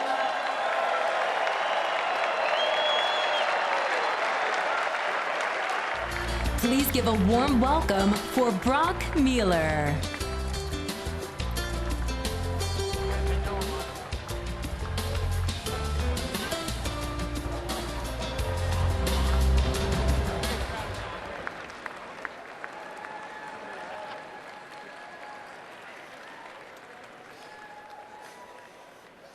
Christmas Eve, 2007. My parents, my younger brother Elliot, his girlfriend Hollis Reeker, and I were driving to church. Out of nowhere, a car ran a stop sign, crashing into us. My father, my hero, David Paul Mueller, and Hollis died that night. I endured 8.5 hours of surgery. When I awoke, the surgeon came into my room with more devastating news. My spinal cord damage was about the worst she had ever seen. She said that I would likely never walk again, and that even a 1% chance was overly optimistic. But that 1% was all I needed. Through it all, I had faith in Jesus Christ.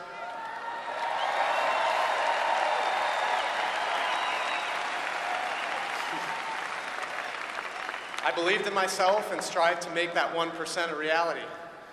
Truthfully, God made that 1% a reality. His will, not mine. He blessed me with football coaches, Rich and Mike, who gave me a fighting chance. His blessings enabled me to graduate from the Ohio State University.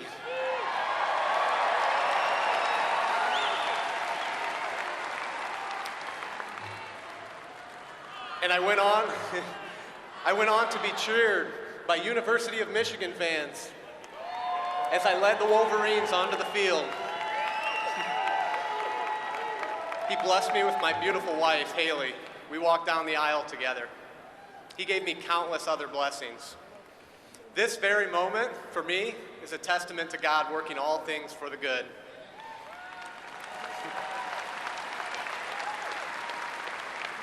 And guess who else was told that he had a 1% chance? A company that analyzes polling data for CNN predicted last year that Donald Trump had a 1% chance of winning the Republican nomination for president.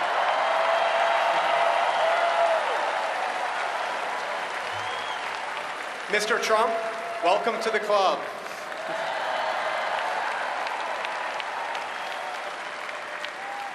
I defied the odds, but I couldn't do it on my own. Donald Trump can't do it alone either. He needs our help and support. Just as Michigan was willing to adopt a Buckeye, for a cause greater than ourselves, we can unite behind Donald Trump to make America one again.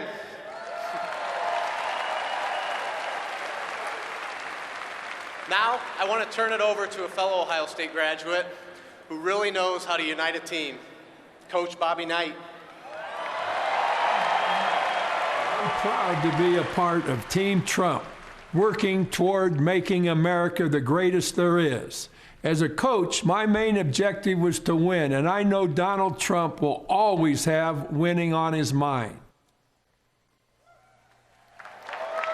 Ladies and gentlemen, once again, please welcome the G.E. Smith Band with this evening's special guest, Nashville recording artist Dave Fenley.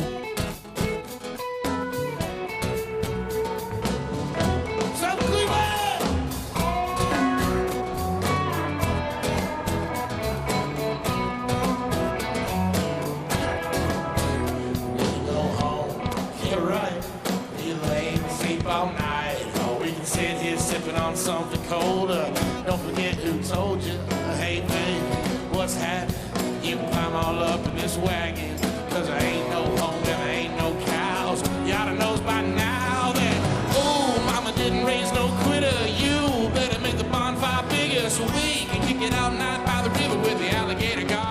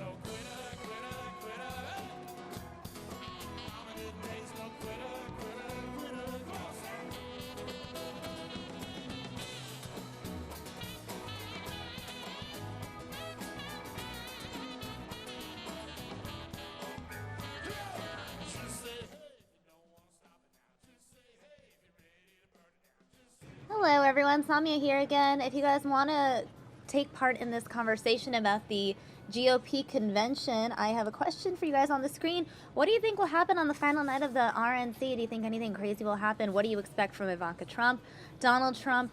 I'd love to hear your take. You guys can tweet me at SamiaFox10. I've already gotten tweets from you guys over the last hour. I'm going to read some of them because I know I haven't read all of the tweets that you guys have sent me since speeches did start and I wasn't able to get to all of your tweets. Drake Owen tweeting me, "Hi Samia from Pennsylvania. My daughter is at ASU. The Trump children have really changed my mind about Trump. Ivanka will hit a home run. Drake, thank you for sending that in. Steven saying, when Trump builds the wall, he should name it after Arpaio. Hashtag Arpaio's wall. Yes, we did just hear from Sheriff Joe Arpaio not too long ago, about 25 minutes ago. Maricopa County's very own Sheriff Joe Arpaio took the stage at the RNC in Cleveland to speak out. Who else tweeted me? Michael Barnard has this question, and viewers at home, you guys feel free to answer this question. Do you think Trump will be able to unite the Republican Party in the same way Jimmy Carter did in 1976? Let's see. Militus saying, will you be covering the DNC next week? If you are, just a heads up, I'll have a lot to say. I'll be working during the day, so Mike will probably be here with you guys at night for the DNC.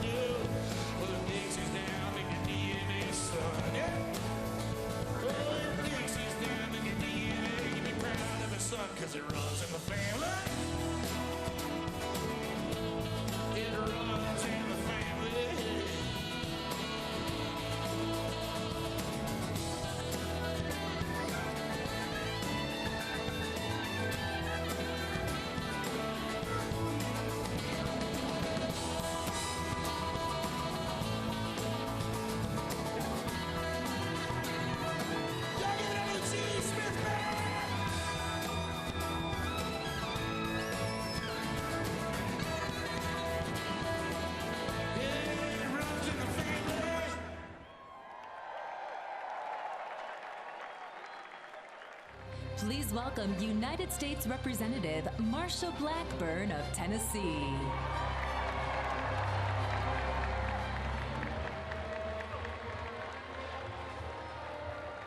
Well, hello there, Tennessee. And yes. And hello to everybody here tonight and to all of you who are watching us at home on iPhones and on Twitter. Welcome. I have a question for you. Do you want to help make America one again? Let me hear you. All right.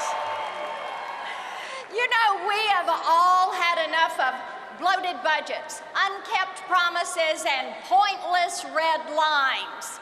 We've had enough division and enough heated rhetoric that serves to only drive a wedge between us and our neighbor. Enough of seeing our 401ks get smaller, our bills get bigger, our taxes go up, and our paychecks shrink. In short, the American people have had it. Yes, and they are ready for change. They are ready for someone to take the reins and bring us together. There is someone that can get the job done, or as Larry the Cable Guy would say, let's get her done. There's someone who can come in ahead of schedule and under budget, who's read the specs, has seen the bottom line, negotiated the cost, and built something to last. A leader who knows that this country is not full of assets to be managed, forgotten, or deleted. Our nation is full of citizens who want a leader who knows the sure route to prosperity, who inspires, who knows that leadership is a hard-fought verb and not a subject line in an email. And that is why I am asking all of you to join me tonight in electing Donald Trump as President of the United States.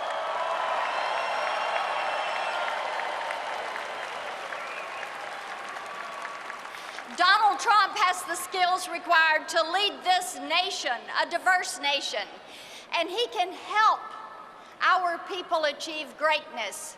He believes in the American dream because he has lived the American dream. You know, the desire for greatness is not new. President Lincoln stood right here in this very city 155 years ago with a call for us to bind together or perish apart. Listen to his words. If all do not join now to save the good ship of the Union this voyage, nobody will have a chance to pilot her on another. And again, we find our nation in desperate need of true leadership, in desperate need of unity. The last 8 years have really been a challenge to our national and our household budgets, to our Constitution, and to the men and women who give their lives and their sacred honor to protect that Constitution and to protect us.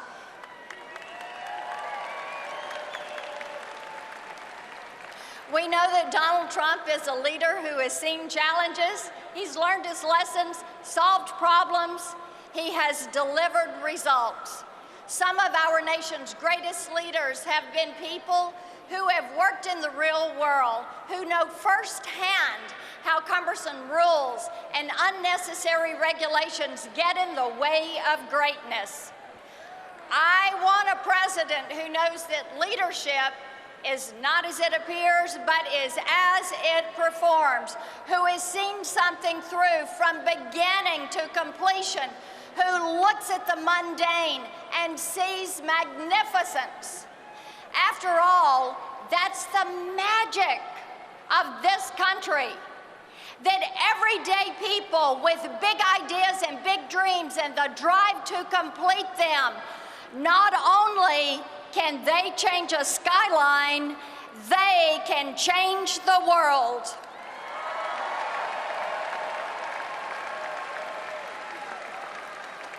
Leadership is not about lines on a resume.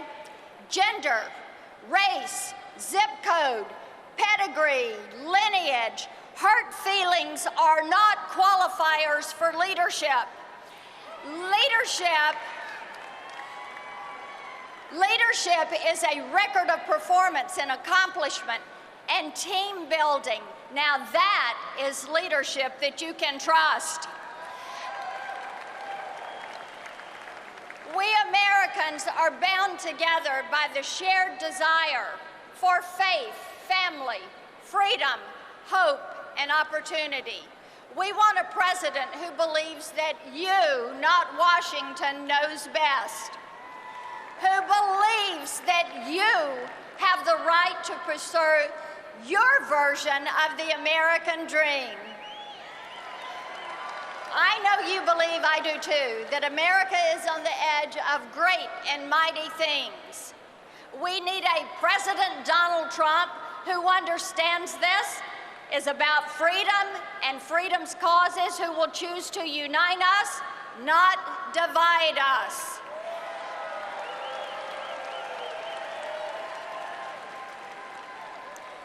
So let me ask you another question. Are you with me? Are you with Trump-Pence 2016? All right, together we can get the country building, working, see jobs come back, our communities grow, and see leaders actually lead. And together with you and with Trump-Pence 2016, we will be great again. We will be one again. Thank you. God bless.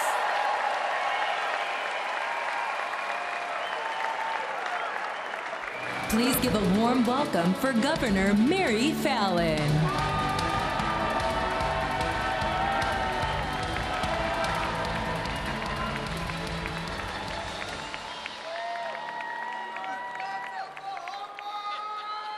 Oh, Oklahoma loves New York too. Thank you. Thank you. Thank you. All right, America, I have a question. Are you ready for change? Me too. All right. I grew up in Tecumseh, a small town in Oklahoma. It was one of those all-American towns where everyone watches high school football on Friday nights and neighbors take care of neighbors. In Tecumseh, we understood poverty, but it wasn't a destiny that was inevitable. We were optimistic about our future, and we knew we could succeed with hard work, a good education, and faith in God. There weren't very many opportunities for young women, but we did have a great role model, a woman mayor, my mom. She taught me if I worked hard, I could be anything. And I took that lesson to heart and eventually became the first female governor of the state of Oklahoma.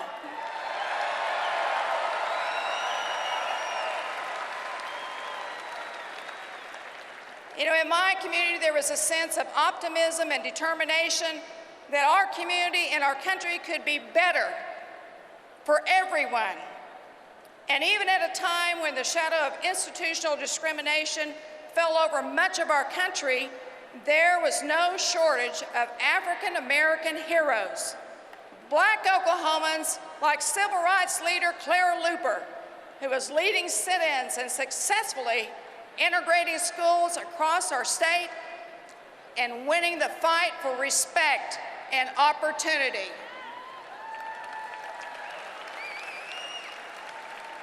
So when I look back on my childhood, my America, I don't see a perfect place, but we were united by a simple belief that no matter who you were or where you came from, better days were ahead for America.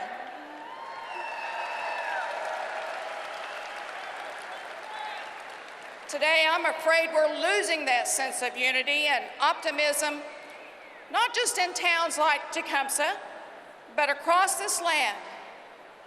Our country is divided, our people are afraid, and our spirits are nearly broken. But we can't lose that hopelessness and have it become the new normal. In America, we won't.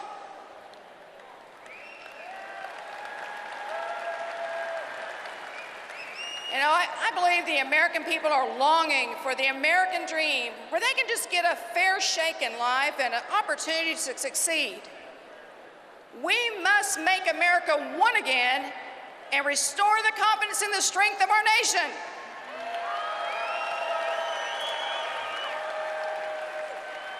And it's no secret, Donald Trump is bold, tenacious, courageous, and he's an outspoken leader. And he knows how to create jobs and successful businesses. He has bold ideas, and he speaks truth to power. He is a man who will get this country on the right track, who believes in peace through strength and will protect America against radical Islamic terrorists who seek to destroy our nation.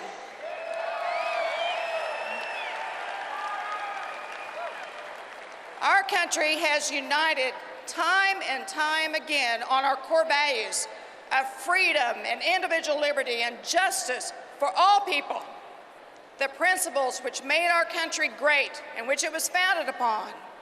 And Donald Trump unapologetically stands for those values.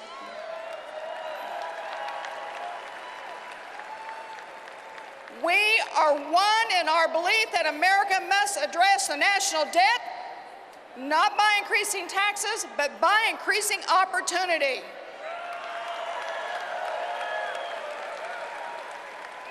We are one in our belief that we must protect our borders and promote fair trade that puts American workers first.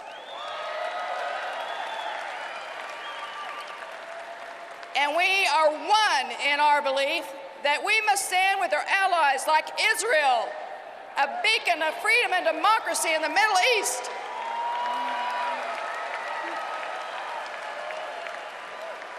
And we are one in our belief that we must respect and honor our military, our veterans, and law enforcement whose sacrifice keeps us safe and free.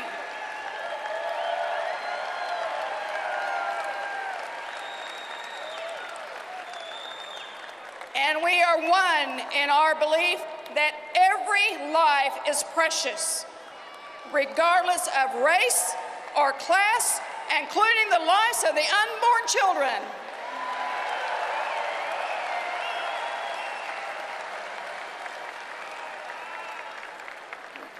Now, as a party, we don't agree 100% on everything. That's okay. We don't have to. As Ronald Reagan once said, the person who agrees with you 80% of the time is a friend and an ally.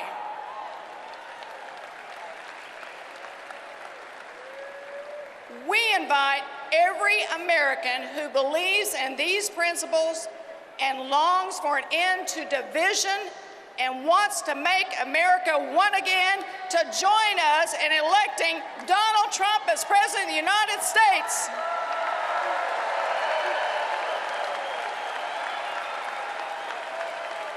Thank you, and may God bless you all. God bless America.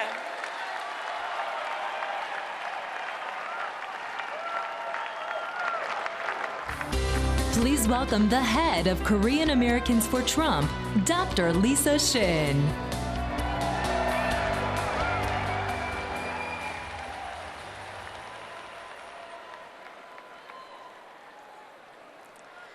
My name is Lisa Shin, and I am deeply humbled and honored to speak to you as a national delegate from the great state of New Mexico.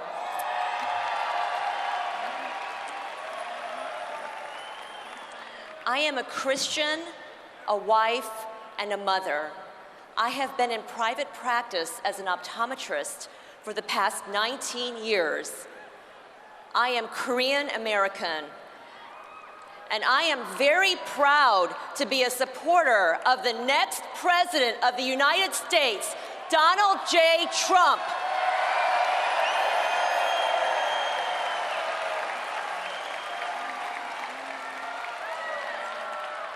Over 40 years ago, my parents left South Korea to come to America. They knew that America was an exceptional and generous country where immigrants could become American citizens. participate in American democracy and live the American dream. They knew America was the land of opportunity and freedom, where immigrants could succeed and prosper. So they swore an oath to support and defend the Constitution. That's right. My parents endured countless hardships and made tremendous sacrifices to pursue the dream. And they never imagined that one day their daughter would be speaking to you today. This is the beauty of the American dream. To do and to be the unimaginable. Hillary Clinton is a direct threat to the American dream.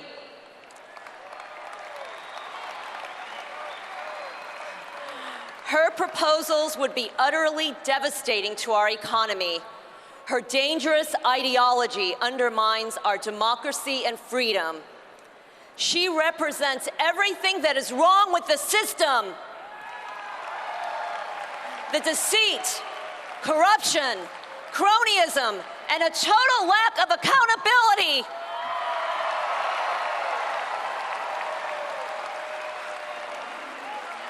With extreme carelessness, she has compromised our national security and our safety. With contempt, she has flouted the rule of law that we rely on for justice, order, and peace. She has overwhelmingly lost the trust of the American people.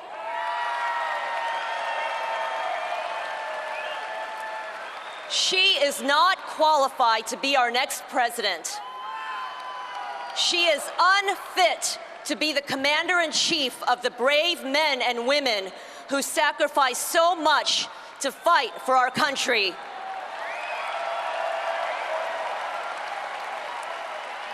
There is only one presidential candidate who will preserve the American dream that our parents and our grandparents envisioned for us. There is only one candidate who will ensure a more prosperous, safe, and secure future for our children and our grandchildren. There is only one candidate who will defend the core principles that this great country was founded upon. There is only one candidate who will protect, stand with, and fight for we, the American people.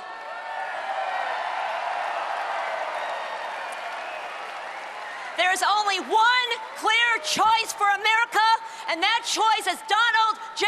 Trump. Thank you.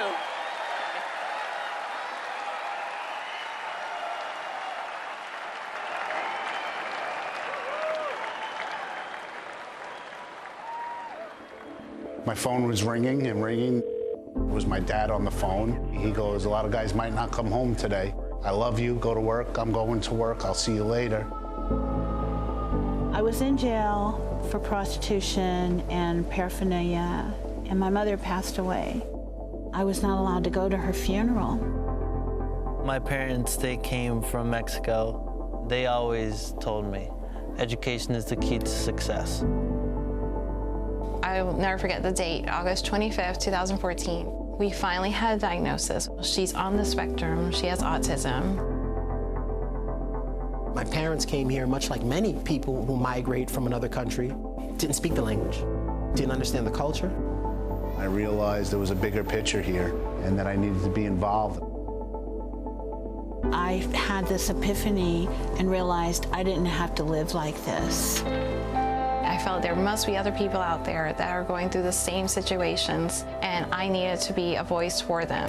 That value of perseverance, the sense of understanding that you have to work hard and earn everything that you want, the value stuck. I pushed myself, and I was the first one out of my entire family to graduate college. I joined RLI because I wanted an opportunity to make a difference in my community. very proud to be a fellow. I've already started organizing within my neighborhood. By joining the RLI program, it gave me the tools that I needed to be a better leader in the community and to be able to give back. Showed us and explained to us that a lot of the things we're doing here in our community is what it's about, but it showed us more than that how to bring it together. I got involved with the Republican Leadership Initiative simply because I wanted to be the best version of myself. Working with Lead Right 2016 and Republican leadership initiatives not only allows me to cultivate myself, it allows me to cultivate everyone around me. To the next generation, earning it the hard way. To all those moms who just make it work. Trailblazers, mentors, coaches, and innovators. To all you second chancers, welcome. Where you lead, others will follow.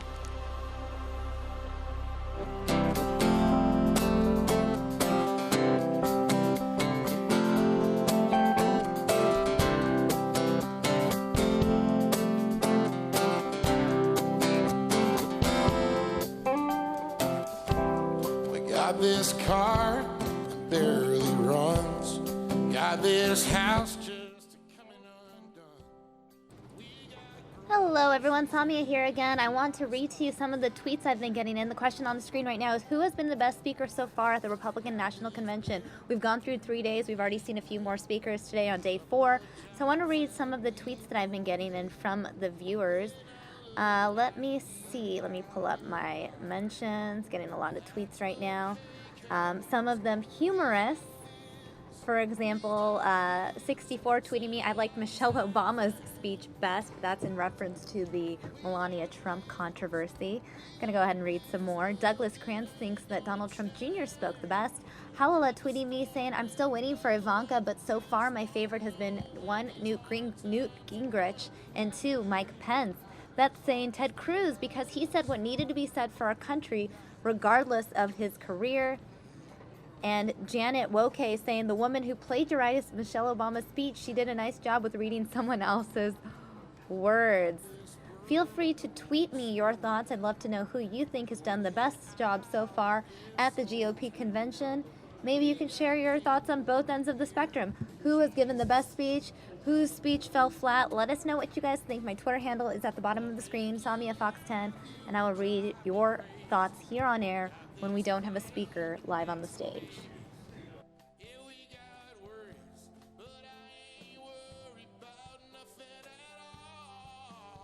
And getting a couple tweets in from Hayward Wilder saying, I think Trump is the first real chance to have a president who's actually for the citizens and the country's interests since JFK.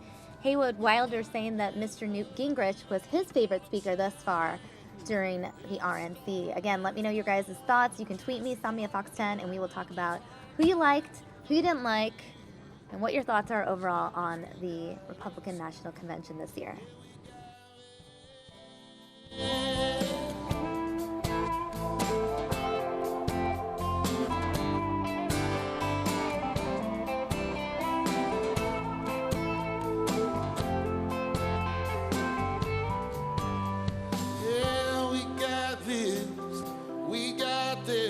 Once in a lifetime thing.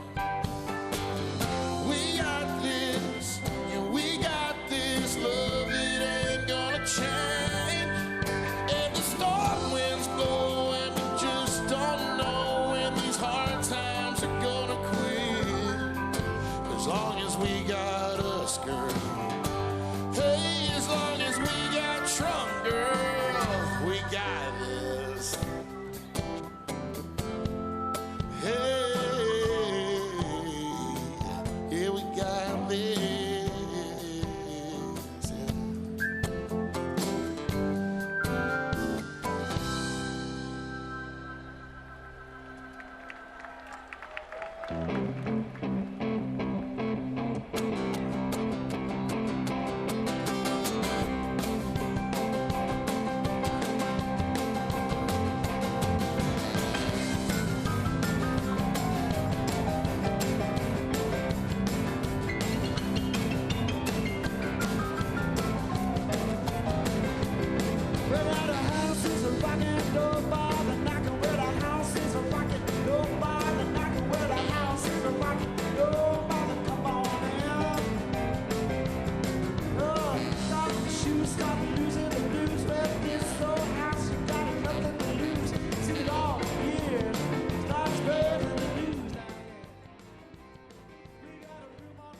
All right, guys, want to read some more of your tweets. I know some of you sharing your thoughts on who was the best speaker thus far during the RNC. Fred Pedamonte saying Laura Ingraham was the best. You know, a lot of people were talking about Laura's speech, and she was trending yesterday on Twitter for most of the evening. A lot of people fired up about her speech. The Token Square saying, "You're cute, but I love my husband. Would you say hi to Jason from Patrick for me?" All right, well, there is the hello. I think we have a few more tweets. Kristen Campbell saying, Eric Trump and Mike Pence, they both did a great job. Kristen Campbell, my mom also thought Mike Pence did a good job. So great minds think alike, because I think my mom has a great mind.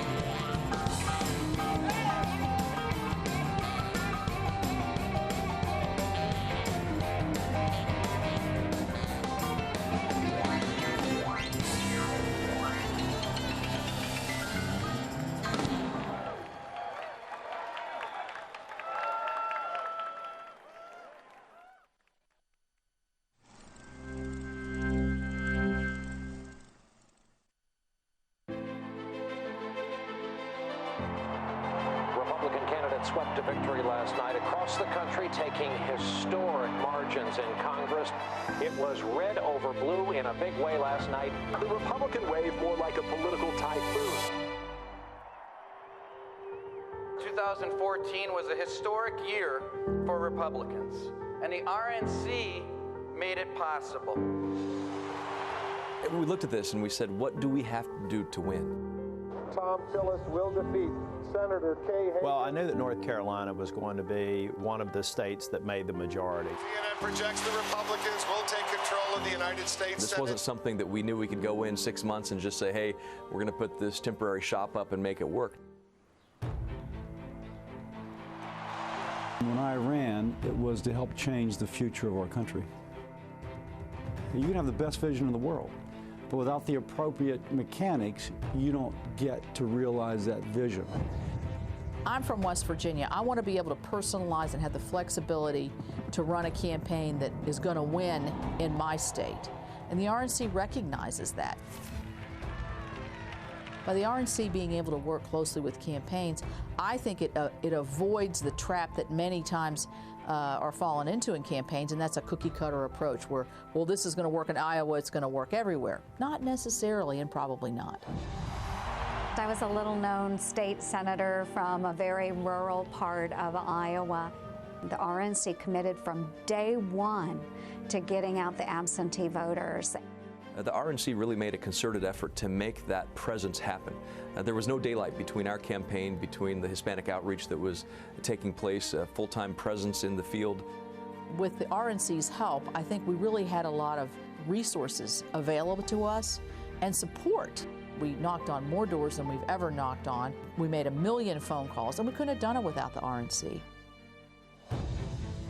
We're going to compete in every state, because being a blue state is not a permanent diagnosis. I think Rice has it right. We need to start having people on the ground immediately. The RNC is able to coordinate and work with the campaigns unlike virtually any other entity. What the RNC is doing is making sure that the root system that's necessary for real success is there, not for election cycles, but permanently. And Rice and the RNC have done a really good job of making sure that America knows we mean business. We're the gold standard, and we're going to set the standards even higher to make sure that we win in 2016. We have to develop the best technology with the best minds and trained volunteers and candidates with the modern tools to succeed. The RNC has been doing it for many years. I think Reince has done a really good job. All over the country, they have very good people. There's no limits to what we as a party can accomplish together. Let's make this year a Republican year together. Let's put a Republican president back in the White House together.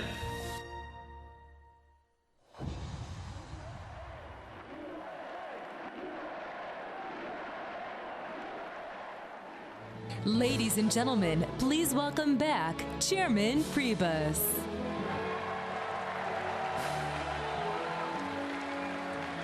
Thank you. Thank you. Thank you. Thank you. To the people of Cleveland, we say thank you for your hospitality.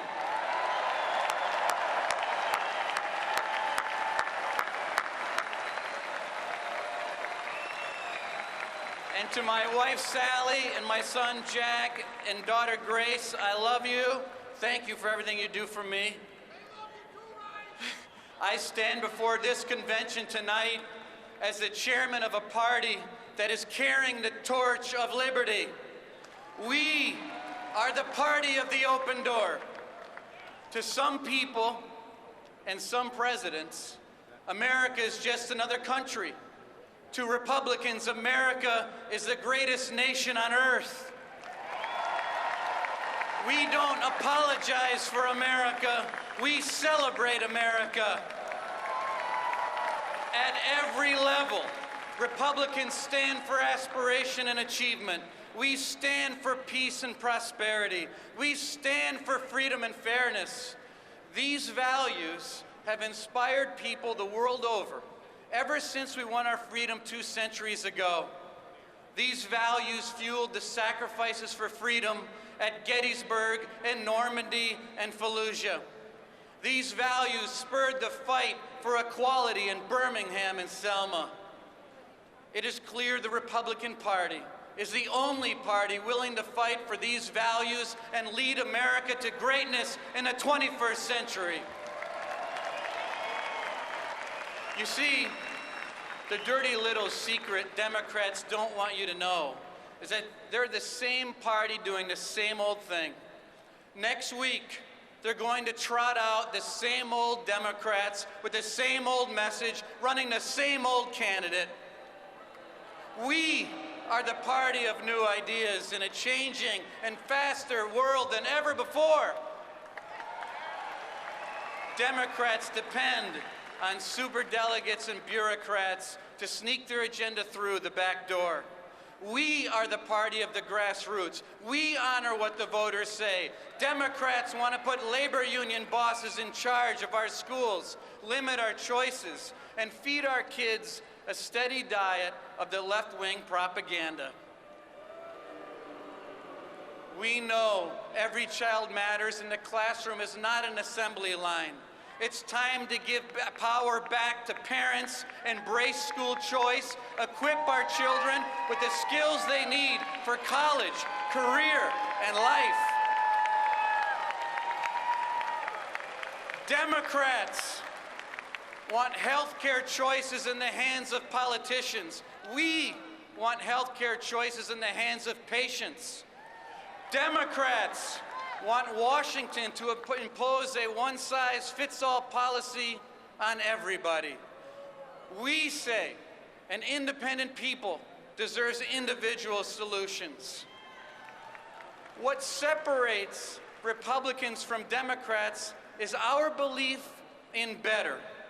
We believe in better schools, a better healthcare system, a better economy which rewards hard work, no matter where or when you punch the clock. And most of all, we believe in a better chance at the American dream for everyone. The Republican Party will not stop until that becomes a reality. And that's why we need to stop Hillary Clinton. A Clinton presidency only means more debt, more Obamacare, and more hardworking families never seeing a raise. If Hillary Clinton is given the chance, she'll stack the deck with the Supreme Court with activist left-wing judges who will treat the Constitution like a doormat. You can kiss your gun rights goodbye if she ever finds her way into the White House. In foreign policy, a Clinton presidency means forgetting our friends and enabling our enemies. Just look at her disastrous Iran nuclear deal, which lined the pockets of the world's #1 state sponsor of terrorism with your money, while abandoning our greatest ally in the Middle East, the nation of Israel. It was on her watch ISIS began to spread its wings of evil over the Middle East. And she has spent the last 16 months looking in the eyes of the American people and lying about how recklessly she jeopardized the American people, our national security, with her secret email server. She lied. And she lied over and over and over and over. She lied.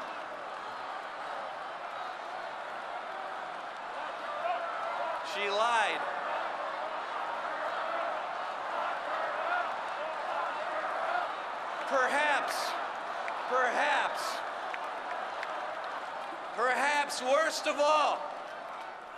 Perhaps worst of all, Hillary Clinton has perfected the art of politics for personal gain.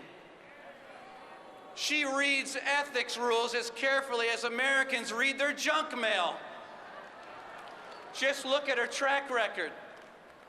She used her post as Secretary of State to grease the wheels for Democrat lobbyists, special interests, and political insiders connected to the corrupt Clinton machine. Her family foundation took millions of dollars in donations from countries notorious for human rights abuses and funneling money to radical Islamic terrorists. For Hillary Clinton, the Oval Office is just another cash cow. Well, I have one word for all of this hypocrisy and corruption: enough. Americans have had enough of a government that plays favorites to the well-connected. They've had enough of the Clintons' excuses, cronyism, and cover-ups. They've had enough of the corrupt deals. Americans have had enough.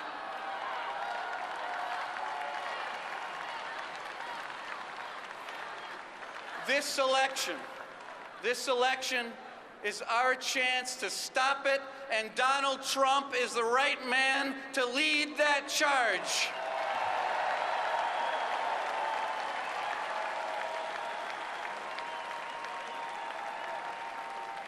You all know he's brought millions of new voters in our party because he's listening to Americans who are anxious about a country which has lost its way. Donald Trump wants to bring jobs back from overseas and hold companies who want to send them abroad accountable. He's finally going to stop illegal immigration and make sure our government puts American citizens first. Working families are the lifeblood of our country, and we can't thrive as a nation unless they are thriving. A lot of them haven't seen a bigger paycheck in a very long time. Donald Trump wants to make sure you can pay the mortgage, put gas in the car, and buy new clothes for the first day of school. Donald Trump is committed to hitting terrorists hard and making the safety of every man, woman, and child in America his #1 priority. No more negotiating with terrorists. If they want to take us down, we're going to take them down.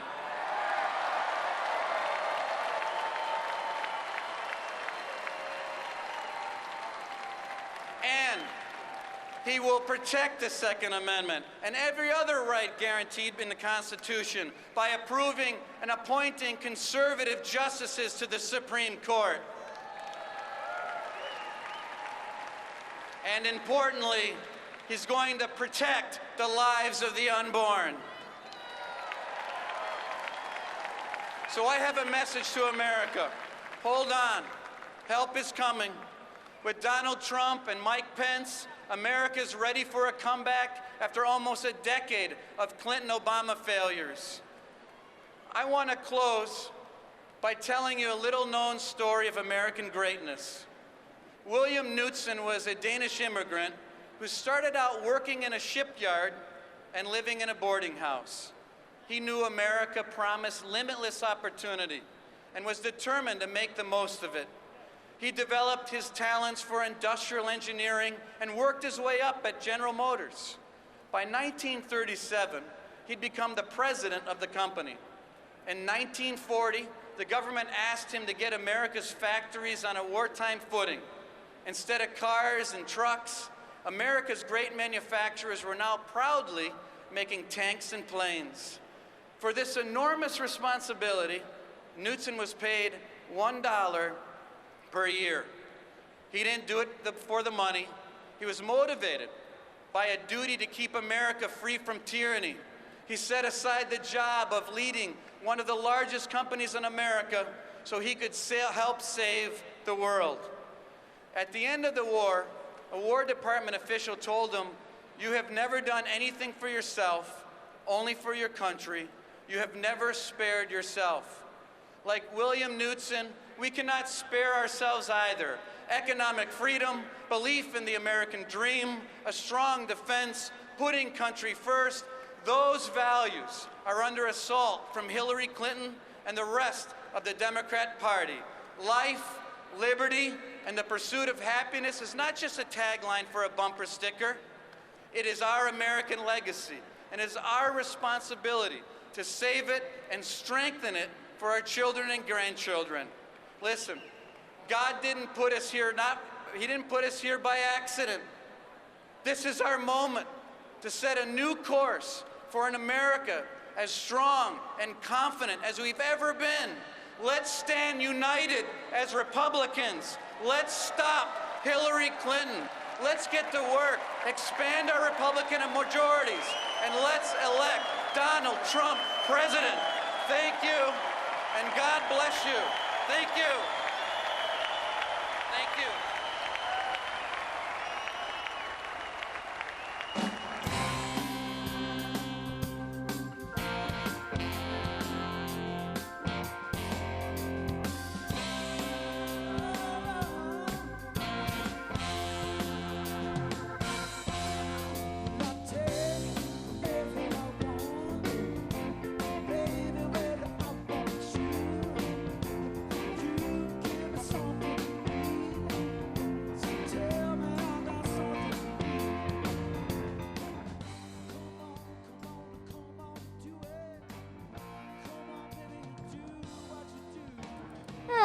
everyone just joining us, I am Samia Khan. I am handling this broadcast right now. We did have a question on the screen. I'm going to go ahead and throw it back up on the screen.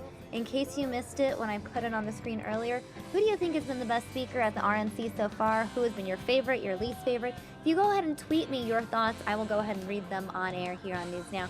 I want to go ahead and read some of our viewer thoughts that haven't been read on air yet. Rich Gillette saying Laura Ingraham was the best so far. Raven saying Laura Ingraham was the best after the kids. Newt was second by far. Speech rated perfectly. We have Matt Cole saying Laura Ingraham by far was the best speaker, but even the worst speaker here is better than listening to a Democrat. Victor T tweeting me saying Dr. Ben Carson had a good, brutally honest speech. So let me know what you guys think. Tweet me at SamiaFox10 and we'll read your thoughts right here on air on Fox News Now.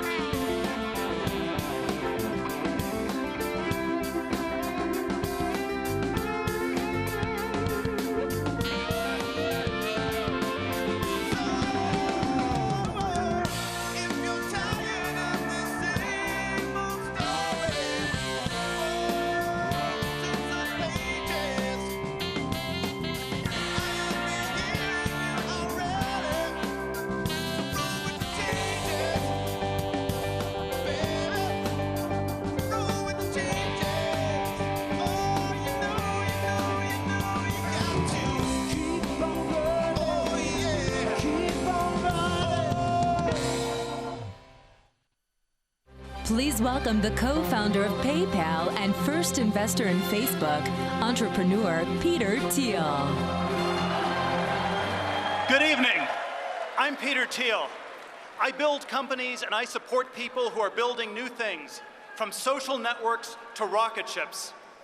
I'm not a politician, but neither is Donald Trump. He is a builder, and it's time to rebuild America. Where I work in Silicon Valley, it's hard to see where America has gone wrong. My industry has made a lot of progress in computers and in software, and of course, it's made a lot of money. But Silicon Valley is a small place. Drive out to Sacramento or even across the bridge to Oakland, and you won't see the same prosperity. That's just how small it is. Across the country, wages are flat. Americans get paid less today than 10 years ago, but healthcare and college tuition cost more every year. Meanwhile, Wall Street bankers inflate bubbles in everything from government bonds to Hillary Clinton's speaking fees.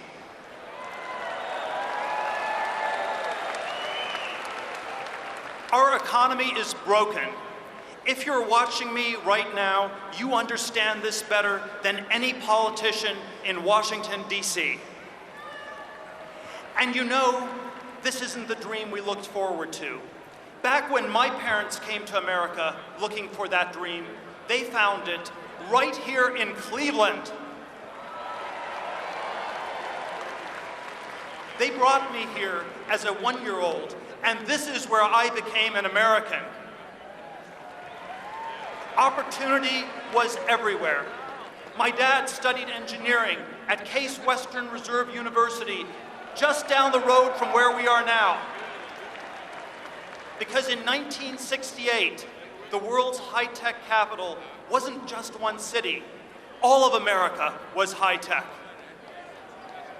It's hard to remember this, but our government was once high-tech too. When I moved to Cleveland, defense research was laying the foundations for the internet. The Apollo program was just about to put a man on the moon, and it was Neil Armstrong from right here in Ohio. The future felt limitless. But today, our government is broken. Our nuclear bases still use floppy disks. Our newest fighter jets can't even fly in the rain. And it would be kind to say the government software works poorly, because much of the time it doesn't even work at all. That is a staggering decline for the country that completed the Manhattan Project. We don't accept such incompetence in Silicon Valley, and we must not accept it from our government.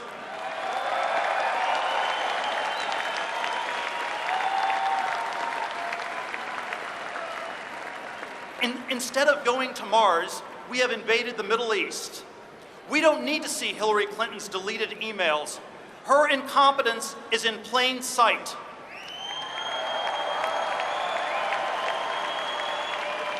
She pushed for a war in Libya, and today it's a training ground for ISIS. On this most important issue, Donald Trump is right. It's time to end the era of stupid wars and rebuild our country.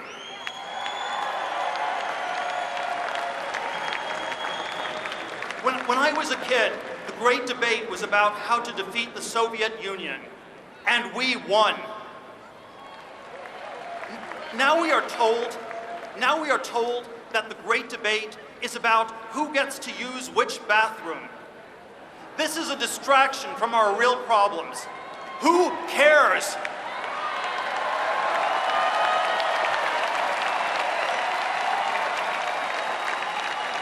Of course, every American has a unique identity.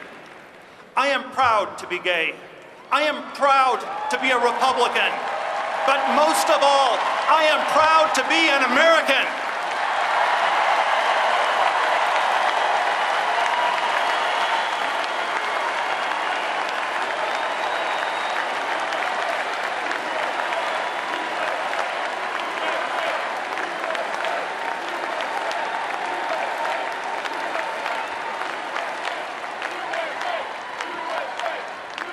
I don't pretend to agree with every plank in our party's platform, but fake culture wars only distract us from our economic decline.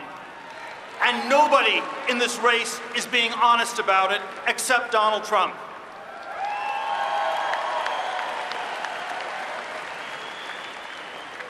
While it is fitting to talk about who we are, today it's even more important to remember where we came from. For me, that is Cleveland and the bright future it promised. When Donald Trump asked us to make America great again, he's not suggesting a return to the past. He's running to lead us back to that bright future.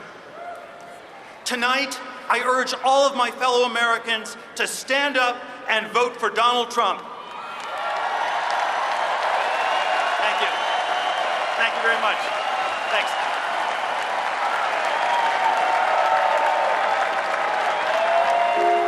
My grandfather always said, the most important thing in life is to love what you're doing, because that's the only way you'll ever really be good at it. My grandfather was fiercely ambitious, a workaholic. He made my father and his siblings watch him as he walked construction sites. That's how he taught them, by osmosis. My father carried that passion for learning to the Wharton School of Finance, and when he graduated, he set his sights on Manhattan. My grandfather couldn't understand why. He had been successful in Brooklyn and Queens and thought my father should follow in his footsteps. But to my father, Manhattan was the epicenter of the world. It was center stage. It was where he wanted to make his name. When my father first laid eyes on the Commodore Hotel in the heart of New York City, at 42nd Street, next to Grand Central Station, he knew the rundown property had the potential to be a crown jewel. However, the turning point came when my father decided to purchase the greatest single piece of real estate in New York City. Working from his Upper East Side apartment every day, he would pass an 11-story building at the corner of 57th Street and 5th Avenue that housed Bonwit Teller. What would soon become the iconic Trump Tower is a prime example of the old adage, timing is everything. In 1982, he unveiled a $200 million, 68-story apartment retail complex. It was the cornerstone of my father's global brand. Followed soon by the construction of Riverside South on the former New York Central Railroad Yard, Trump International Hotel and Tower, Trump Soho, Mar-a-Lago, the famed old post office. Today, my father has built and acquired properties all over the world, in Scotland, Dubai, Canada, Panama, Brazil. Everything my father does is first class. He loves real estate. He loves building the greatest projects in the world. And when you love what you do, you inherently do it better. It doesn't feel like work. His passion is contagious and it motivates people around him.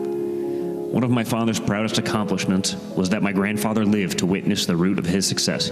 He lived to see our name transform the Manhattan skyline. Since then, not a day goes by that my father doesn't wish my grandfather was here to see the brand rise to global excellence, dominating the world of luxury hotels, dominating the world of golf, and now the world of politics. My grandfather was a patriotic American. I know he would get a kick out of seeing his son accept the Republican nomination for President of the United States. Not many people have the opportunity to work alongside their children, but my father has been blessed to not only work with us, but to also teach us what my grandfather had taught him. And now, as he takes the greatest step in his life, all that he's worked for so hard will be in very capable hands with us. My father has struck a nerve with the American people. People who never cared about the election or never voted before are rushing to his rallies. Decades of success have taught my father that anything is possible, that even where others have failed, his vision can prosper. America has given my father everything: an incredible family, a successful company, and the ability to employ thousands of hardworking people every day. As president, my father plans to keep making deals, big deals, on behalf of this country, around the clock. It's time for my father to use all that life has taught him to bring our country back. Please welcome the founder and executive chairman of Colony Capital, Tom Barrack.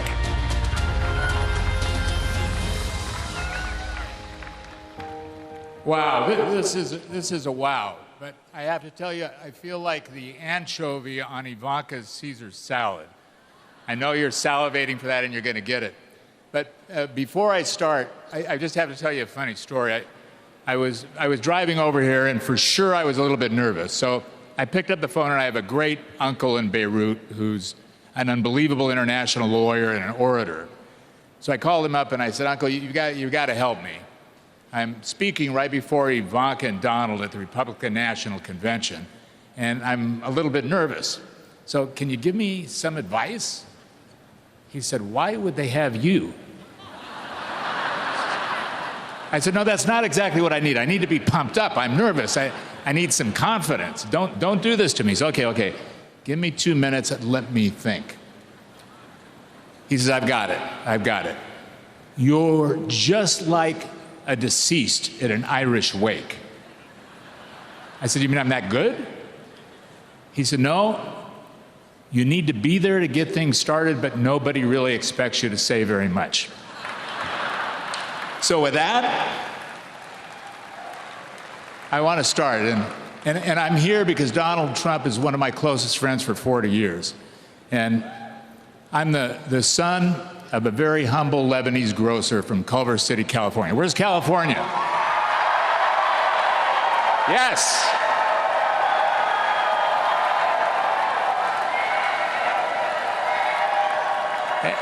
And I'm here because of the amazing magic elixir that happened between the DNA of 1,000 civilizations from the Levant and the beauty and the wonder and the opportunity of America that puts all of us here in this rapture of the American dream for me to be here tonight to talk about my friend, my partner, and the future President of the United States, Donald Trump. But what I'm going to do is something different. And you're going to hate me for it because you're not going to hear one negative thing out of my mouth. I have nothing negative to say about Hillary. I have only amazing things to tell you about Donald. Because this man is good enough, he's tough enough, he's smart enough, and he's well-versed enough to do it on his own merits. We don't need to go anyplace else. So what I want to do is spend a little time talking to you about the messenger, the man, without his armor, without his weaponry, walking down the tunnel into the arena. Who is he? What is he made out of? So if we start, an easy place to find him is in his children. And you've all had the great opportunity to see his kids over the last couple of days. What do you think of that?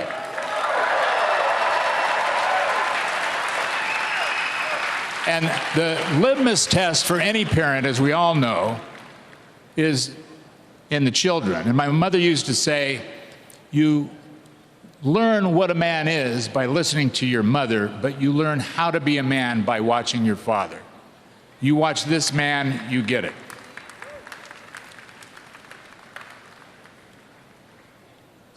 Those of us who are married or have a partner understand that the best reflection on us is our wives. In my case, for sure, it's my wife, Rochelle. And in Donald's case, for sure, it's his wife, Melania. And Melania, I want to tell you, on behalf of the 10,000 people that are in this stadium and the 50 million people who are watching, you are a timeless tribute to beauty, grace, and elegance under pressure. You're amazing.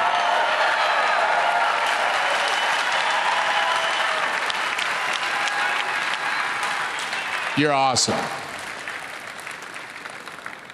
So I'm going to use words that you probably haven't heard about Donald. I started my relationship with him in a funny way. I had the great fortune of working for a man named Bob Bass in Fort Worth, Texas. In the 80s, we bought a hotel company. And the hotel company, in addition to lots of other things, happened to own the hotel that was right behind Donald's window in his office. So you know Donald well enough by now to know that he needed that hotel. And I was a young pup. He was a big guy in New York at the time, and he wanted to buy the hotel. Long story short, we end up having 30 lawyers, 50 accountants. We can't get to a deal. I'm scared to death because my boss is going to fire me for selling to Trump, who's smarter, who's brighter, who's better. and who will end up getting a much better deal. So Donald, in the midst of this, and this is really what started my friendship, did something I had never seen before and that I have used consecutively after that. He said, look, I want to do this. I don't know what I should know. So I will pay your boss the price that he wants, and I'll close it in 1 week on one condition. You, Tom Barrack, tell me everything I should know that I don't know. I said, look, I just told you, I'm not doing that. We're not entering into this kind of a contract. He said, no, no contract. No contract. You and I shake hands right here. No lawyers, no contract, no nothing. You just tell me the things that I should know and how to fix it, and I'll do this deal. He played me like a Steinway piano. I then spent 4 months fixing everything in the hotel. A little rent-controlled tenant named Fannie Lowenstein, who was the smartest woman in the world, 83 years old, he had me buy her a piano, do the carpet. It was one of the most amazing things I had ever seen. He was incredible, but he practices an unbelievable set of disciplines. So everybody says, okay, the man is rich, he's a celebrity, he's powerful, but what is he going to do? How does he do it? And he has relentless habits, these relentless, beautiful habits. He shows up on time.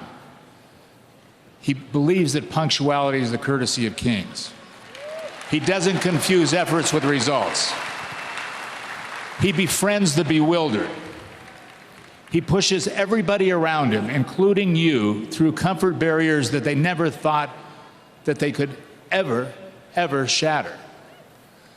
And he does all this with the discipline of an animal in the jungle. You know, his motto is that a lion wakes up every morning and knows one thing, that it has to run faster than the fastest gazelle. And a gazelle wakes up and she knows that she needs to run faster than the fastest lion.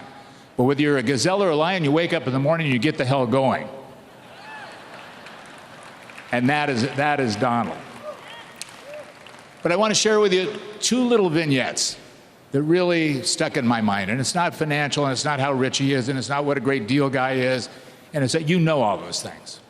And I'm telling you, after 35 years of being with a man through the valleys and up the mountains, he really is better than the billing that you see.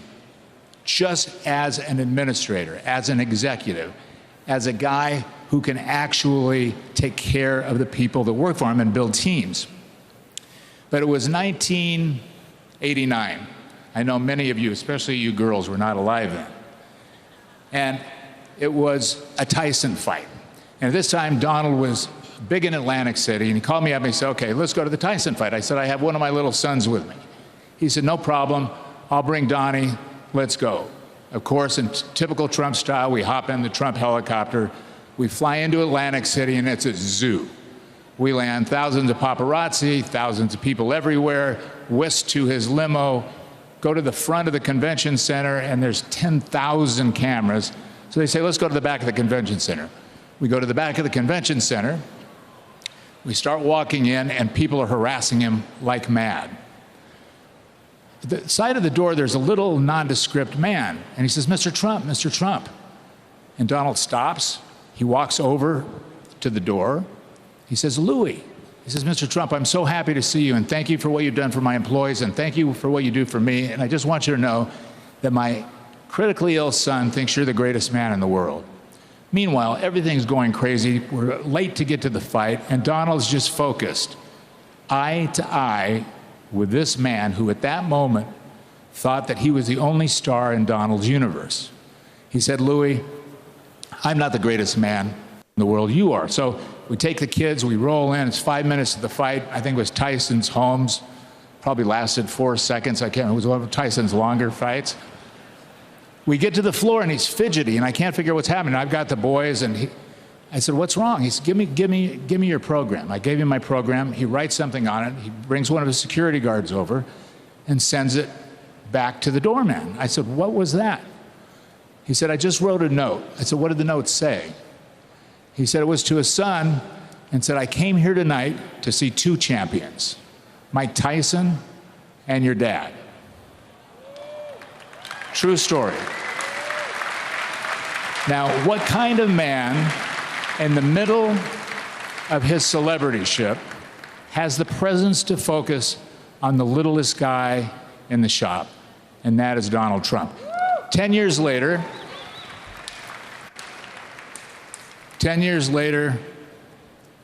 one of the greatest men in Donald's life passed away, Fred Trump. And the funeral was being held the night before at the Frank Campbell Funeral Hall, 82nd and Madison.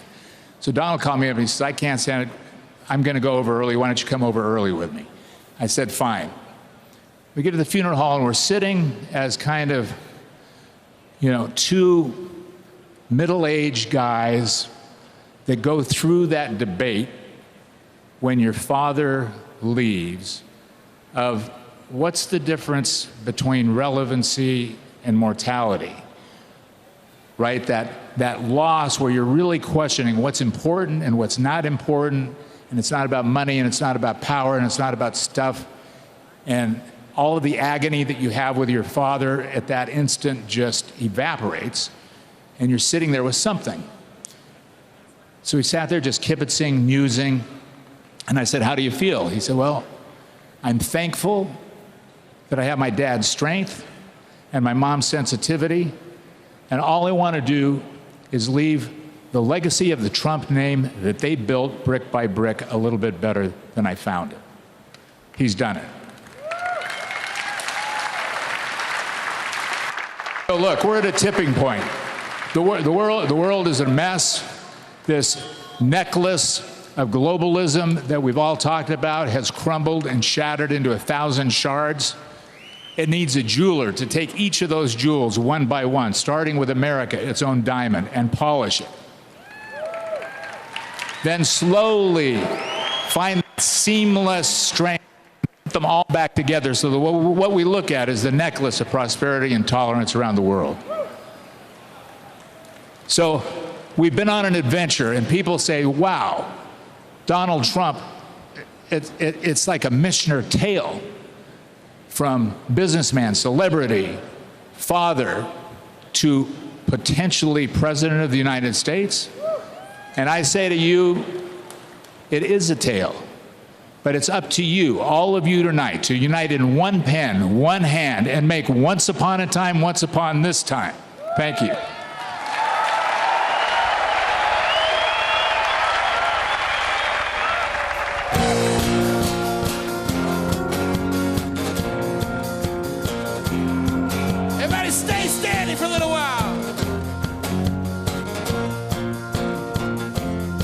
It's time to stand up and be counted. We were founded as a land of the free, home of the brave. Let's put our hands up, cover our hearts and pledge the flag. Oh, and take this country back to where it was in better days. We're gonna build it up stronger than we've ever been. Once we get started, we're gonna win. We're gonna make America great.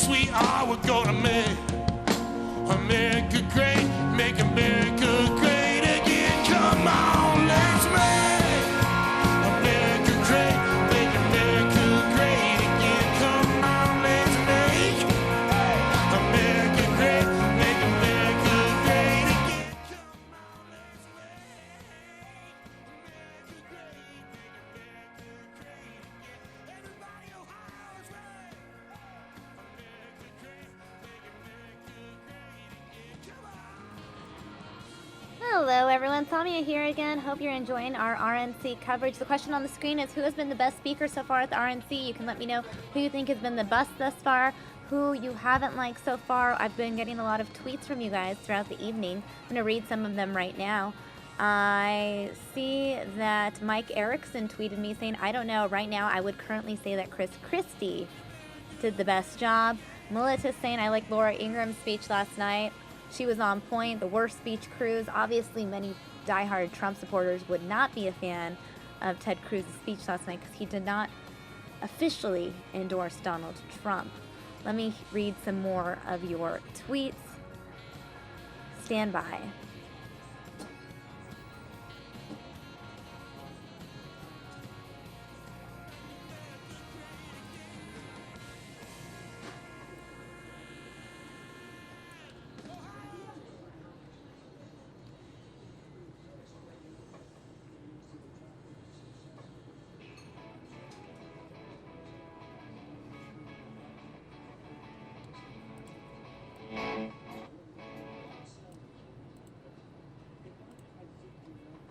I see that Sebastian tweeted me saying the best speech came from Paul Ryan, the worst Chris Christie. Donna Brown saying, I can't say whose speech was best, but all of them made me feel so dang proud to be an American. Halila saying, worst was the blonde lady with the cheesy hand movements. She kept forgetting the lines of her not well enough rehearsed speech. Again, if you guys want to share your thoughts on who had the best speech and who had the worst, you can tweet me at SamiaFox10. Corey tweeting me, because of its controversial nature and great audience reaction, Ted Cruz has to be up there as one of the best speakers during the RNC. Let me know what you guys think. Again, my Twitter handle, SamiaFox10. Oh, look, Mike Pence, Vice President nominee Mike Pence on the screen right there. Looks like a lot of people having some fun at the RNC. It is the final day, the big finale. Day 4, Donald Trump should be speaking momentarily. Let me know what you guys think about the RNC so far. Things are wrapping up. I'd love to hear what you have to say.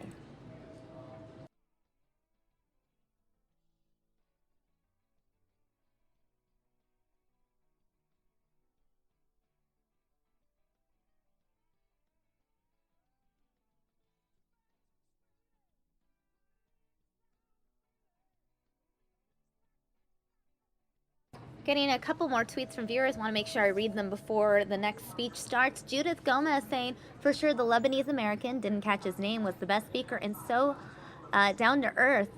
He opened my eyes. Arno Burkholder saying Newt Gingrich was the best speaker of the RNC. Judith Gomez saying one of the best parts of the RNC in Cleveland is the intermission dancing. That is what we're looking at right now. Intermission dancing, people having fun. Let me know what you guys think. Chuck Callahan saying Rudy, Rudy, Rudy as the best speaker this week, obviously in reference to former New York Mayor Rudy Giuliani. Harry tweeting, I was for Ted Cruz, but when Cruz acted like a spoiled child, I'm glad I'm voting for Donald Trump. Donald Trump was the best speaker. We haven't even really heard Trump yet, unless you're talking about Donald Trump's introduction of Melania. It could have been that. Stefan saying, not my favorite, but the best speech was Lion Ted committing career suicide. St. John tweeting me saying, Rudy, Pence, and Melania are all my favorites. Andrew Jackson tweeting, easily Eric Trump, future career in politics. I definitely think Donald Trump's children will go into politics. Who knows? I mean, there's Ivanka. She's a successful businesswoman, but I could see see Donald Trump appointing her to a position. J.W. Mendoza saying Cruz was the best, dump Trump. Well, let me know what you guys think. I'm reading more of your comments. As long as we have crowds dancing on a screen, as long as we're not looking at any official speaker, we'll be reading some of your tweets to pass the time here on News Now.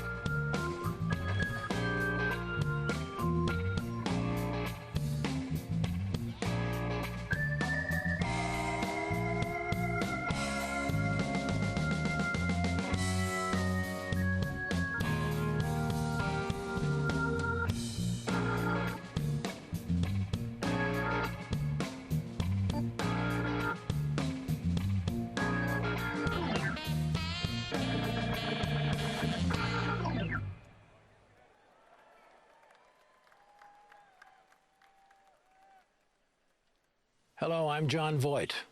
I want to share with you the story of my friend Donald Trump.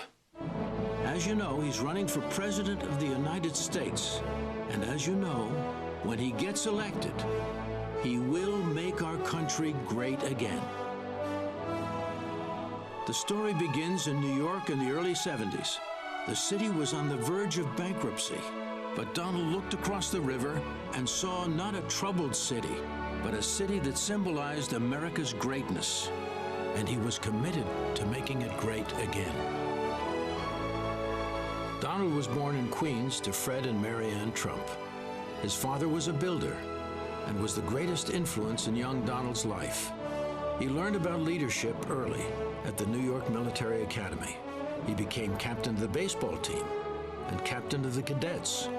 He learned the building business at his father's side while working on his degree at the Wharton School of Finance. After college, Donald faced a decision: join his father in Queens or dream big and make it in the greatest city in the world.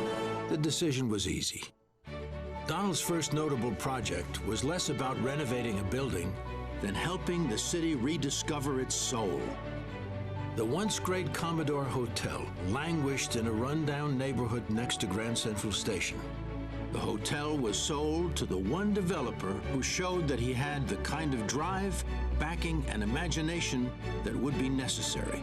They chose Donald Trump.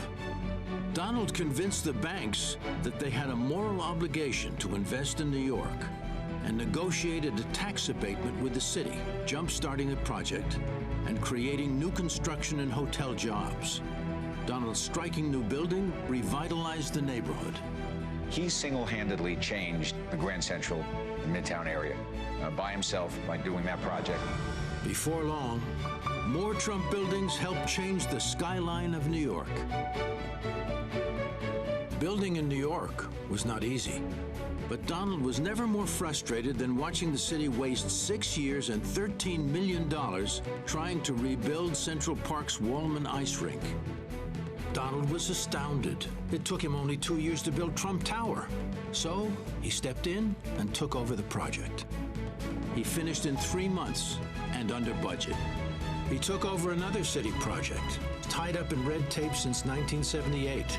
Donald transformed a landfill into a championship public golf course and saved the city millions. Donald will tell you his secret for success is a strong team. He just has that knack of finding the right person, the qualified person who will really excel in that position. Like his father before him, he taught his children the business, and now they're important members of the Trump team. Mr. Trump and his children, they love what they do, and they are incredibly good at it. And I think that breeds the same type of passion for all those that work for him and are around him. From day one, my father trained us really well, whether it was in a boardroom, whether it was on a job site. We spent time learning the business, and he made sure we understood the value of a dollar and what it meant to really work. He'd send me renderings when I was a little girl with handwritten notes on them of buildings that were under construction or in the planning stage, and say, I can't wait for you to grow up and help me build these. Now it's fun to stand shoulder to shoulder with my father. Over the years, Donald has created tens of thousands of new jobs, many of them for women. When I was building my building on Park Avenue, and he was building the Trump Tower, he had the first female construction superintendent on the job. When he made me general manager 9 years ago, there were only 3 female general managers of 5-star hotels in the whole of North America. After a long career, accomplishing much of what others said couldn't be done, Donald Trump has set his sights on a new rebuilding project. I am officially running for President of the United States, and we are going to make our country great again. Donald has said he admires people who put themselves directly on the line. Today, he's not only putting himself on the line, but under fire.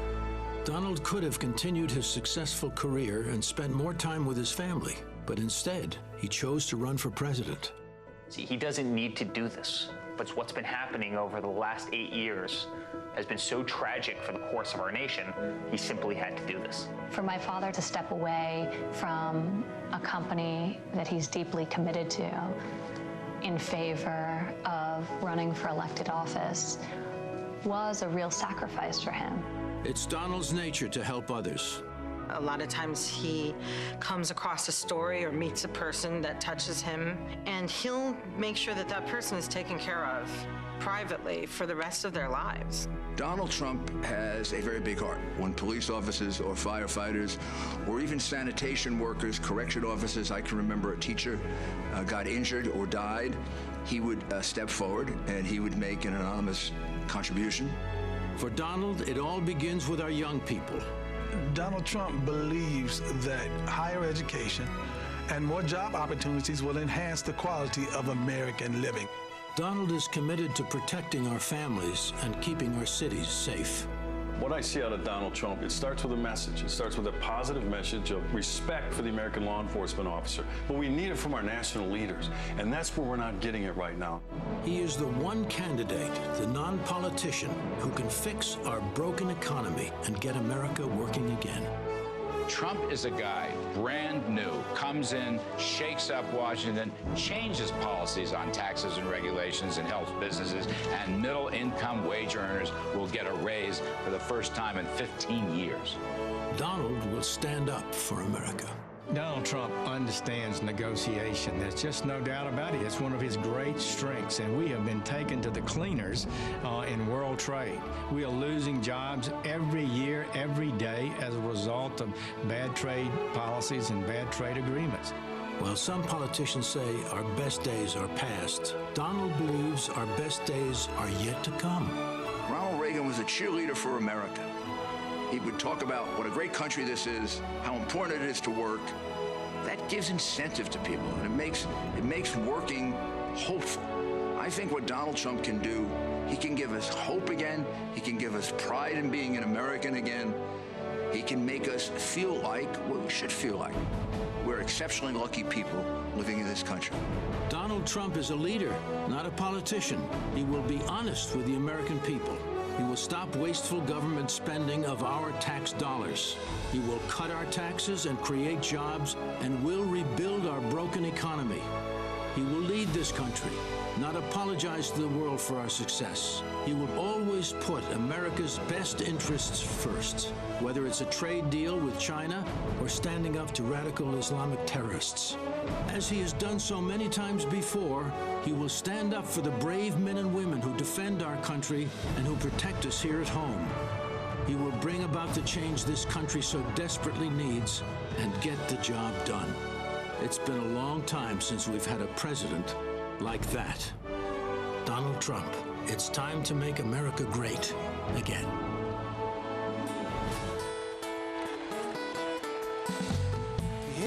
Ladies and gentlemen, please give a very warm welcome to Ivanka Trump.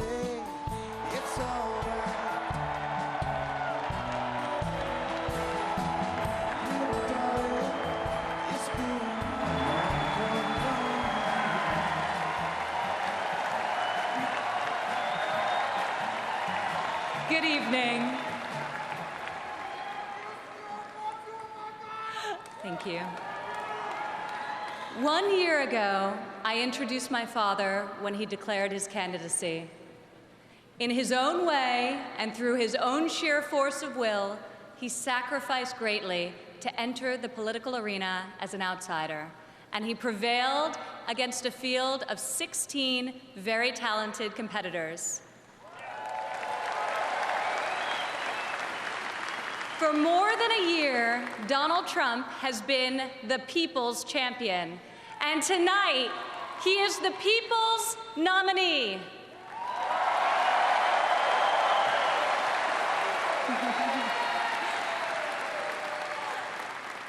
Like many of my fellow millennials, I do not consider myself categorically Republican or Democrat.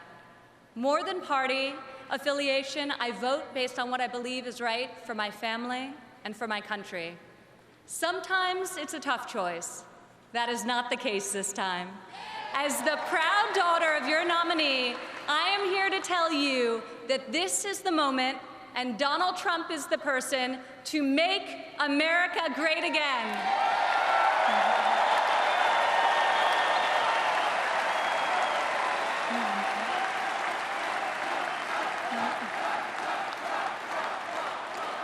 Real change, the kind we have not seen in decades, is only going to come from outside the system, and it's only going to come from a man who has spent his entire life doing what others said could not be done. My father is a fighter. When the primaries got tough, and they were tough, he did what any great leader does. He dug deeper, worked harder, got better, and became stronger. I have seen him fight for his family. I have seen him fight for his employees. I have seen him fight for his company. And now I am seeing him fight for our country. It's been the story of his life, and more recently, the spirit of his campaign. It's also a prelude to reaching the goal that unites us all, when this party, and better still this country, knows what it is like to win again.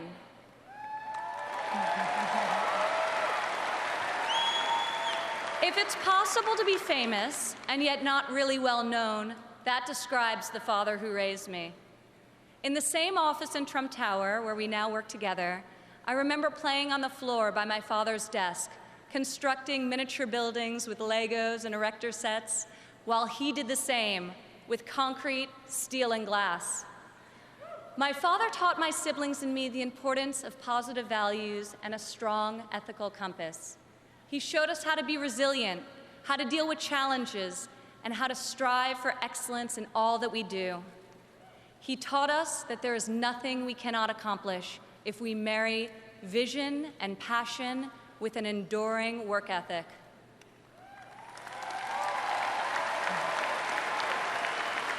One of my father's greatest talents is his ability to see potential in people before they see it in themselves. It was like that for us too growing up. He taught us that potential vanishes into nothing without effort, and that like him, we each had a responsibility to work not just for ourselves, but for the betterment of the world around us. Over the years, on too many occasions to count, I saw my father tear stories out of the newspaper about people whom he had never met who were facing some injustice or hardship. He'd write a note to his assistant in a signature black felt-tip pen and request that the person be found and invited to Trump Tower to meet with him. He would talk to them and then draw upon his extensive network to find them a job or get them a break. And they would leave his office, as people so often do after having been with Donald Trump, feeling that life could be great again.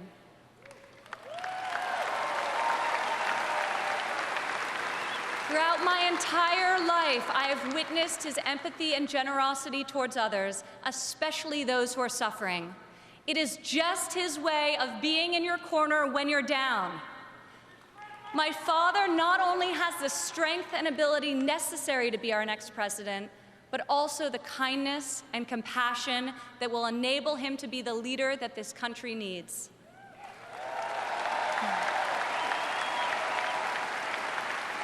My father has a sense of fairness that touches every conviction he's held.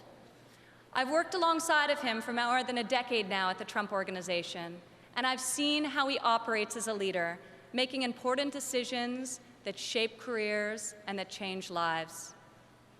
I've learned a lot about the world from walking construction jobs by his side. When run properly, construction sites are true meritocracies. Competence in the building trades is easy to spot, and incompetence is impossible to hide.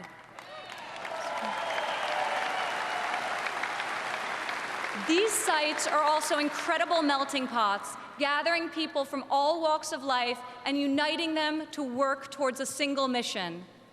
There have always been men of all background and ethnicities on my father's job sites, and long before it was commonplace, you also saw women. My father values talent. He recognizes real knowledge and skill when he finds it. He is colorblind and gender neutral.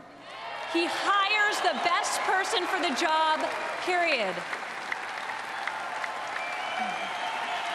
Words and promises, no matter how visionary they sound, will only get you so far. In our business, you're not a builder unless you've got a building to show for it. Or in my father's case, city skylines.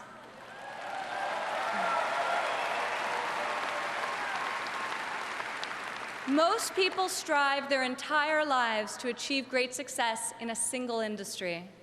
My father has succeeded in many, on the highest level and on a global scale. One of the reasons he has thrived as an entrepreneur is because he listens to everyone. Billionaire executives don't usually ask the people doing the work for their opinion of the work. My father is an exception. On every one of his projects, you'll see him talking to the super, the painter, the engineers, the electricians. He'll ask them for their feedback, if they think something should be done differently or could be done better. When Donald Trump is in charge, all that counts is ability, effort, and excellence.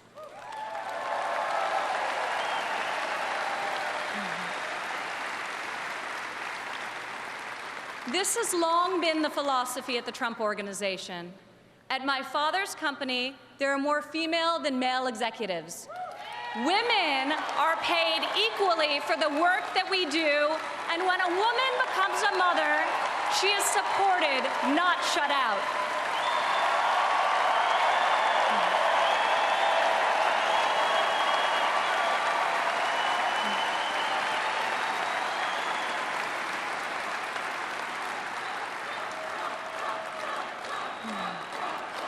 Women represent 46% of the total U.S. labor force, and 40% of American households have female primary breadwinners. In 2014, women made 83 cents for every dollar earned by a man. Single women without children earn 94 cents for each dollar earned by a man, whereas married mothers made only 77 cents. As researchers have noted, gender is no longer the factor creating the greatest wage discrepancy in this country, motherhood is. As president, my father will change the labor laws that were put in place at a time when women were not a significant portion of the workforce. And he will focus on making quality childcare affordable and accessible for all.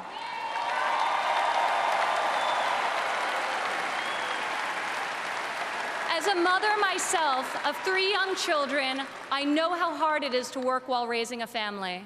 And I also know that I'm far more fortunate than most. American families need relief.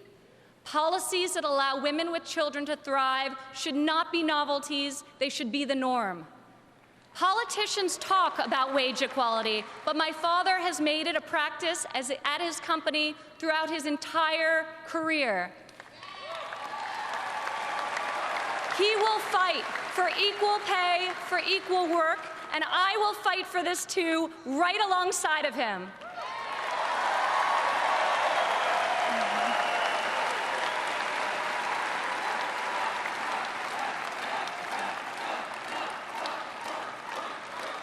Americans today need an economy that permits people to rise again. A Trump presidency will turn the economy around and restore the great American tradition of giving each new generation hope for brighter opportunities than those of the generation that came before. In Donald Trump, you have a candidate who knows the difference between wanting something done and making it happen. When my father says that he will build a tower, keep an eye on the skyline. Floor by floor, a soaring structure will appear, usually record-setting in its height and iconic in its design. Real people are hired to do real work. Vision becomes reality. When my father says that he will make America great again, he will deliver.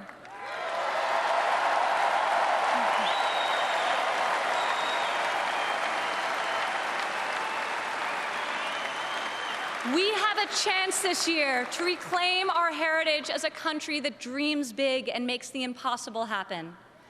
Fortunately, Donald Trump is incapable of thinking small. When I was a child, my father always told me, Ivanka, if you're going to be thinking anyway, you might as well think big. As president, my father will take on the bold and worthy fights. He will be unafraid to set lofty goals, and he will be relentless in his determination to achieve them. To people all over America, I say, when you have my father in your corner, you will never again have to worry about being let down. He will fight for you all the time, all the way, every time.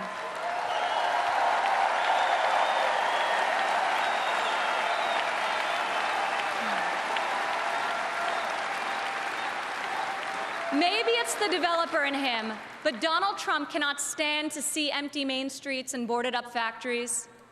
He can't bear the injustice of college graduates who are crippled by student debt and mothers who can't afford the cost of the child care required to return to work to better the lives of their families. Other politicians see these hardships, see the unfairness of it all, and they say, I feel for you. Only my father will say, I'll fight for you.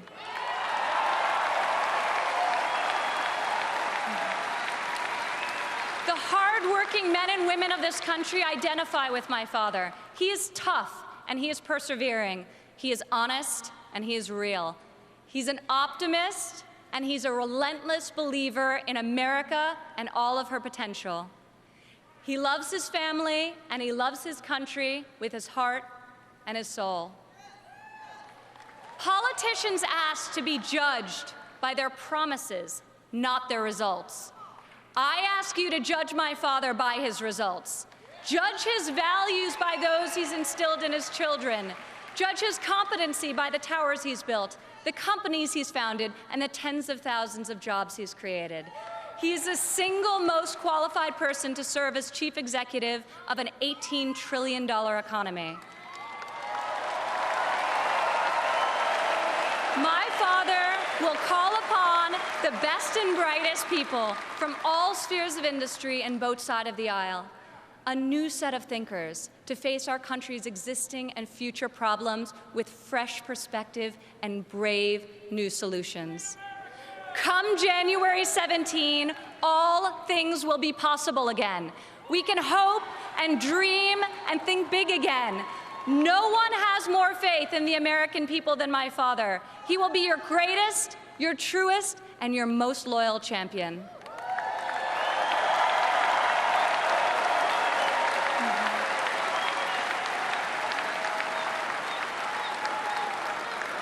This is the fighter, the doer that you have chosen as your nominee.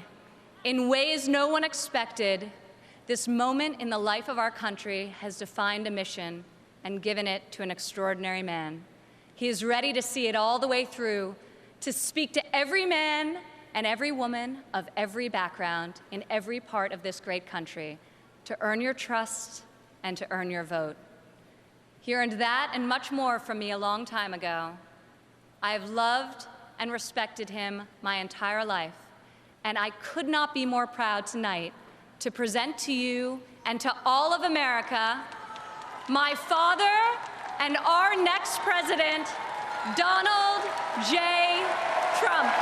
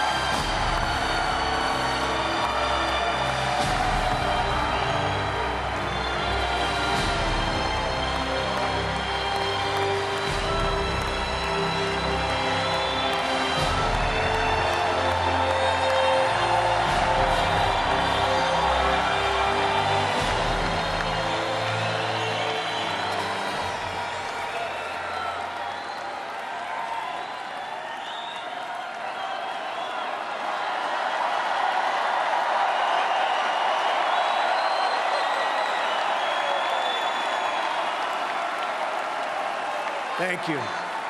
Thank you.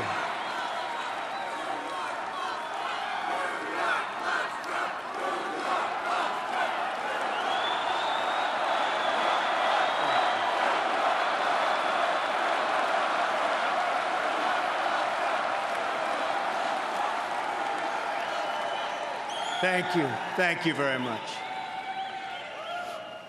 Friends, delegates, and fellow Americans, I humbly and gratefully accept your nomination for the presidency of the United States.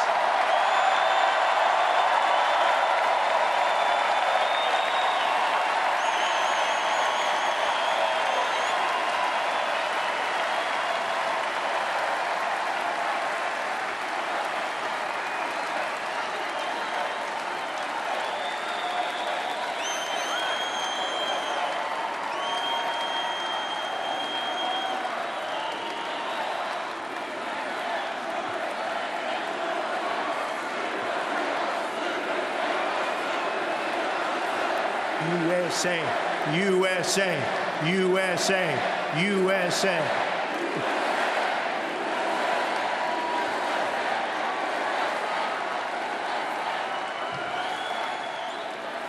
Who would have believed that when we started this journey on June 16th last year, we, and I say we, because we are a team, would have received almost 14 million votes, the most in the history of the Republican Party, and that the Republican Party would get 60% more votes than it received 8 years ago. Who would have believed this? Who would have believed this? The Democrats, on the other hand, received 20% fewer votes than they got 4 years ago. Not so good, not so good. Together, we will lead our party back to the White House, and we will lead our country back to safety, prosperity, and peace.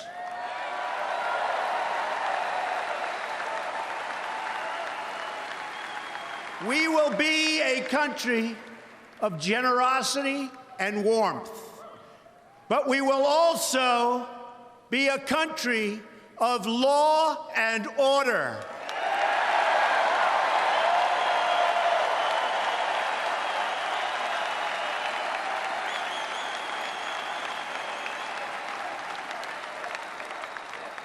Our convention occurs at a moment of crisis for our nation. The attacks on our police and the terrorism of our cities threaten our very way of life. Any politician who does not grasp this danger is not fit to lead our country.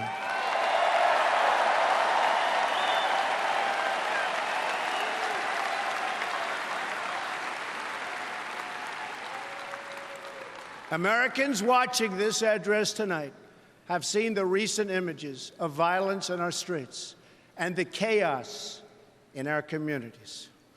Many have witnessed this violence personally. Some have even been its victims. I have a message for all of you.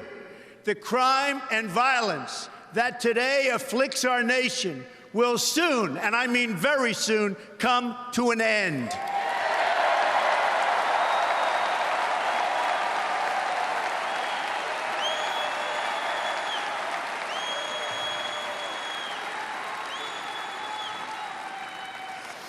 Beginning on January 20th of 2017, safety will be restored.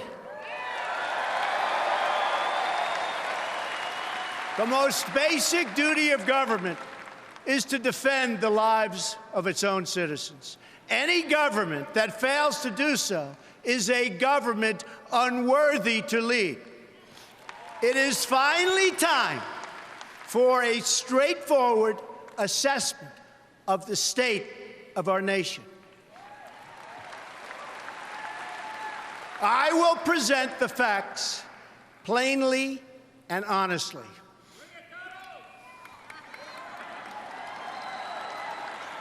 We cannot afford to be so politically correct anymore.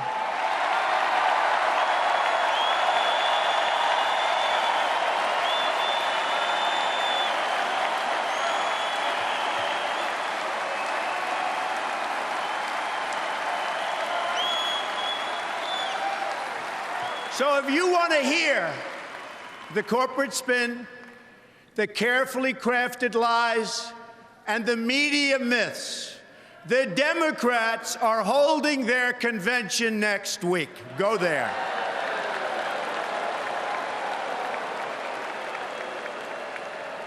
But here at our convention, there will be no lies. We will honor the American people with the truth and nothing else.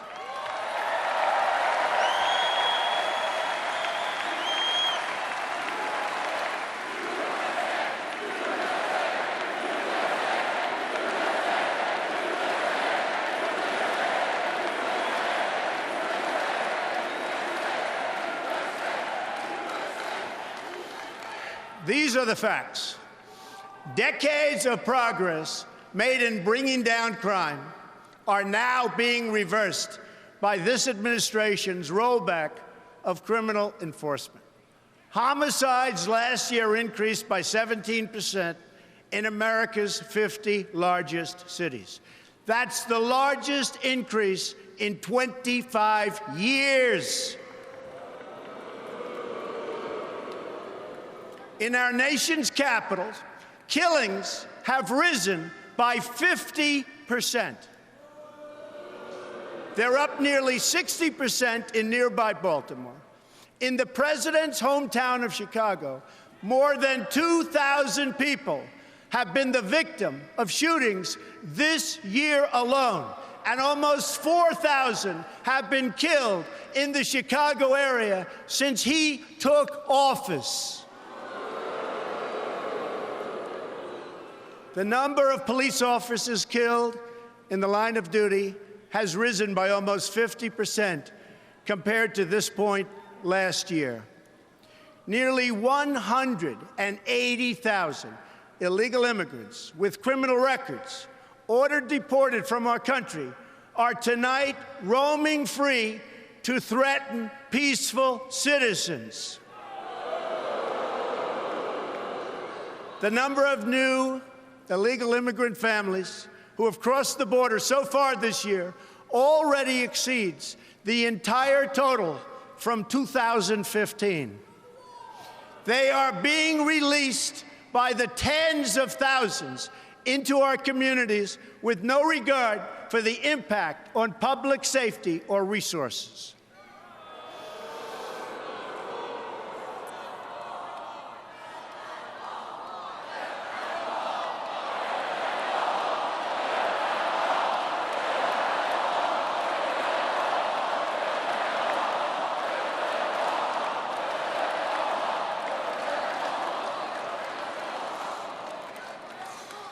One such border crosser was released and made his way to Nebraska.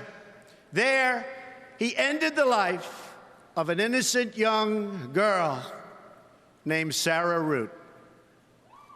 She was 21 years old and was killed the day after graduating from college with a 4.0 grade point average, #1 in her class. Her killer was then released a second time, and he is now a fugitive from the law. I've met Sarah's beautiful family, but to this administration, their amazing daughter was just one more American life that wasn't worth protecting. No more. One more child to sacrifice on the order and on the altar of open borders. What about our economy? Again, I will tell you the plain facts that have been edited out of your nightly news and your morning newspaper. Nearly 4 in 10 African American children are living in poverty, while 58% of African American youth are now not employed. 2 million more Latinos are in poverty today than when President Obama took his oath of office less than 8 years ago. Another 14 million people have left the workforce entirely. Household incomes are down more than $4,000 since the year 2000. That's 16 years ago. Our trade deficit in goods reached nearly, think of this, our trade deficit is $800 billion. Yeah, think of that, $800 billion. Last year alone, we're gonna fix that.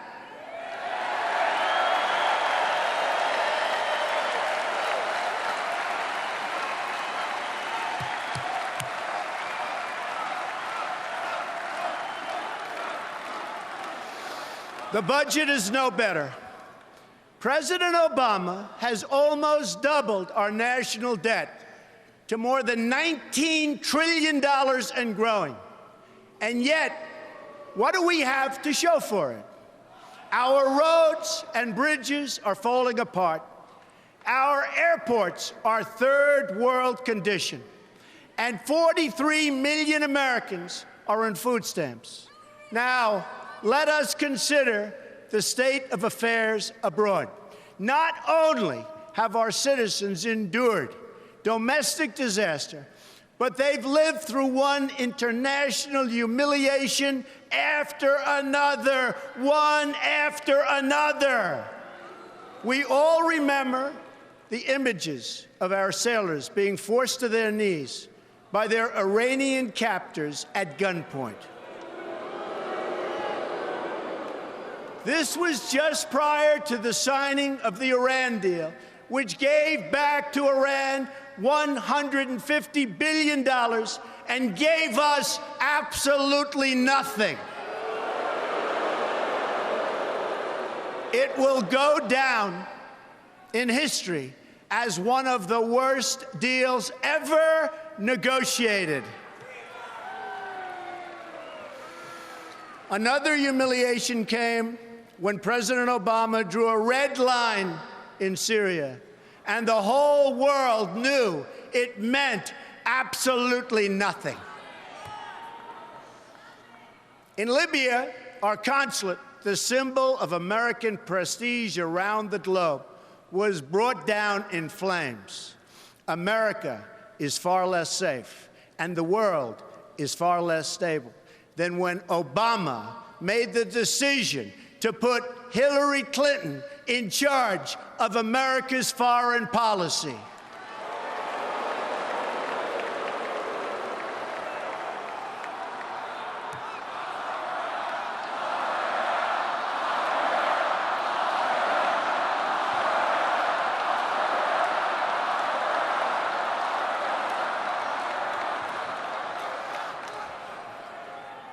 Let's defeat her in November. Okay?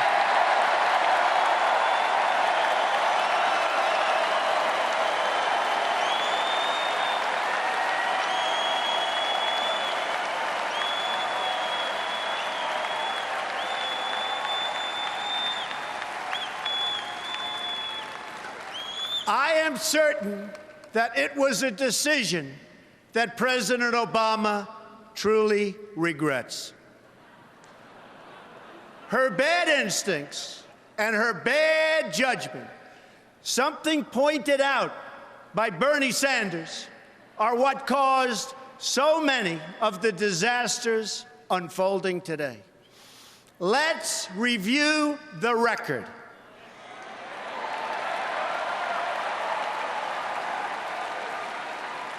In 2009, pre-Hillary, ISIS was not even on the map.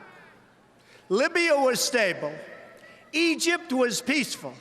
Iraq was seeing, and really a big, big reduction in violence.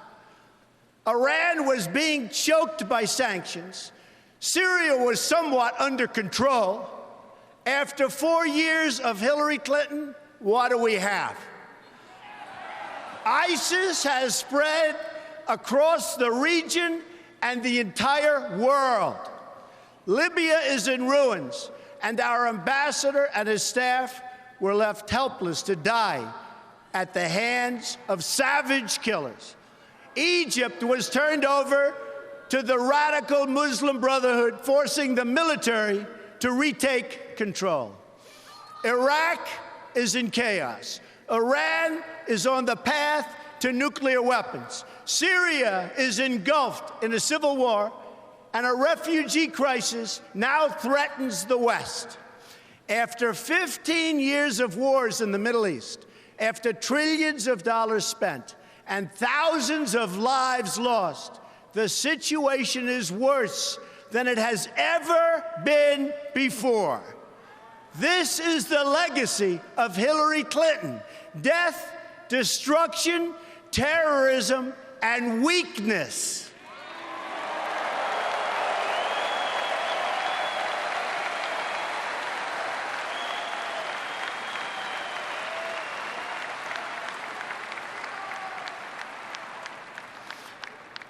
But Hillary Clinton's legacy does not have to be America's legacy. The problems we face now, poverty and violence at home, war and destruction abroad, will last only as long as we continue relying on the same politicians who created them in the first place.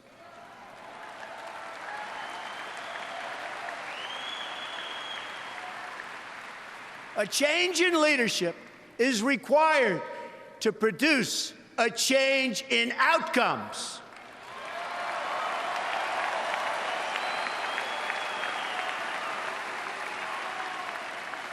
Tonight, I will share with you my plan for action for America. The most important difference between our plan and that of our opponent is that our plan will put America first.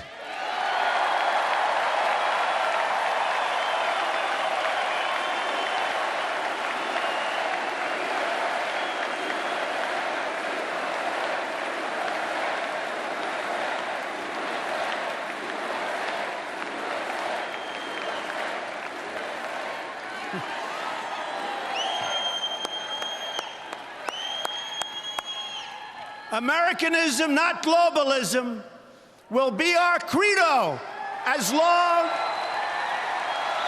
as we are led by politicians who will not put America first. Then we can be assured that other nations will not treat America with respect, the respect that we deserve.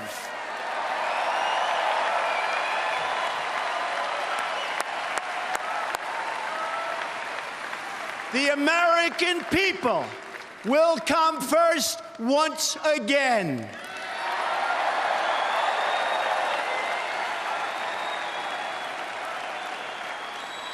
My plan will begin with safety at home, which means safe neighborhoods, secure borders, and protection from terrorism. There can be no prosperity without law and order.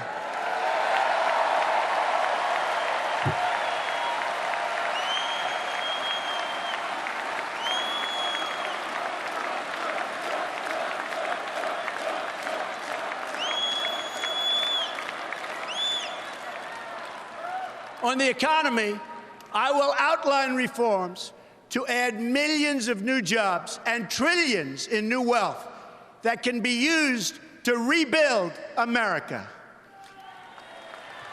A number of these reforms that I will outline tonight will be opposed by some of our nation's most powerful special interests.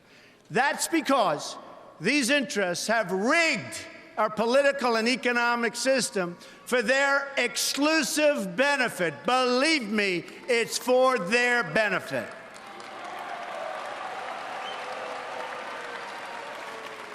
Big business, elite media, and major donors are lining up behind the campaign of my opponent because they know she will keep our rigged system in place.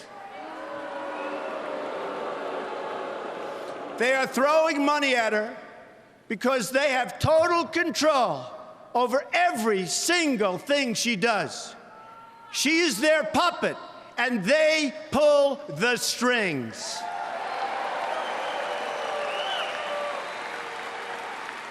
That is why Hillary Clinton's message is that things will never change, never ever. My message is that things have to change, and they have to change right now.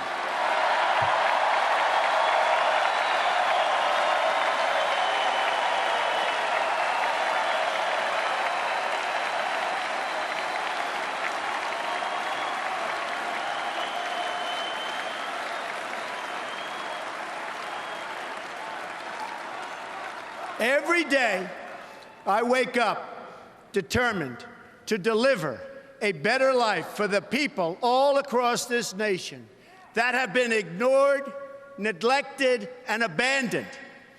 I have visited the laid-off factory workers and the communities crushed by our horrible and unfair trade deals. These are the forgotten men and women of our country, and they are forgotten, but they're not going to be forgotten long.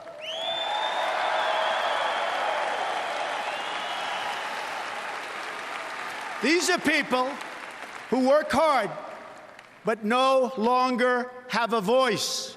I am your voice.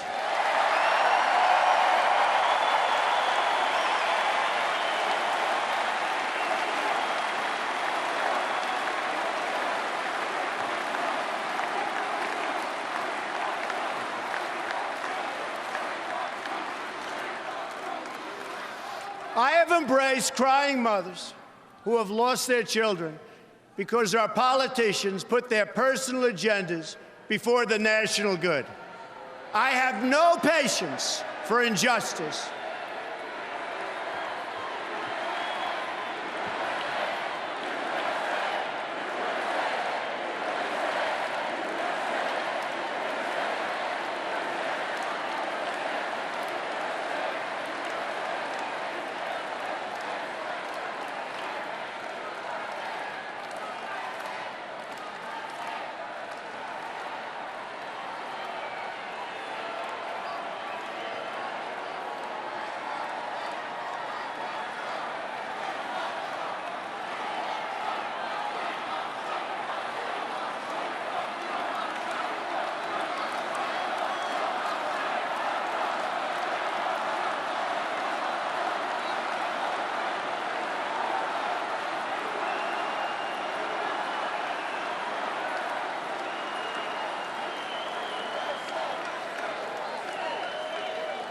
How great are our police, and how great is Cleveland?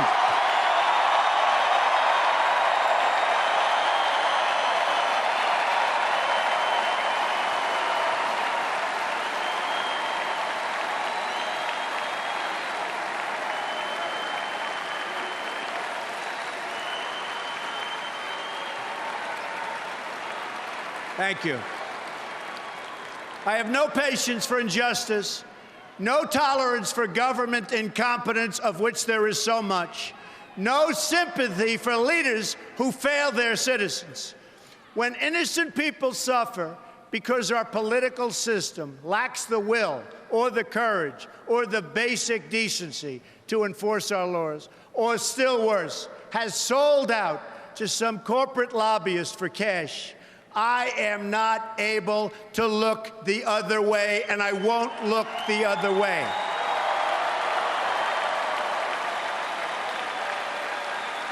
And when a Secretary of State illegally stores her emails on a private server, deletes 33,000 of them so the authorities can't see her crime, puts our country at risk, lies about it in every different form, and faces no consequence, I know that corruption has reached a level like never, ever before in our country.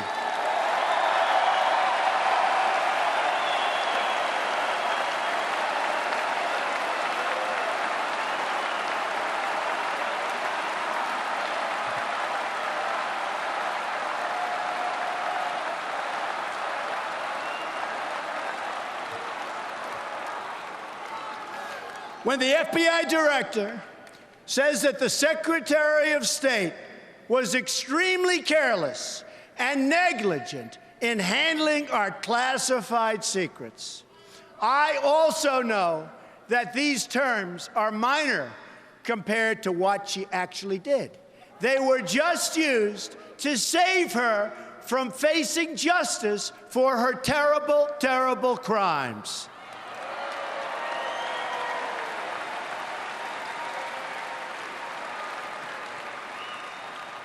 In fact, her single greatest accomplishment may be committing such egregious crime and getting away with it, especially when others who have done far less have paid so dearly.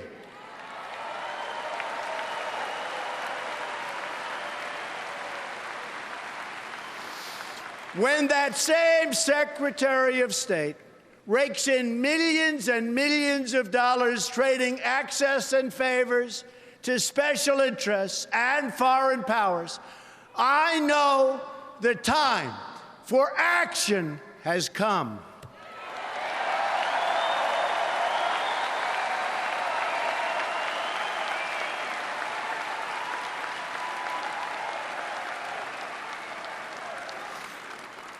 I have joined the political arena so that the powerful can no longer beat up on people who cannot defend themselves.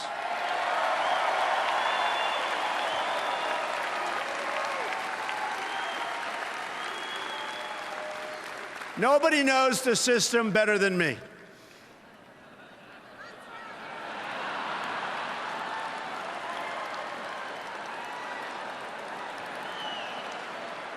Which is why I alone can fix it.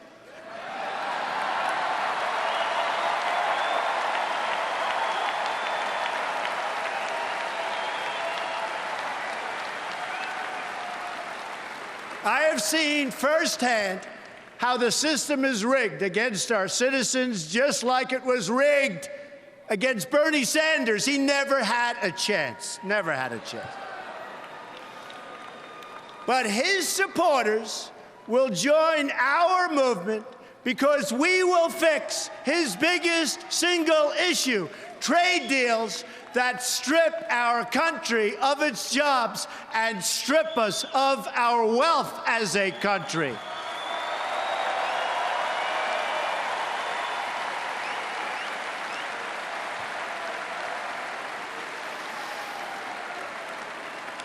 Millions of Democrats will join our movement because we are going to fix the system so it works fairly and justly for each and every American.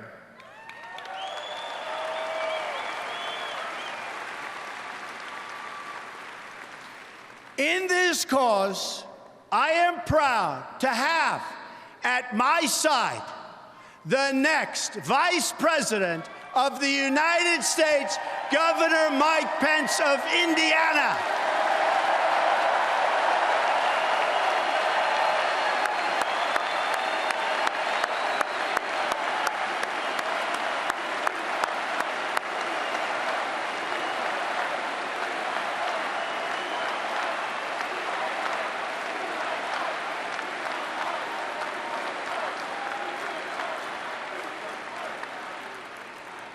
And a great guy. We will bring the same economic success to America that Mike brought to Indiana, which is amazing.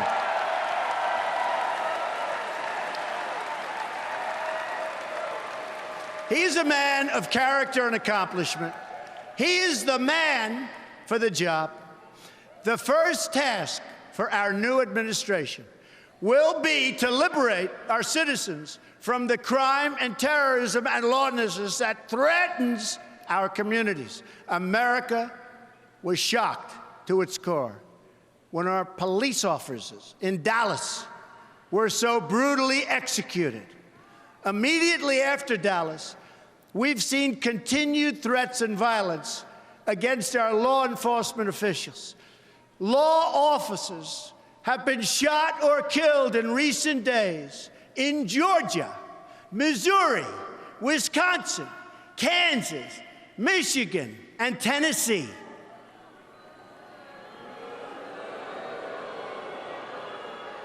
On Sunday, more police were gunned down in Baton Rouge, Louisiana. 3 were killed and 3 were very, very badly injured. An attack on law enforcement is an attack on all Americans.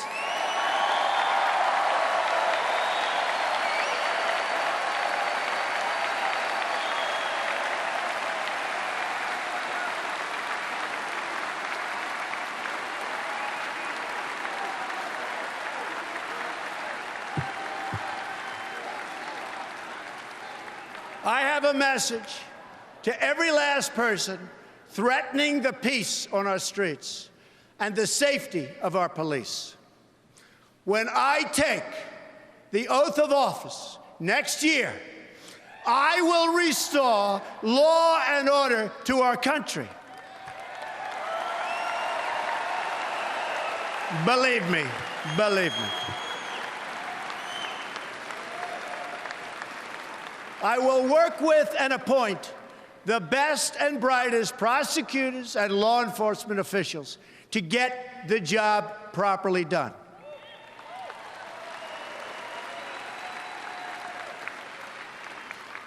In this race for the White House, I am the law and order candidate.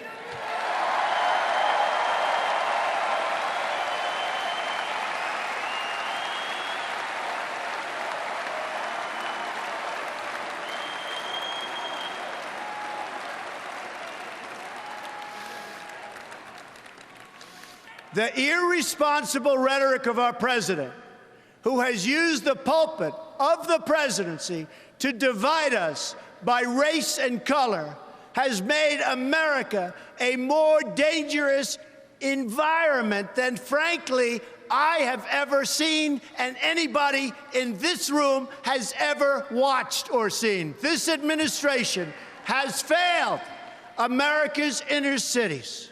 Remember, it has failed America's inner cities. It's failed them on education. It's failed them on jobs. It's failed them in crime. It's failed them in every way and on every single level. When I am president, I will work to ensure that all of our kids are treated equally and protected equally.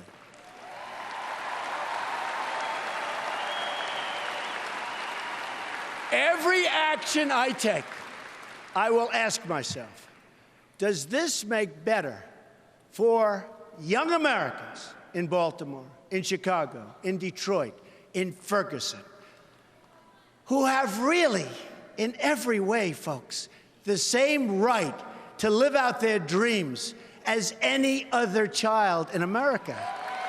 Any other child.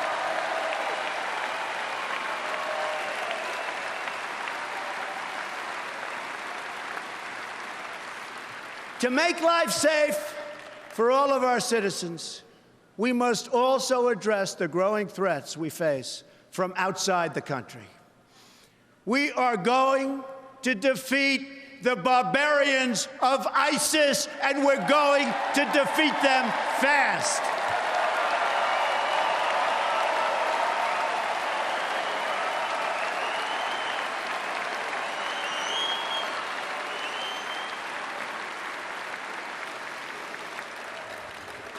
Once again, France is the victim of brutal Islamic terrorism. Men, women, and children viciously mowed down, lives ruined, families ripped apart, a nation in mourning. The damage and devastation that can be inflicted by Islamic radicals has been proven over and over.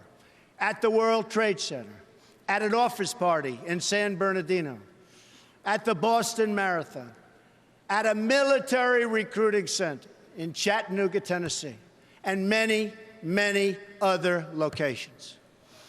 Only weeks ago, in Orlando, Florida, 49 wonderful Americans were savagely murdered by an Islamic terrorist. This time, the terrorist targeted LGBTQ community. No good, and we're going to stop it.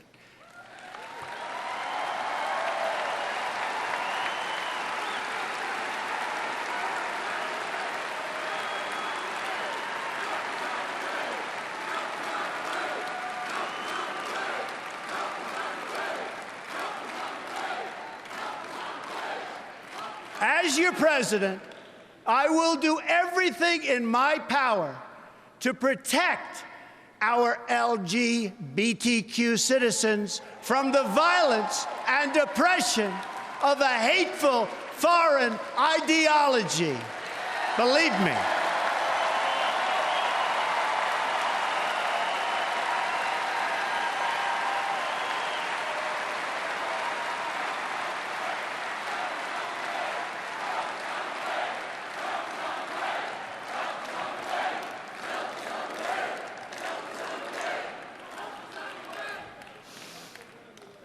And I have to say, as a Republican, it is so nice to hear you cheering for what I just said. Thank you.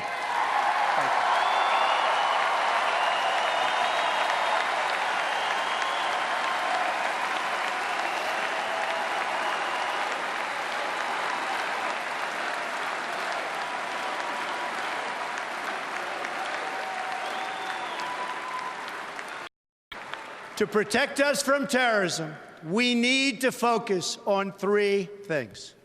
We must have the best absolutely the best gathering of intelligence anywhere in the world.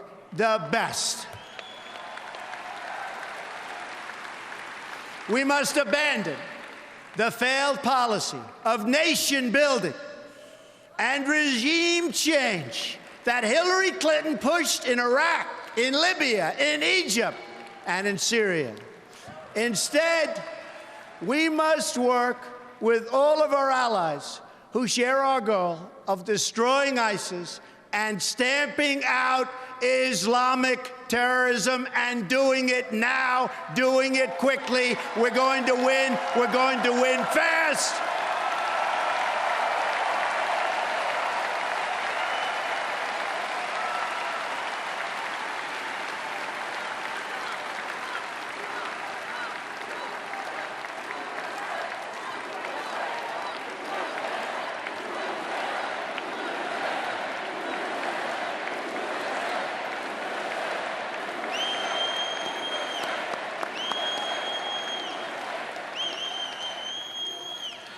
This includes working with our greatest ally in the region, the State of Israel.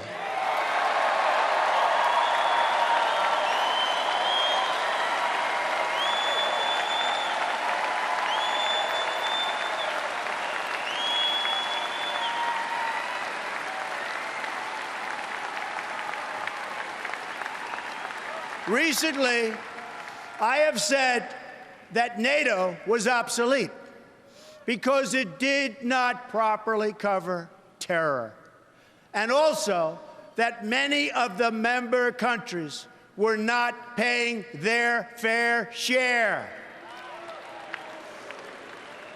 As usual, the United States has been picking up the cost. Shortly thereafter, it was announced that NATO will be setting up a new program in order to combat terrorism, a true step in the right direction.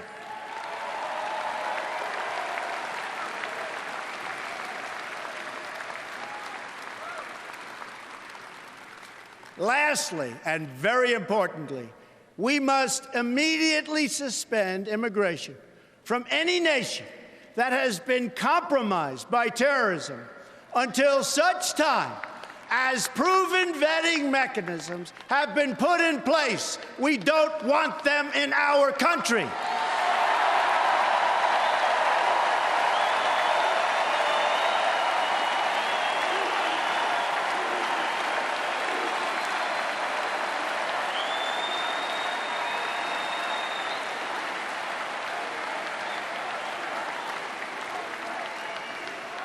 My opponent has called for a radical 550% increase in Syrian. Think of this. Think of this. This is not believable, but this is what's happening. A 550% increase in Syrian refugees on top of the existing massive refugee flows coming into our country already under the leadership of President Obama.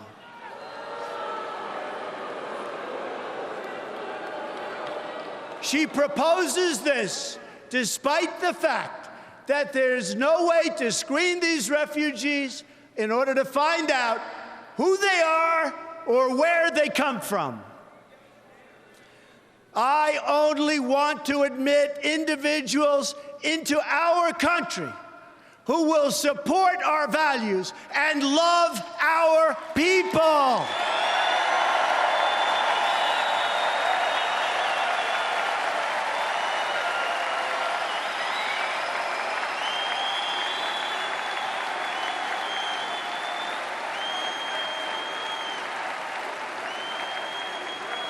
Anyone who endorses violence, hatred, or oppression is not welcome in our country and never, ever will be.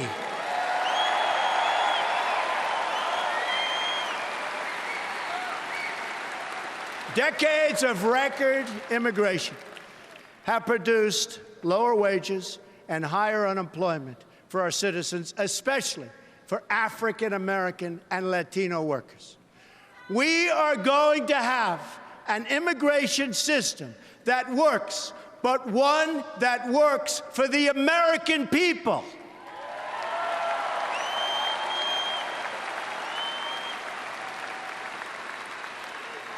On Monday, we heard from 3 parents whose children were killed by illegal immigrants: Marianne Mendoza, Sabine Durden, and my friend, Jamil Shaw. They're just 3 brave representatives of many thousands who have suffered so gravely. Of all my travels in this country, nothing has affected me more, nothing even close, I have to tell you, than the time I have spent with the mothers and fathers who have lost their children to violence spilling across our borders, which we can solve. We have to solve it.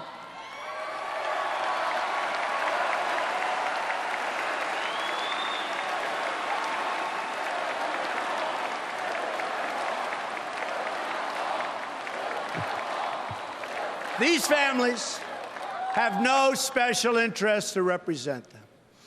There are no demonstrators to protect them, and certainly none to protest on their behalf.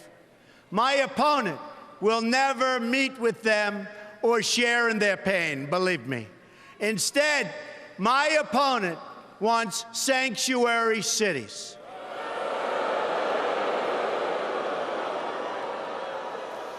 But where was the sanctuary for Kate Steinle? Where was the sanctuary for the children of Marianne and Sabine and Jamil? Where was the sanctuary for all of the other? Oh, it's so sad to even be talking about it, because we could solve this problem so quickly. Where was the sanctuary for all of the other Americans who have been so brutally murdered and who have suffered so horribly?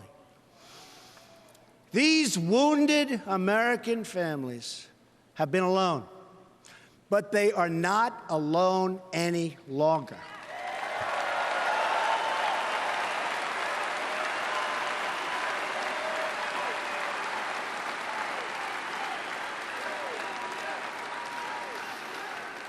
Tonight, this candidate and the whole nation stand in their corner to support them, to send them our love, and to pledge in their honor that we will save countless more families from suffering and the same awful fate.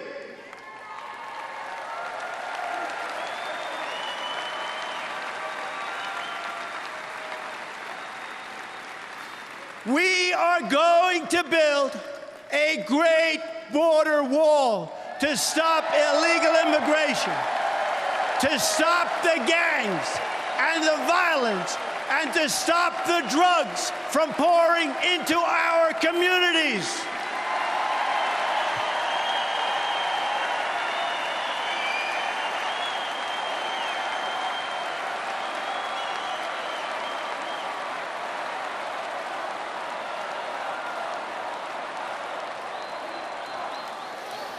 I have been honored to receive the endorsement of America's Border Patrol agents.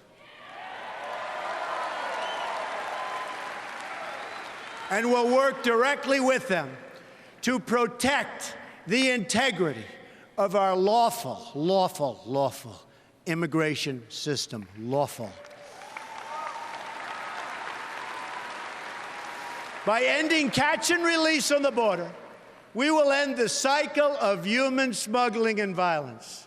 Illegal border crossings will go down. We will stop it. It won't be happening very much anymore, believe me.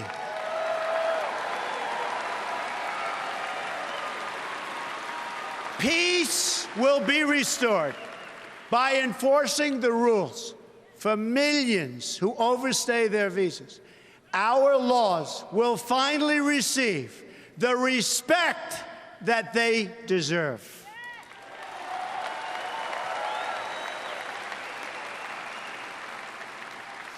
Tonight, I want every American whose demands for immigration security have been denied, and every politician who has denied them, to listen very, very closely to the words I am about to say. On January 20th of 2017, the day I take the oath of office,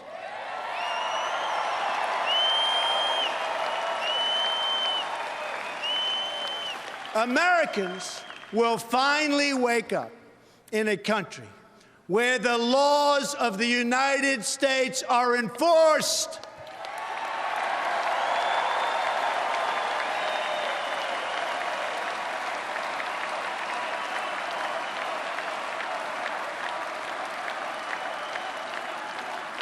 We are going to be considerate and compassionate to everyone. But my greatest compassion will be for our own struggling citizens.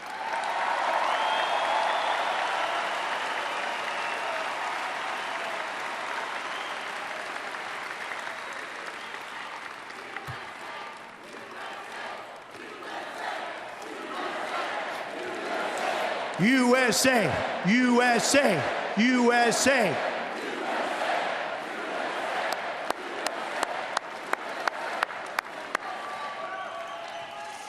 My plan is the exact opposite of the radical and dangerous immigration policy of Hillary Clinton.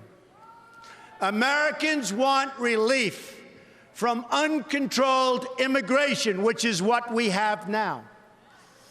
Communities want relief, yet Hillary Clinton is proposing mass amnesty, mass immigration, and mass lawlessness.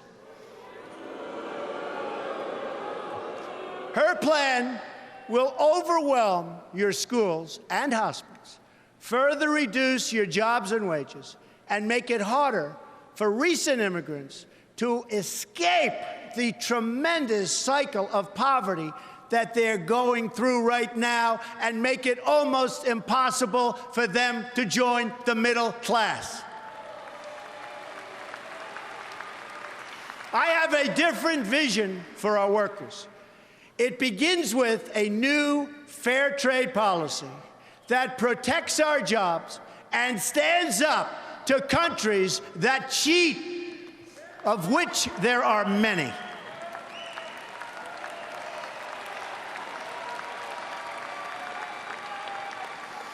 It's been a signature message of my campaign from day one, and it will be a signature feature of my presidency from the moment I take the oath of office.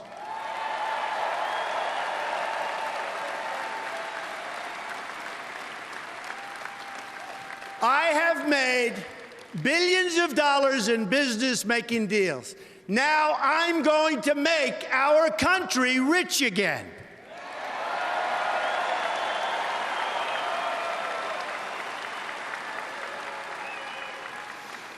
Using the greatest business people in the world, which our country has, I am going to turn our bad trade agreements into great trade agreements.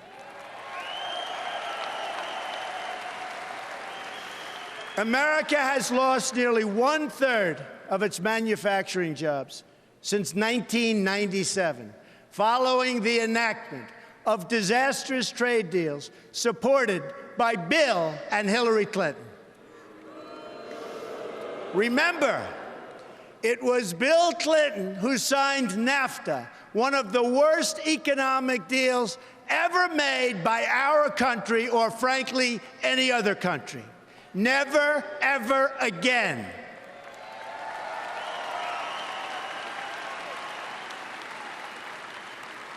I am going to bring back our jobs to Ohio and Pennsylvania and New York and Michigan and all of America.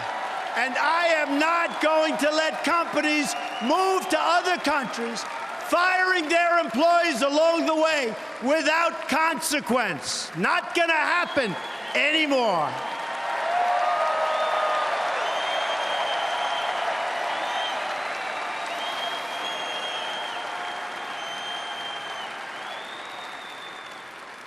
My opponent, on the other hand, has supported virtually every trade agreement that has been destroying our middle class.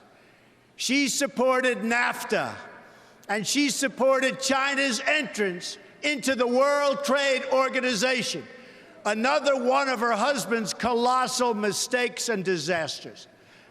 She supported the job-killing trade deal with South Korea. She supported the Trans-Pacific Partnership, which will not only destroy our manufacturing, but it will make America subject to the rulings of foreign governments, and it's not going to happen.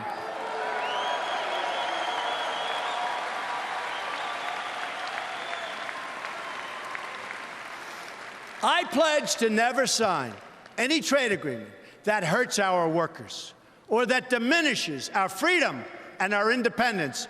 We will never, ever sign bad trade deals. America first. Again, America first.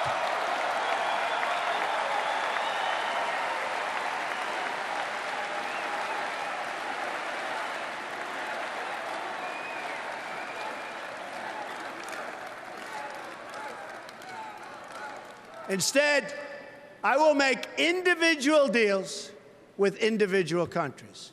No longer will we enter into these massive transactions with many countries that are thousands of pages long and which no one from our country even reads or understands.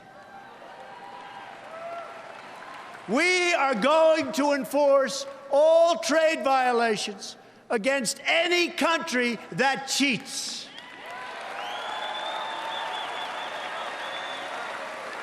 This includes stopping China's outrageous theft of intellectual property, along with their illegal product dumping and their devastating currency manipulation. They are the greatest that ever came about. They are the greatest currency manipulators ever.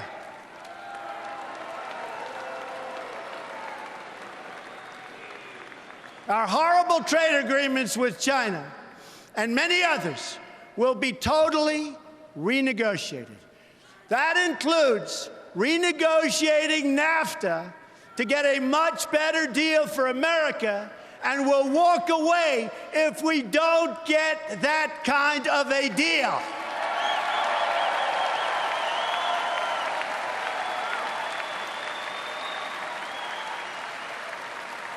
Our country is going to start building and making things again.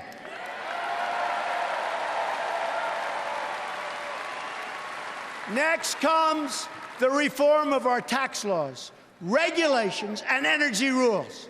While Hillary Clinton plans a massive, and I mean massive, tax increase, I have proposed the largest tax reduction of any candidate who has run for president this year, Democrat or Republican.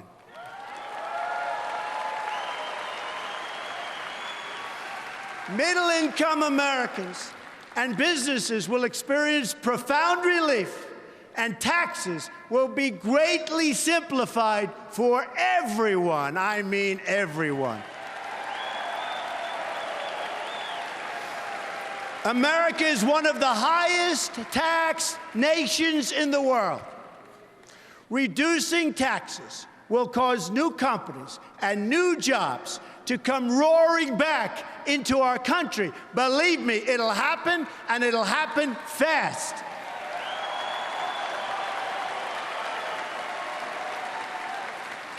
Then we're going to deal with the issue of regulation, one of the greatest job killers of them all. Excessive regulation is costing our country as much as $2 trillion a year, and we will end it very, very quickly.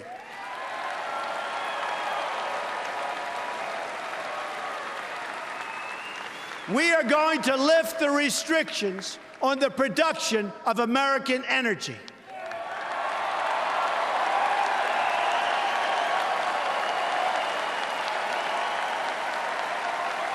This will produce more than $20 trillion in job-creating economic activity over the next 4 decades.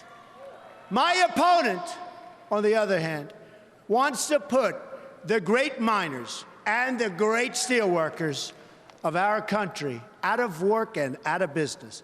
That will never happen with Donald J. Trump as president. Our steelworkers and our miners are going back to work again.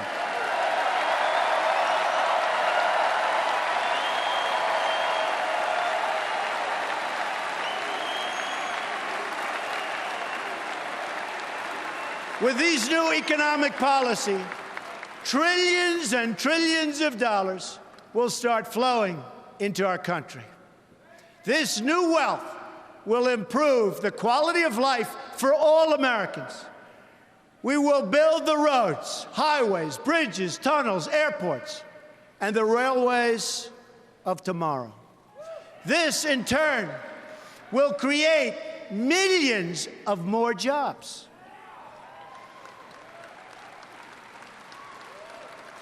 We will rescue kids from failing schools by helping their parents send them to a safe school of their choice.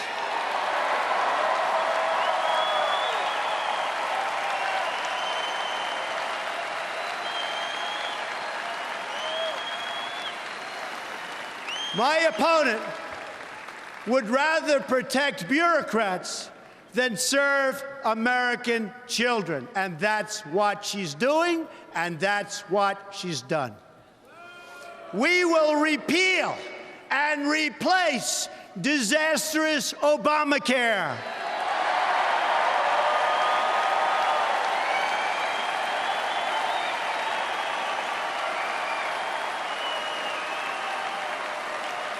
You will be able to choose your own doctor again.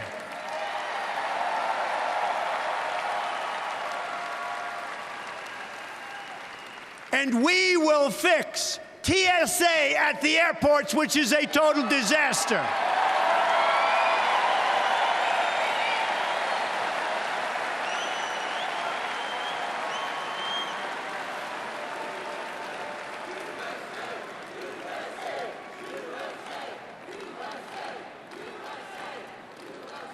Thank you.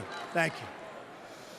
We're going to work with all of our students who are drowning in debt to take the pressure off these young people just starting out in their adult lives. Tremendous problem. We will completely rebuild our depleted military.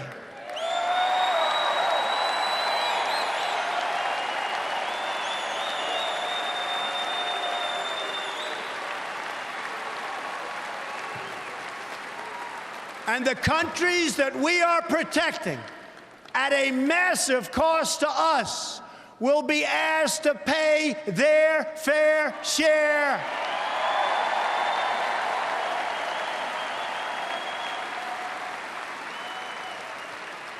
We will take care of our great veterans like they have never been taken care of before.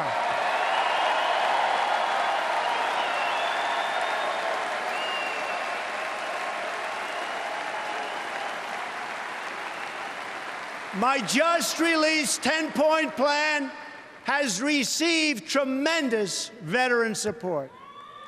We will guarantee those who serve this country will be able to visit the doctor or hospital of their choice without waiting 5 days on a line and dying.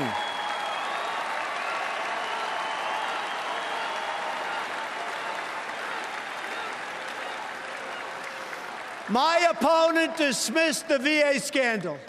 One more sign of how out of touch she really is.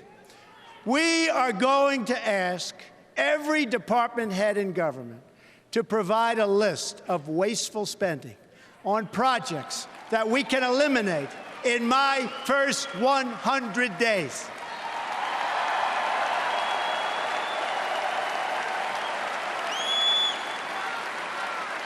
The politicians have talked about this for years, but I'm going to do it.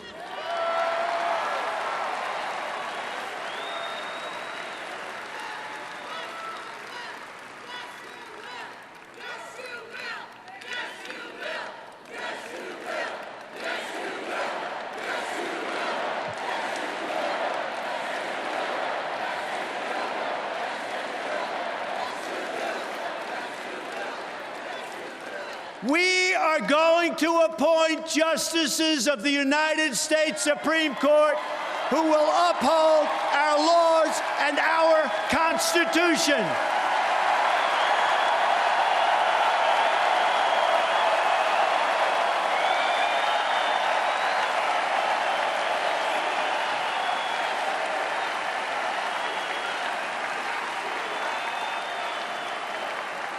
The replacement of our beloved Justice Scalia will be a person of similar views, principles, and judicial philosophies. Very important. This will be one of the most important issues decided by this election. My opponent wants to essentially abolish the Second Amendment.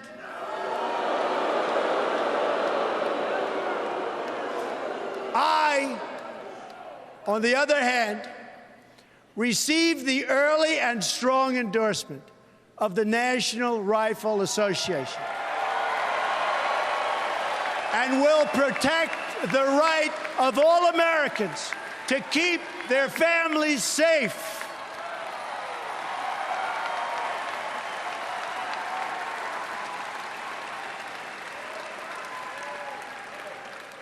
At this moment, I would like to thank the evangelical and religious community, because I'll tell you what, the support that they've given me, and I'm not sure I totally deserve it, has been so amazing and has had such a big reason for me being here tonight. True. So true.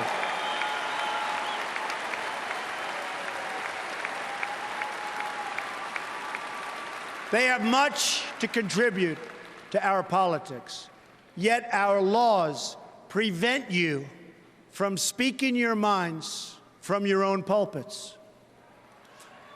An amendment pushed by Lyndon Johnson many years ago threatens religious institutions with a loss of their tax-exempt status if they openly advocate their political views. Their voice has been taken away.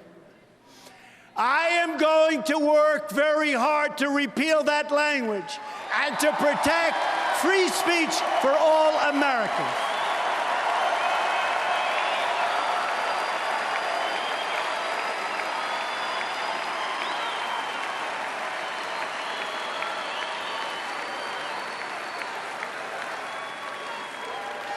We can accomplish these great things and so much more.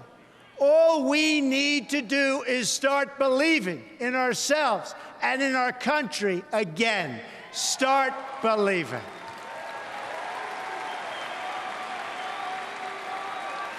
It is time to show the whole world that America is back, bigger and better and stronger than ever before.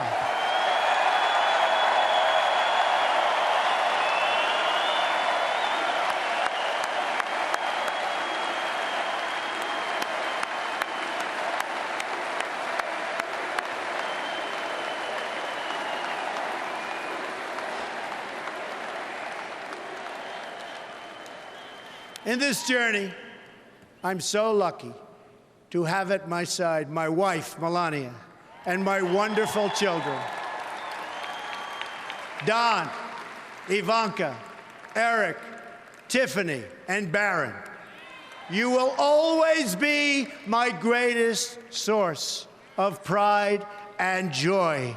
And by the way, Melania and Ivanka, did they do a job?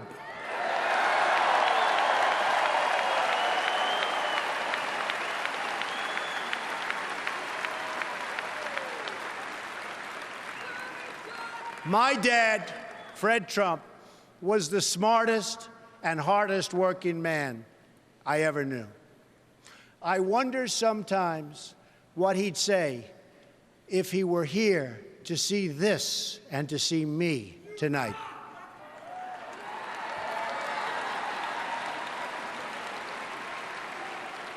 It's because of him that I learned from my youngest age to respect the dignity of work and the dignity of working people.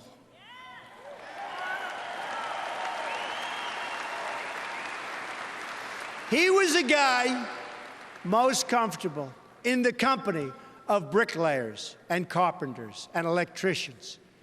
And I have a lot of that in me also. I love those people.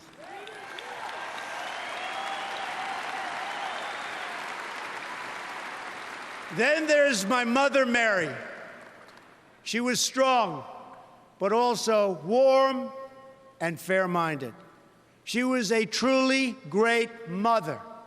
She was also one of the most honest and charitable people that I have ever known, and a great, great judge of character. She could pick them out from anywhere. To my sisters, Mary Ann and Elizabeth, my brother, Robert, and my late brother, Fred, I will always give you my love. You are most special to me.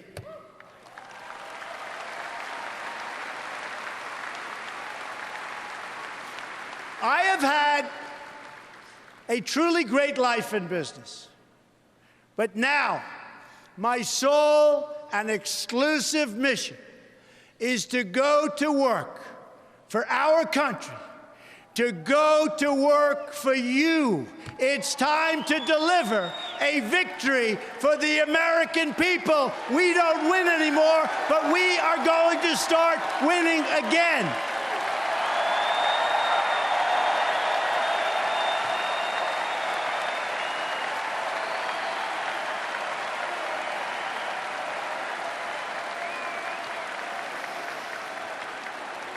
But to do that, we must break free from the petty politics of the past.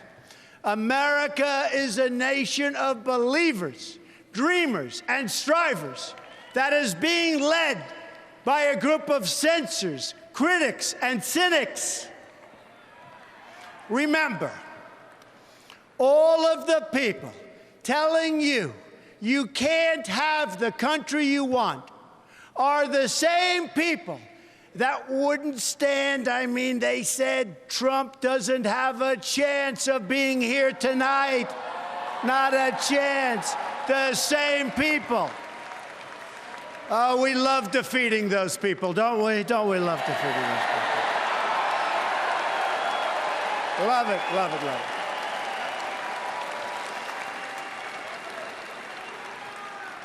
it. No longer can we rely on those same people in the media and politics who will say anything to keep our rigged system in place. Instead, we must choose to believe in America. History is watching us now. We don't have much time, but history is watching. It's waiting to see if we will rise to the occasion and if we will show the whole world that America is still free and independent and strong.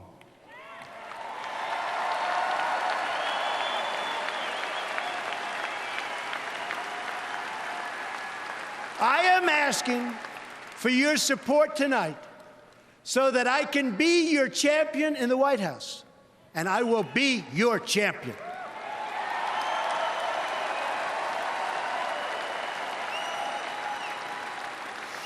My opponent asks her supporters to recite a 3-word loyalty pledge. It reads, "I'm with her." I choose to recite a different pledge. My pledge reads, "I'm with you, the American people."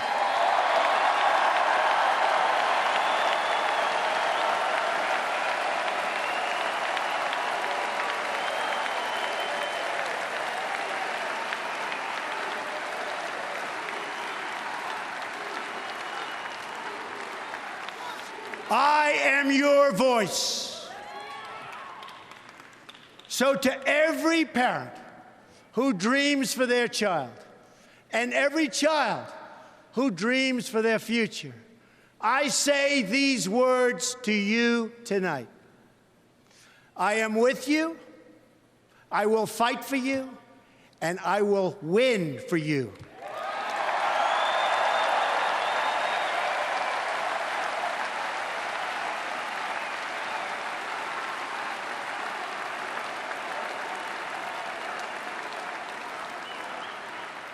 To all Americans tonight, in all of our cities and in all of our towns, I make this promise. We will make America strong again. We will make America proud again. We will make America safe again. And we will make America great again. God bless you and good night. I love you.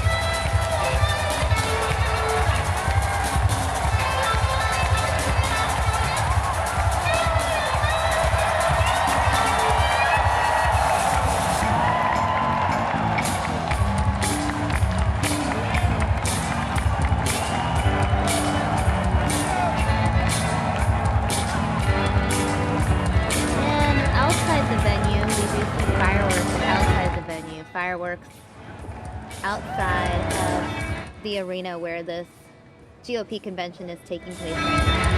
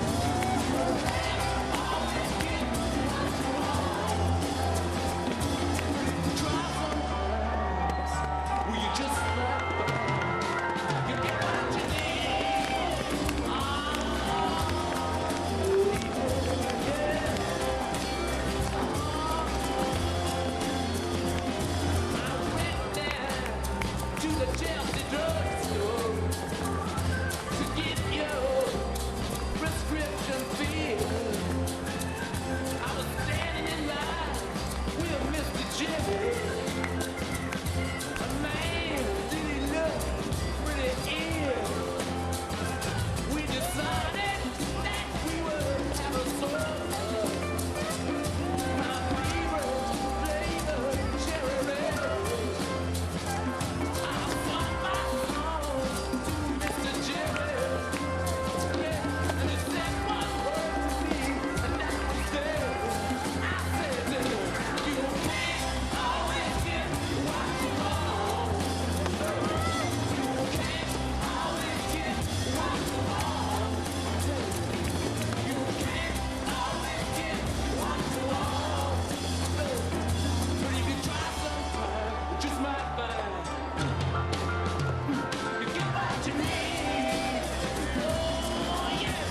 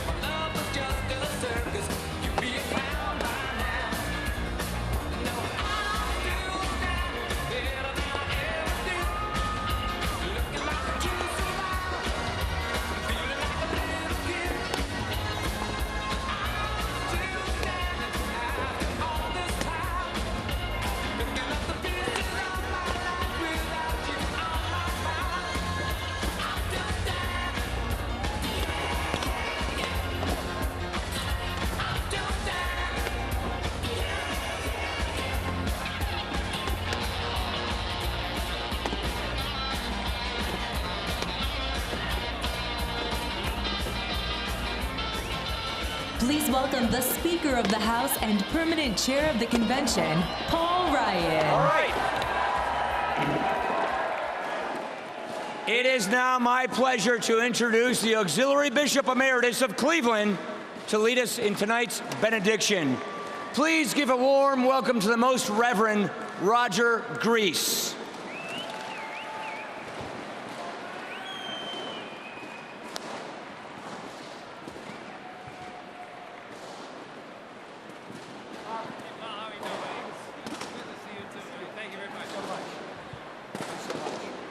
What a party, huh? What a party. I'll tell you what, I hope you never forget Cleveland, because we will never forget you. Thank you, Cleveland. You brought another championship to Cleveland tonight.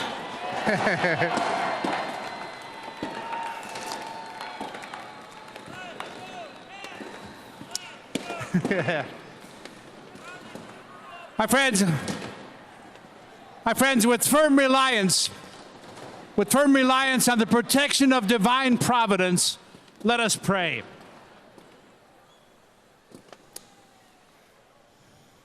Almighty God, we beg your continued blessings on this assembly and on all those who proudly call America home.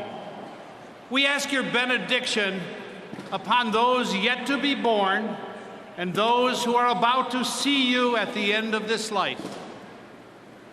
Bless all of us whose ancestors arrived on these shores generations ago, as well as those who have come recently and those who will come in the future. We lift up to your loving care those afflicted by the recent terrorist attacks and the tragic killings of citizens and police. And we ask for the grace to stand in solidarity with all those who suffer. May we strive to include your tired, your poor, your huddled masses yearning to breathe free in the production and prosperity of a people so richly blessed. O loving and merciful God, we ask your guidance for those who govern us, the President and Vice President, the Congress, the Supreme Court, and on all those who seek to serve the common good by seeking public office, especially Donald J. Trump and Governor Mike Pence. Make them all worthy to serve you by serving your country.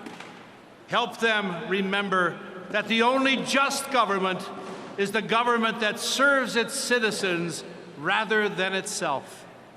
Almighty God, we thank you as well for the gift of liberty.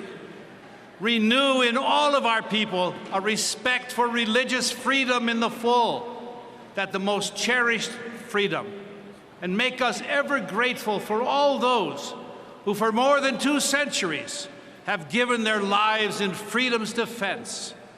We commend their noble souls to your eternal care, as even now we beg your mighty hand upon our beloved safety forces and all our men and women in uniform. May we know the truth of your creation, respecting every life of every human being from conception to natural death, and give us strength and the courage to bring the pro-life platform of this 2016 Republican National Convention to fulfillment. And may we grow in our love for you, our God, and love our neighbor as ourselves. And we pray that we will bring America back to life, bring America back to work, and bring America together, one nation under God. And we beseech your blessing on all who depart from here this evening, and on all those of every land who seek to conduct their lives in freedom. But most of all, Almighty God, we thank you for the great gift of our beloved country. Dear God, bless America, you who live and reign forever and ever. Amen? Amen. Thank you, Your Excellency. Thank you. Appreciate it. Good luck to you. Thank you. God bless you, too. Thank you. Thank you, man. The chair recognizes the delegate from the state of Michigan. Mr. Chairman, I am Ronna Romney McDaniel from Michigan, and I move that the 2016 Republican National Convention, having completed its business, do now stand adjourned. Sine die. Thank you. The question is now occurs on the motion to adjourn sine die. All those in favor will signify by saying aye. Those opposed say no. The opinion of the chair, the ayes have it.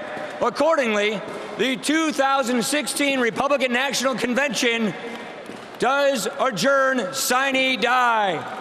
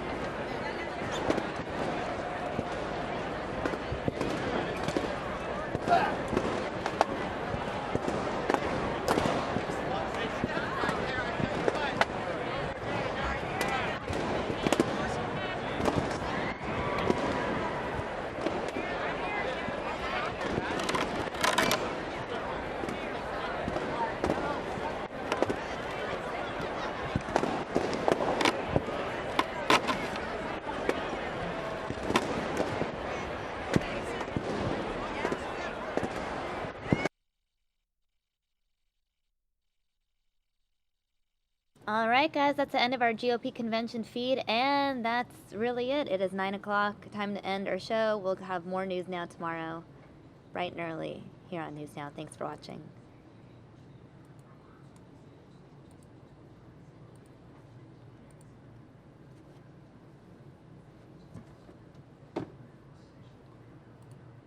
Also, for those of you who did not get to watch the full coverage of the RNC, all you need to do is go to our YouTube channel, youtube.com/Fox10Phoenix, and we have everyone's speech clipped up there, so you can go see the highlights there, youtube.com/Fox10Phoenix. Once again, I'm Samia Khan. You can find me on Twitter, SamiaFox10, and I will see you guys tomorrow. Bye.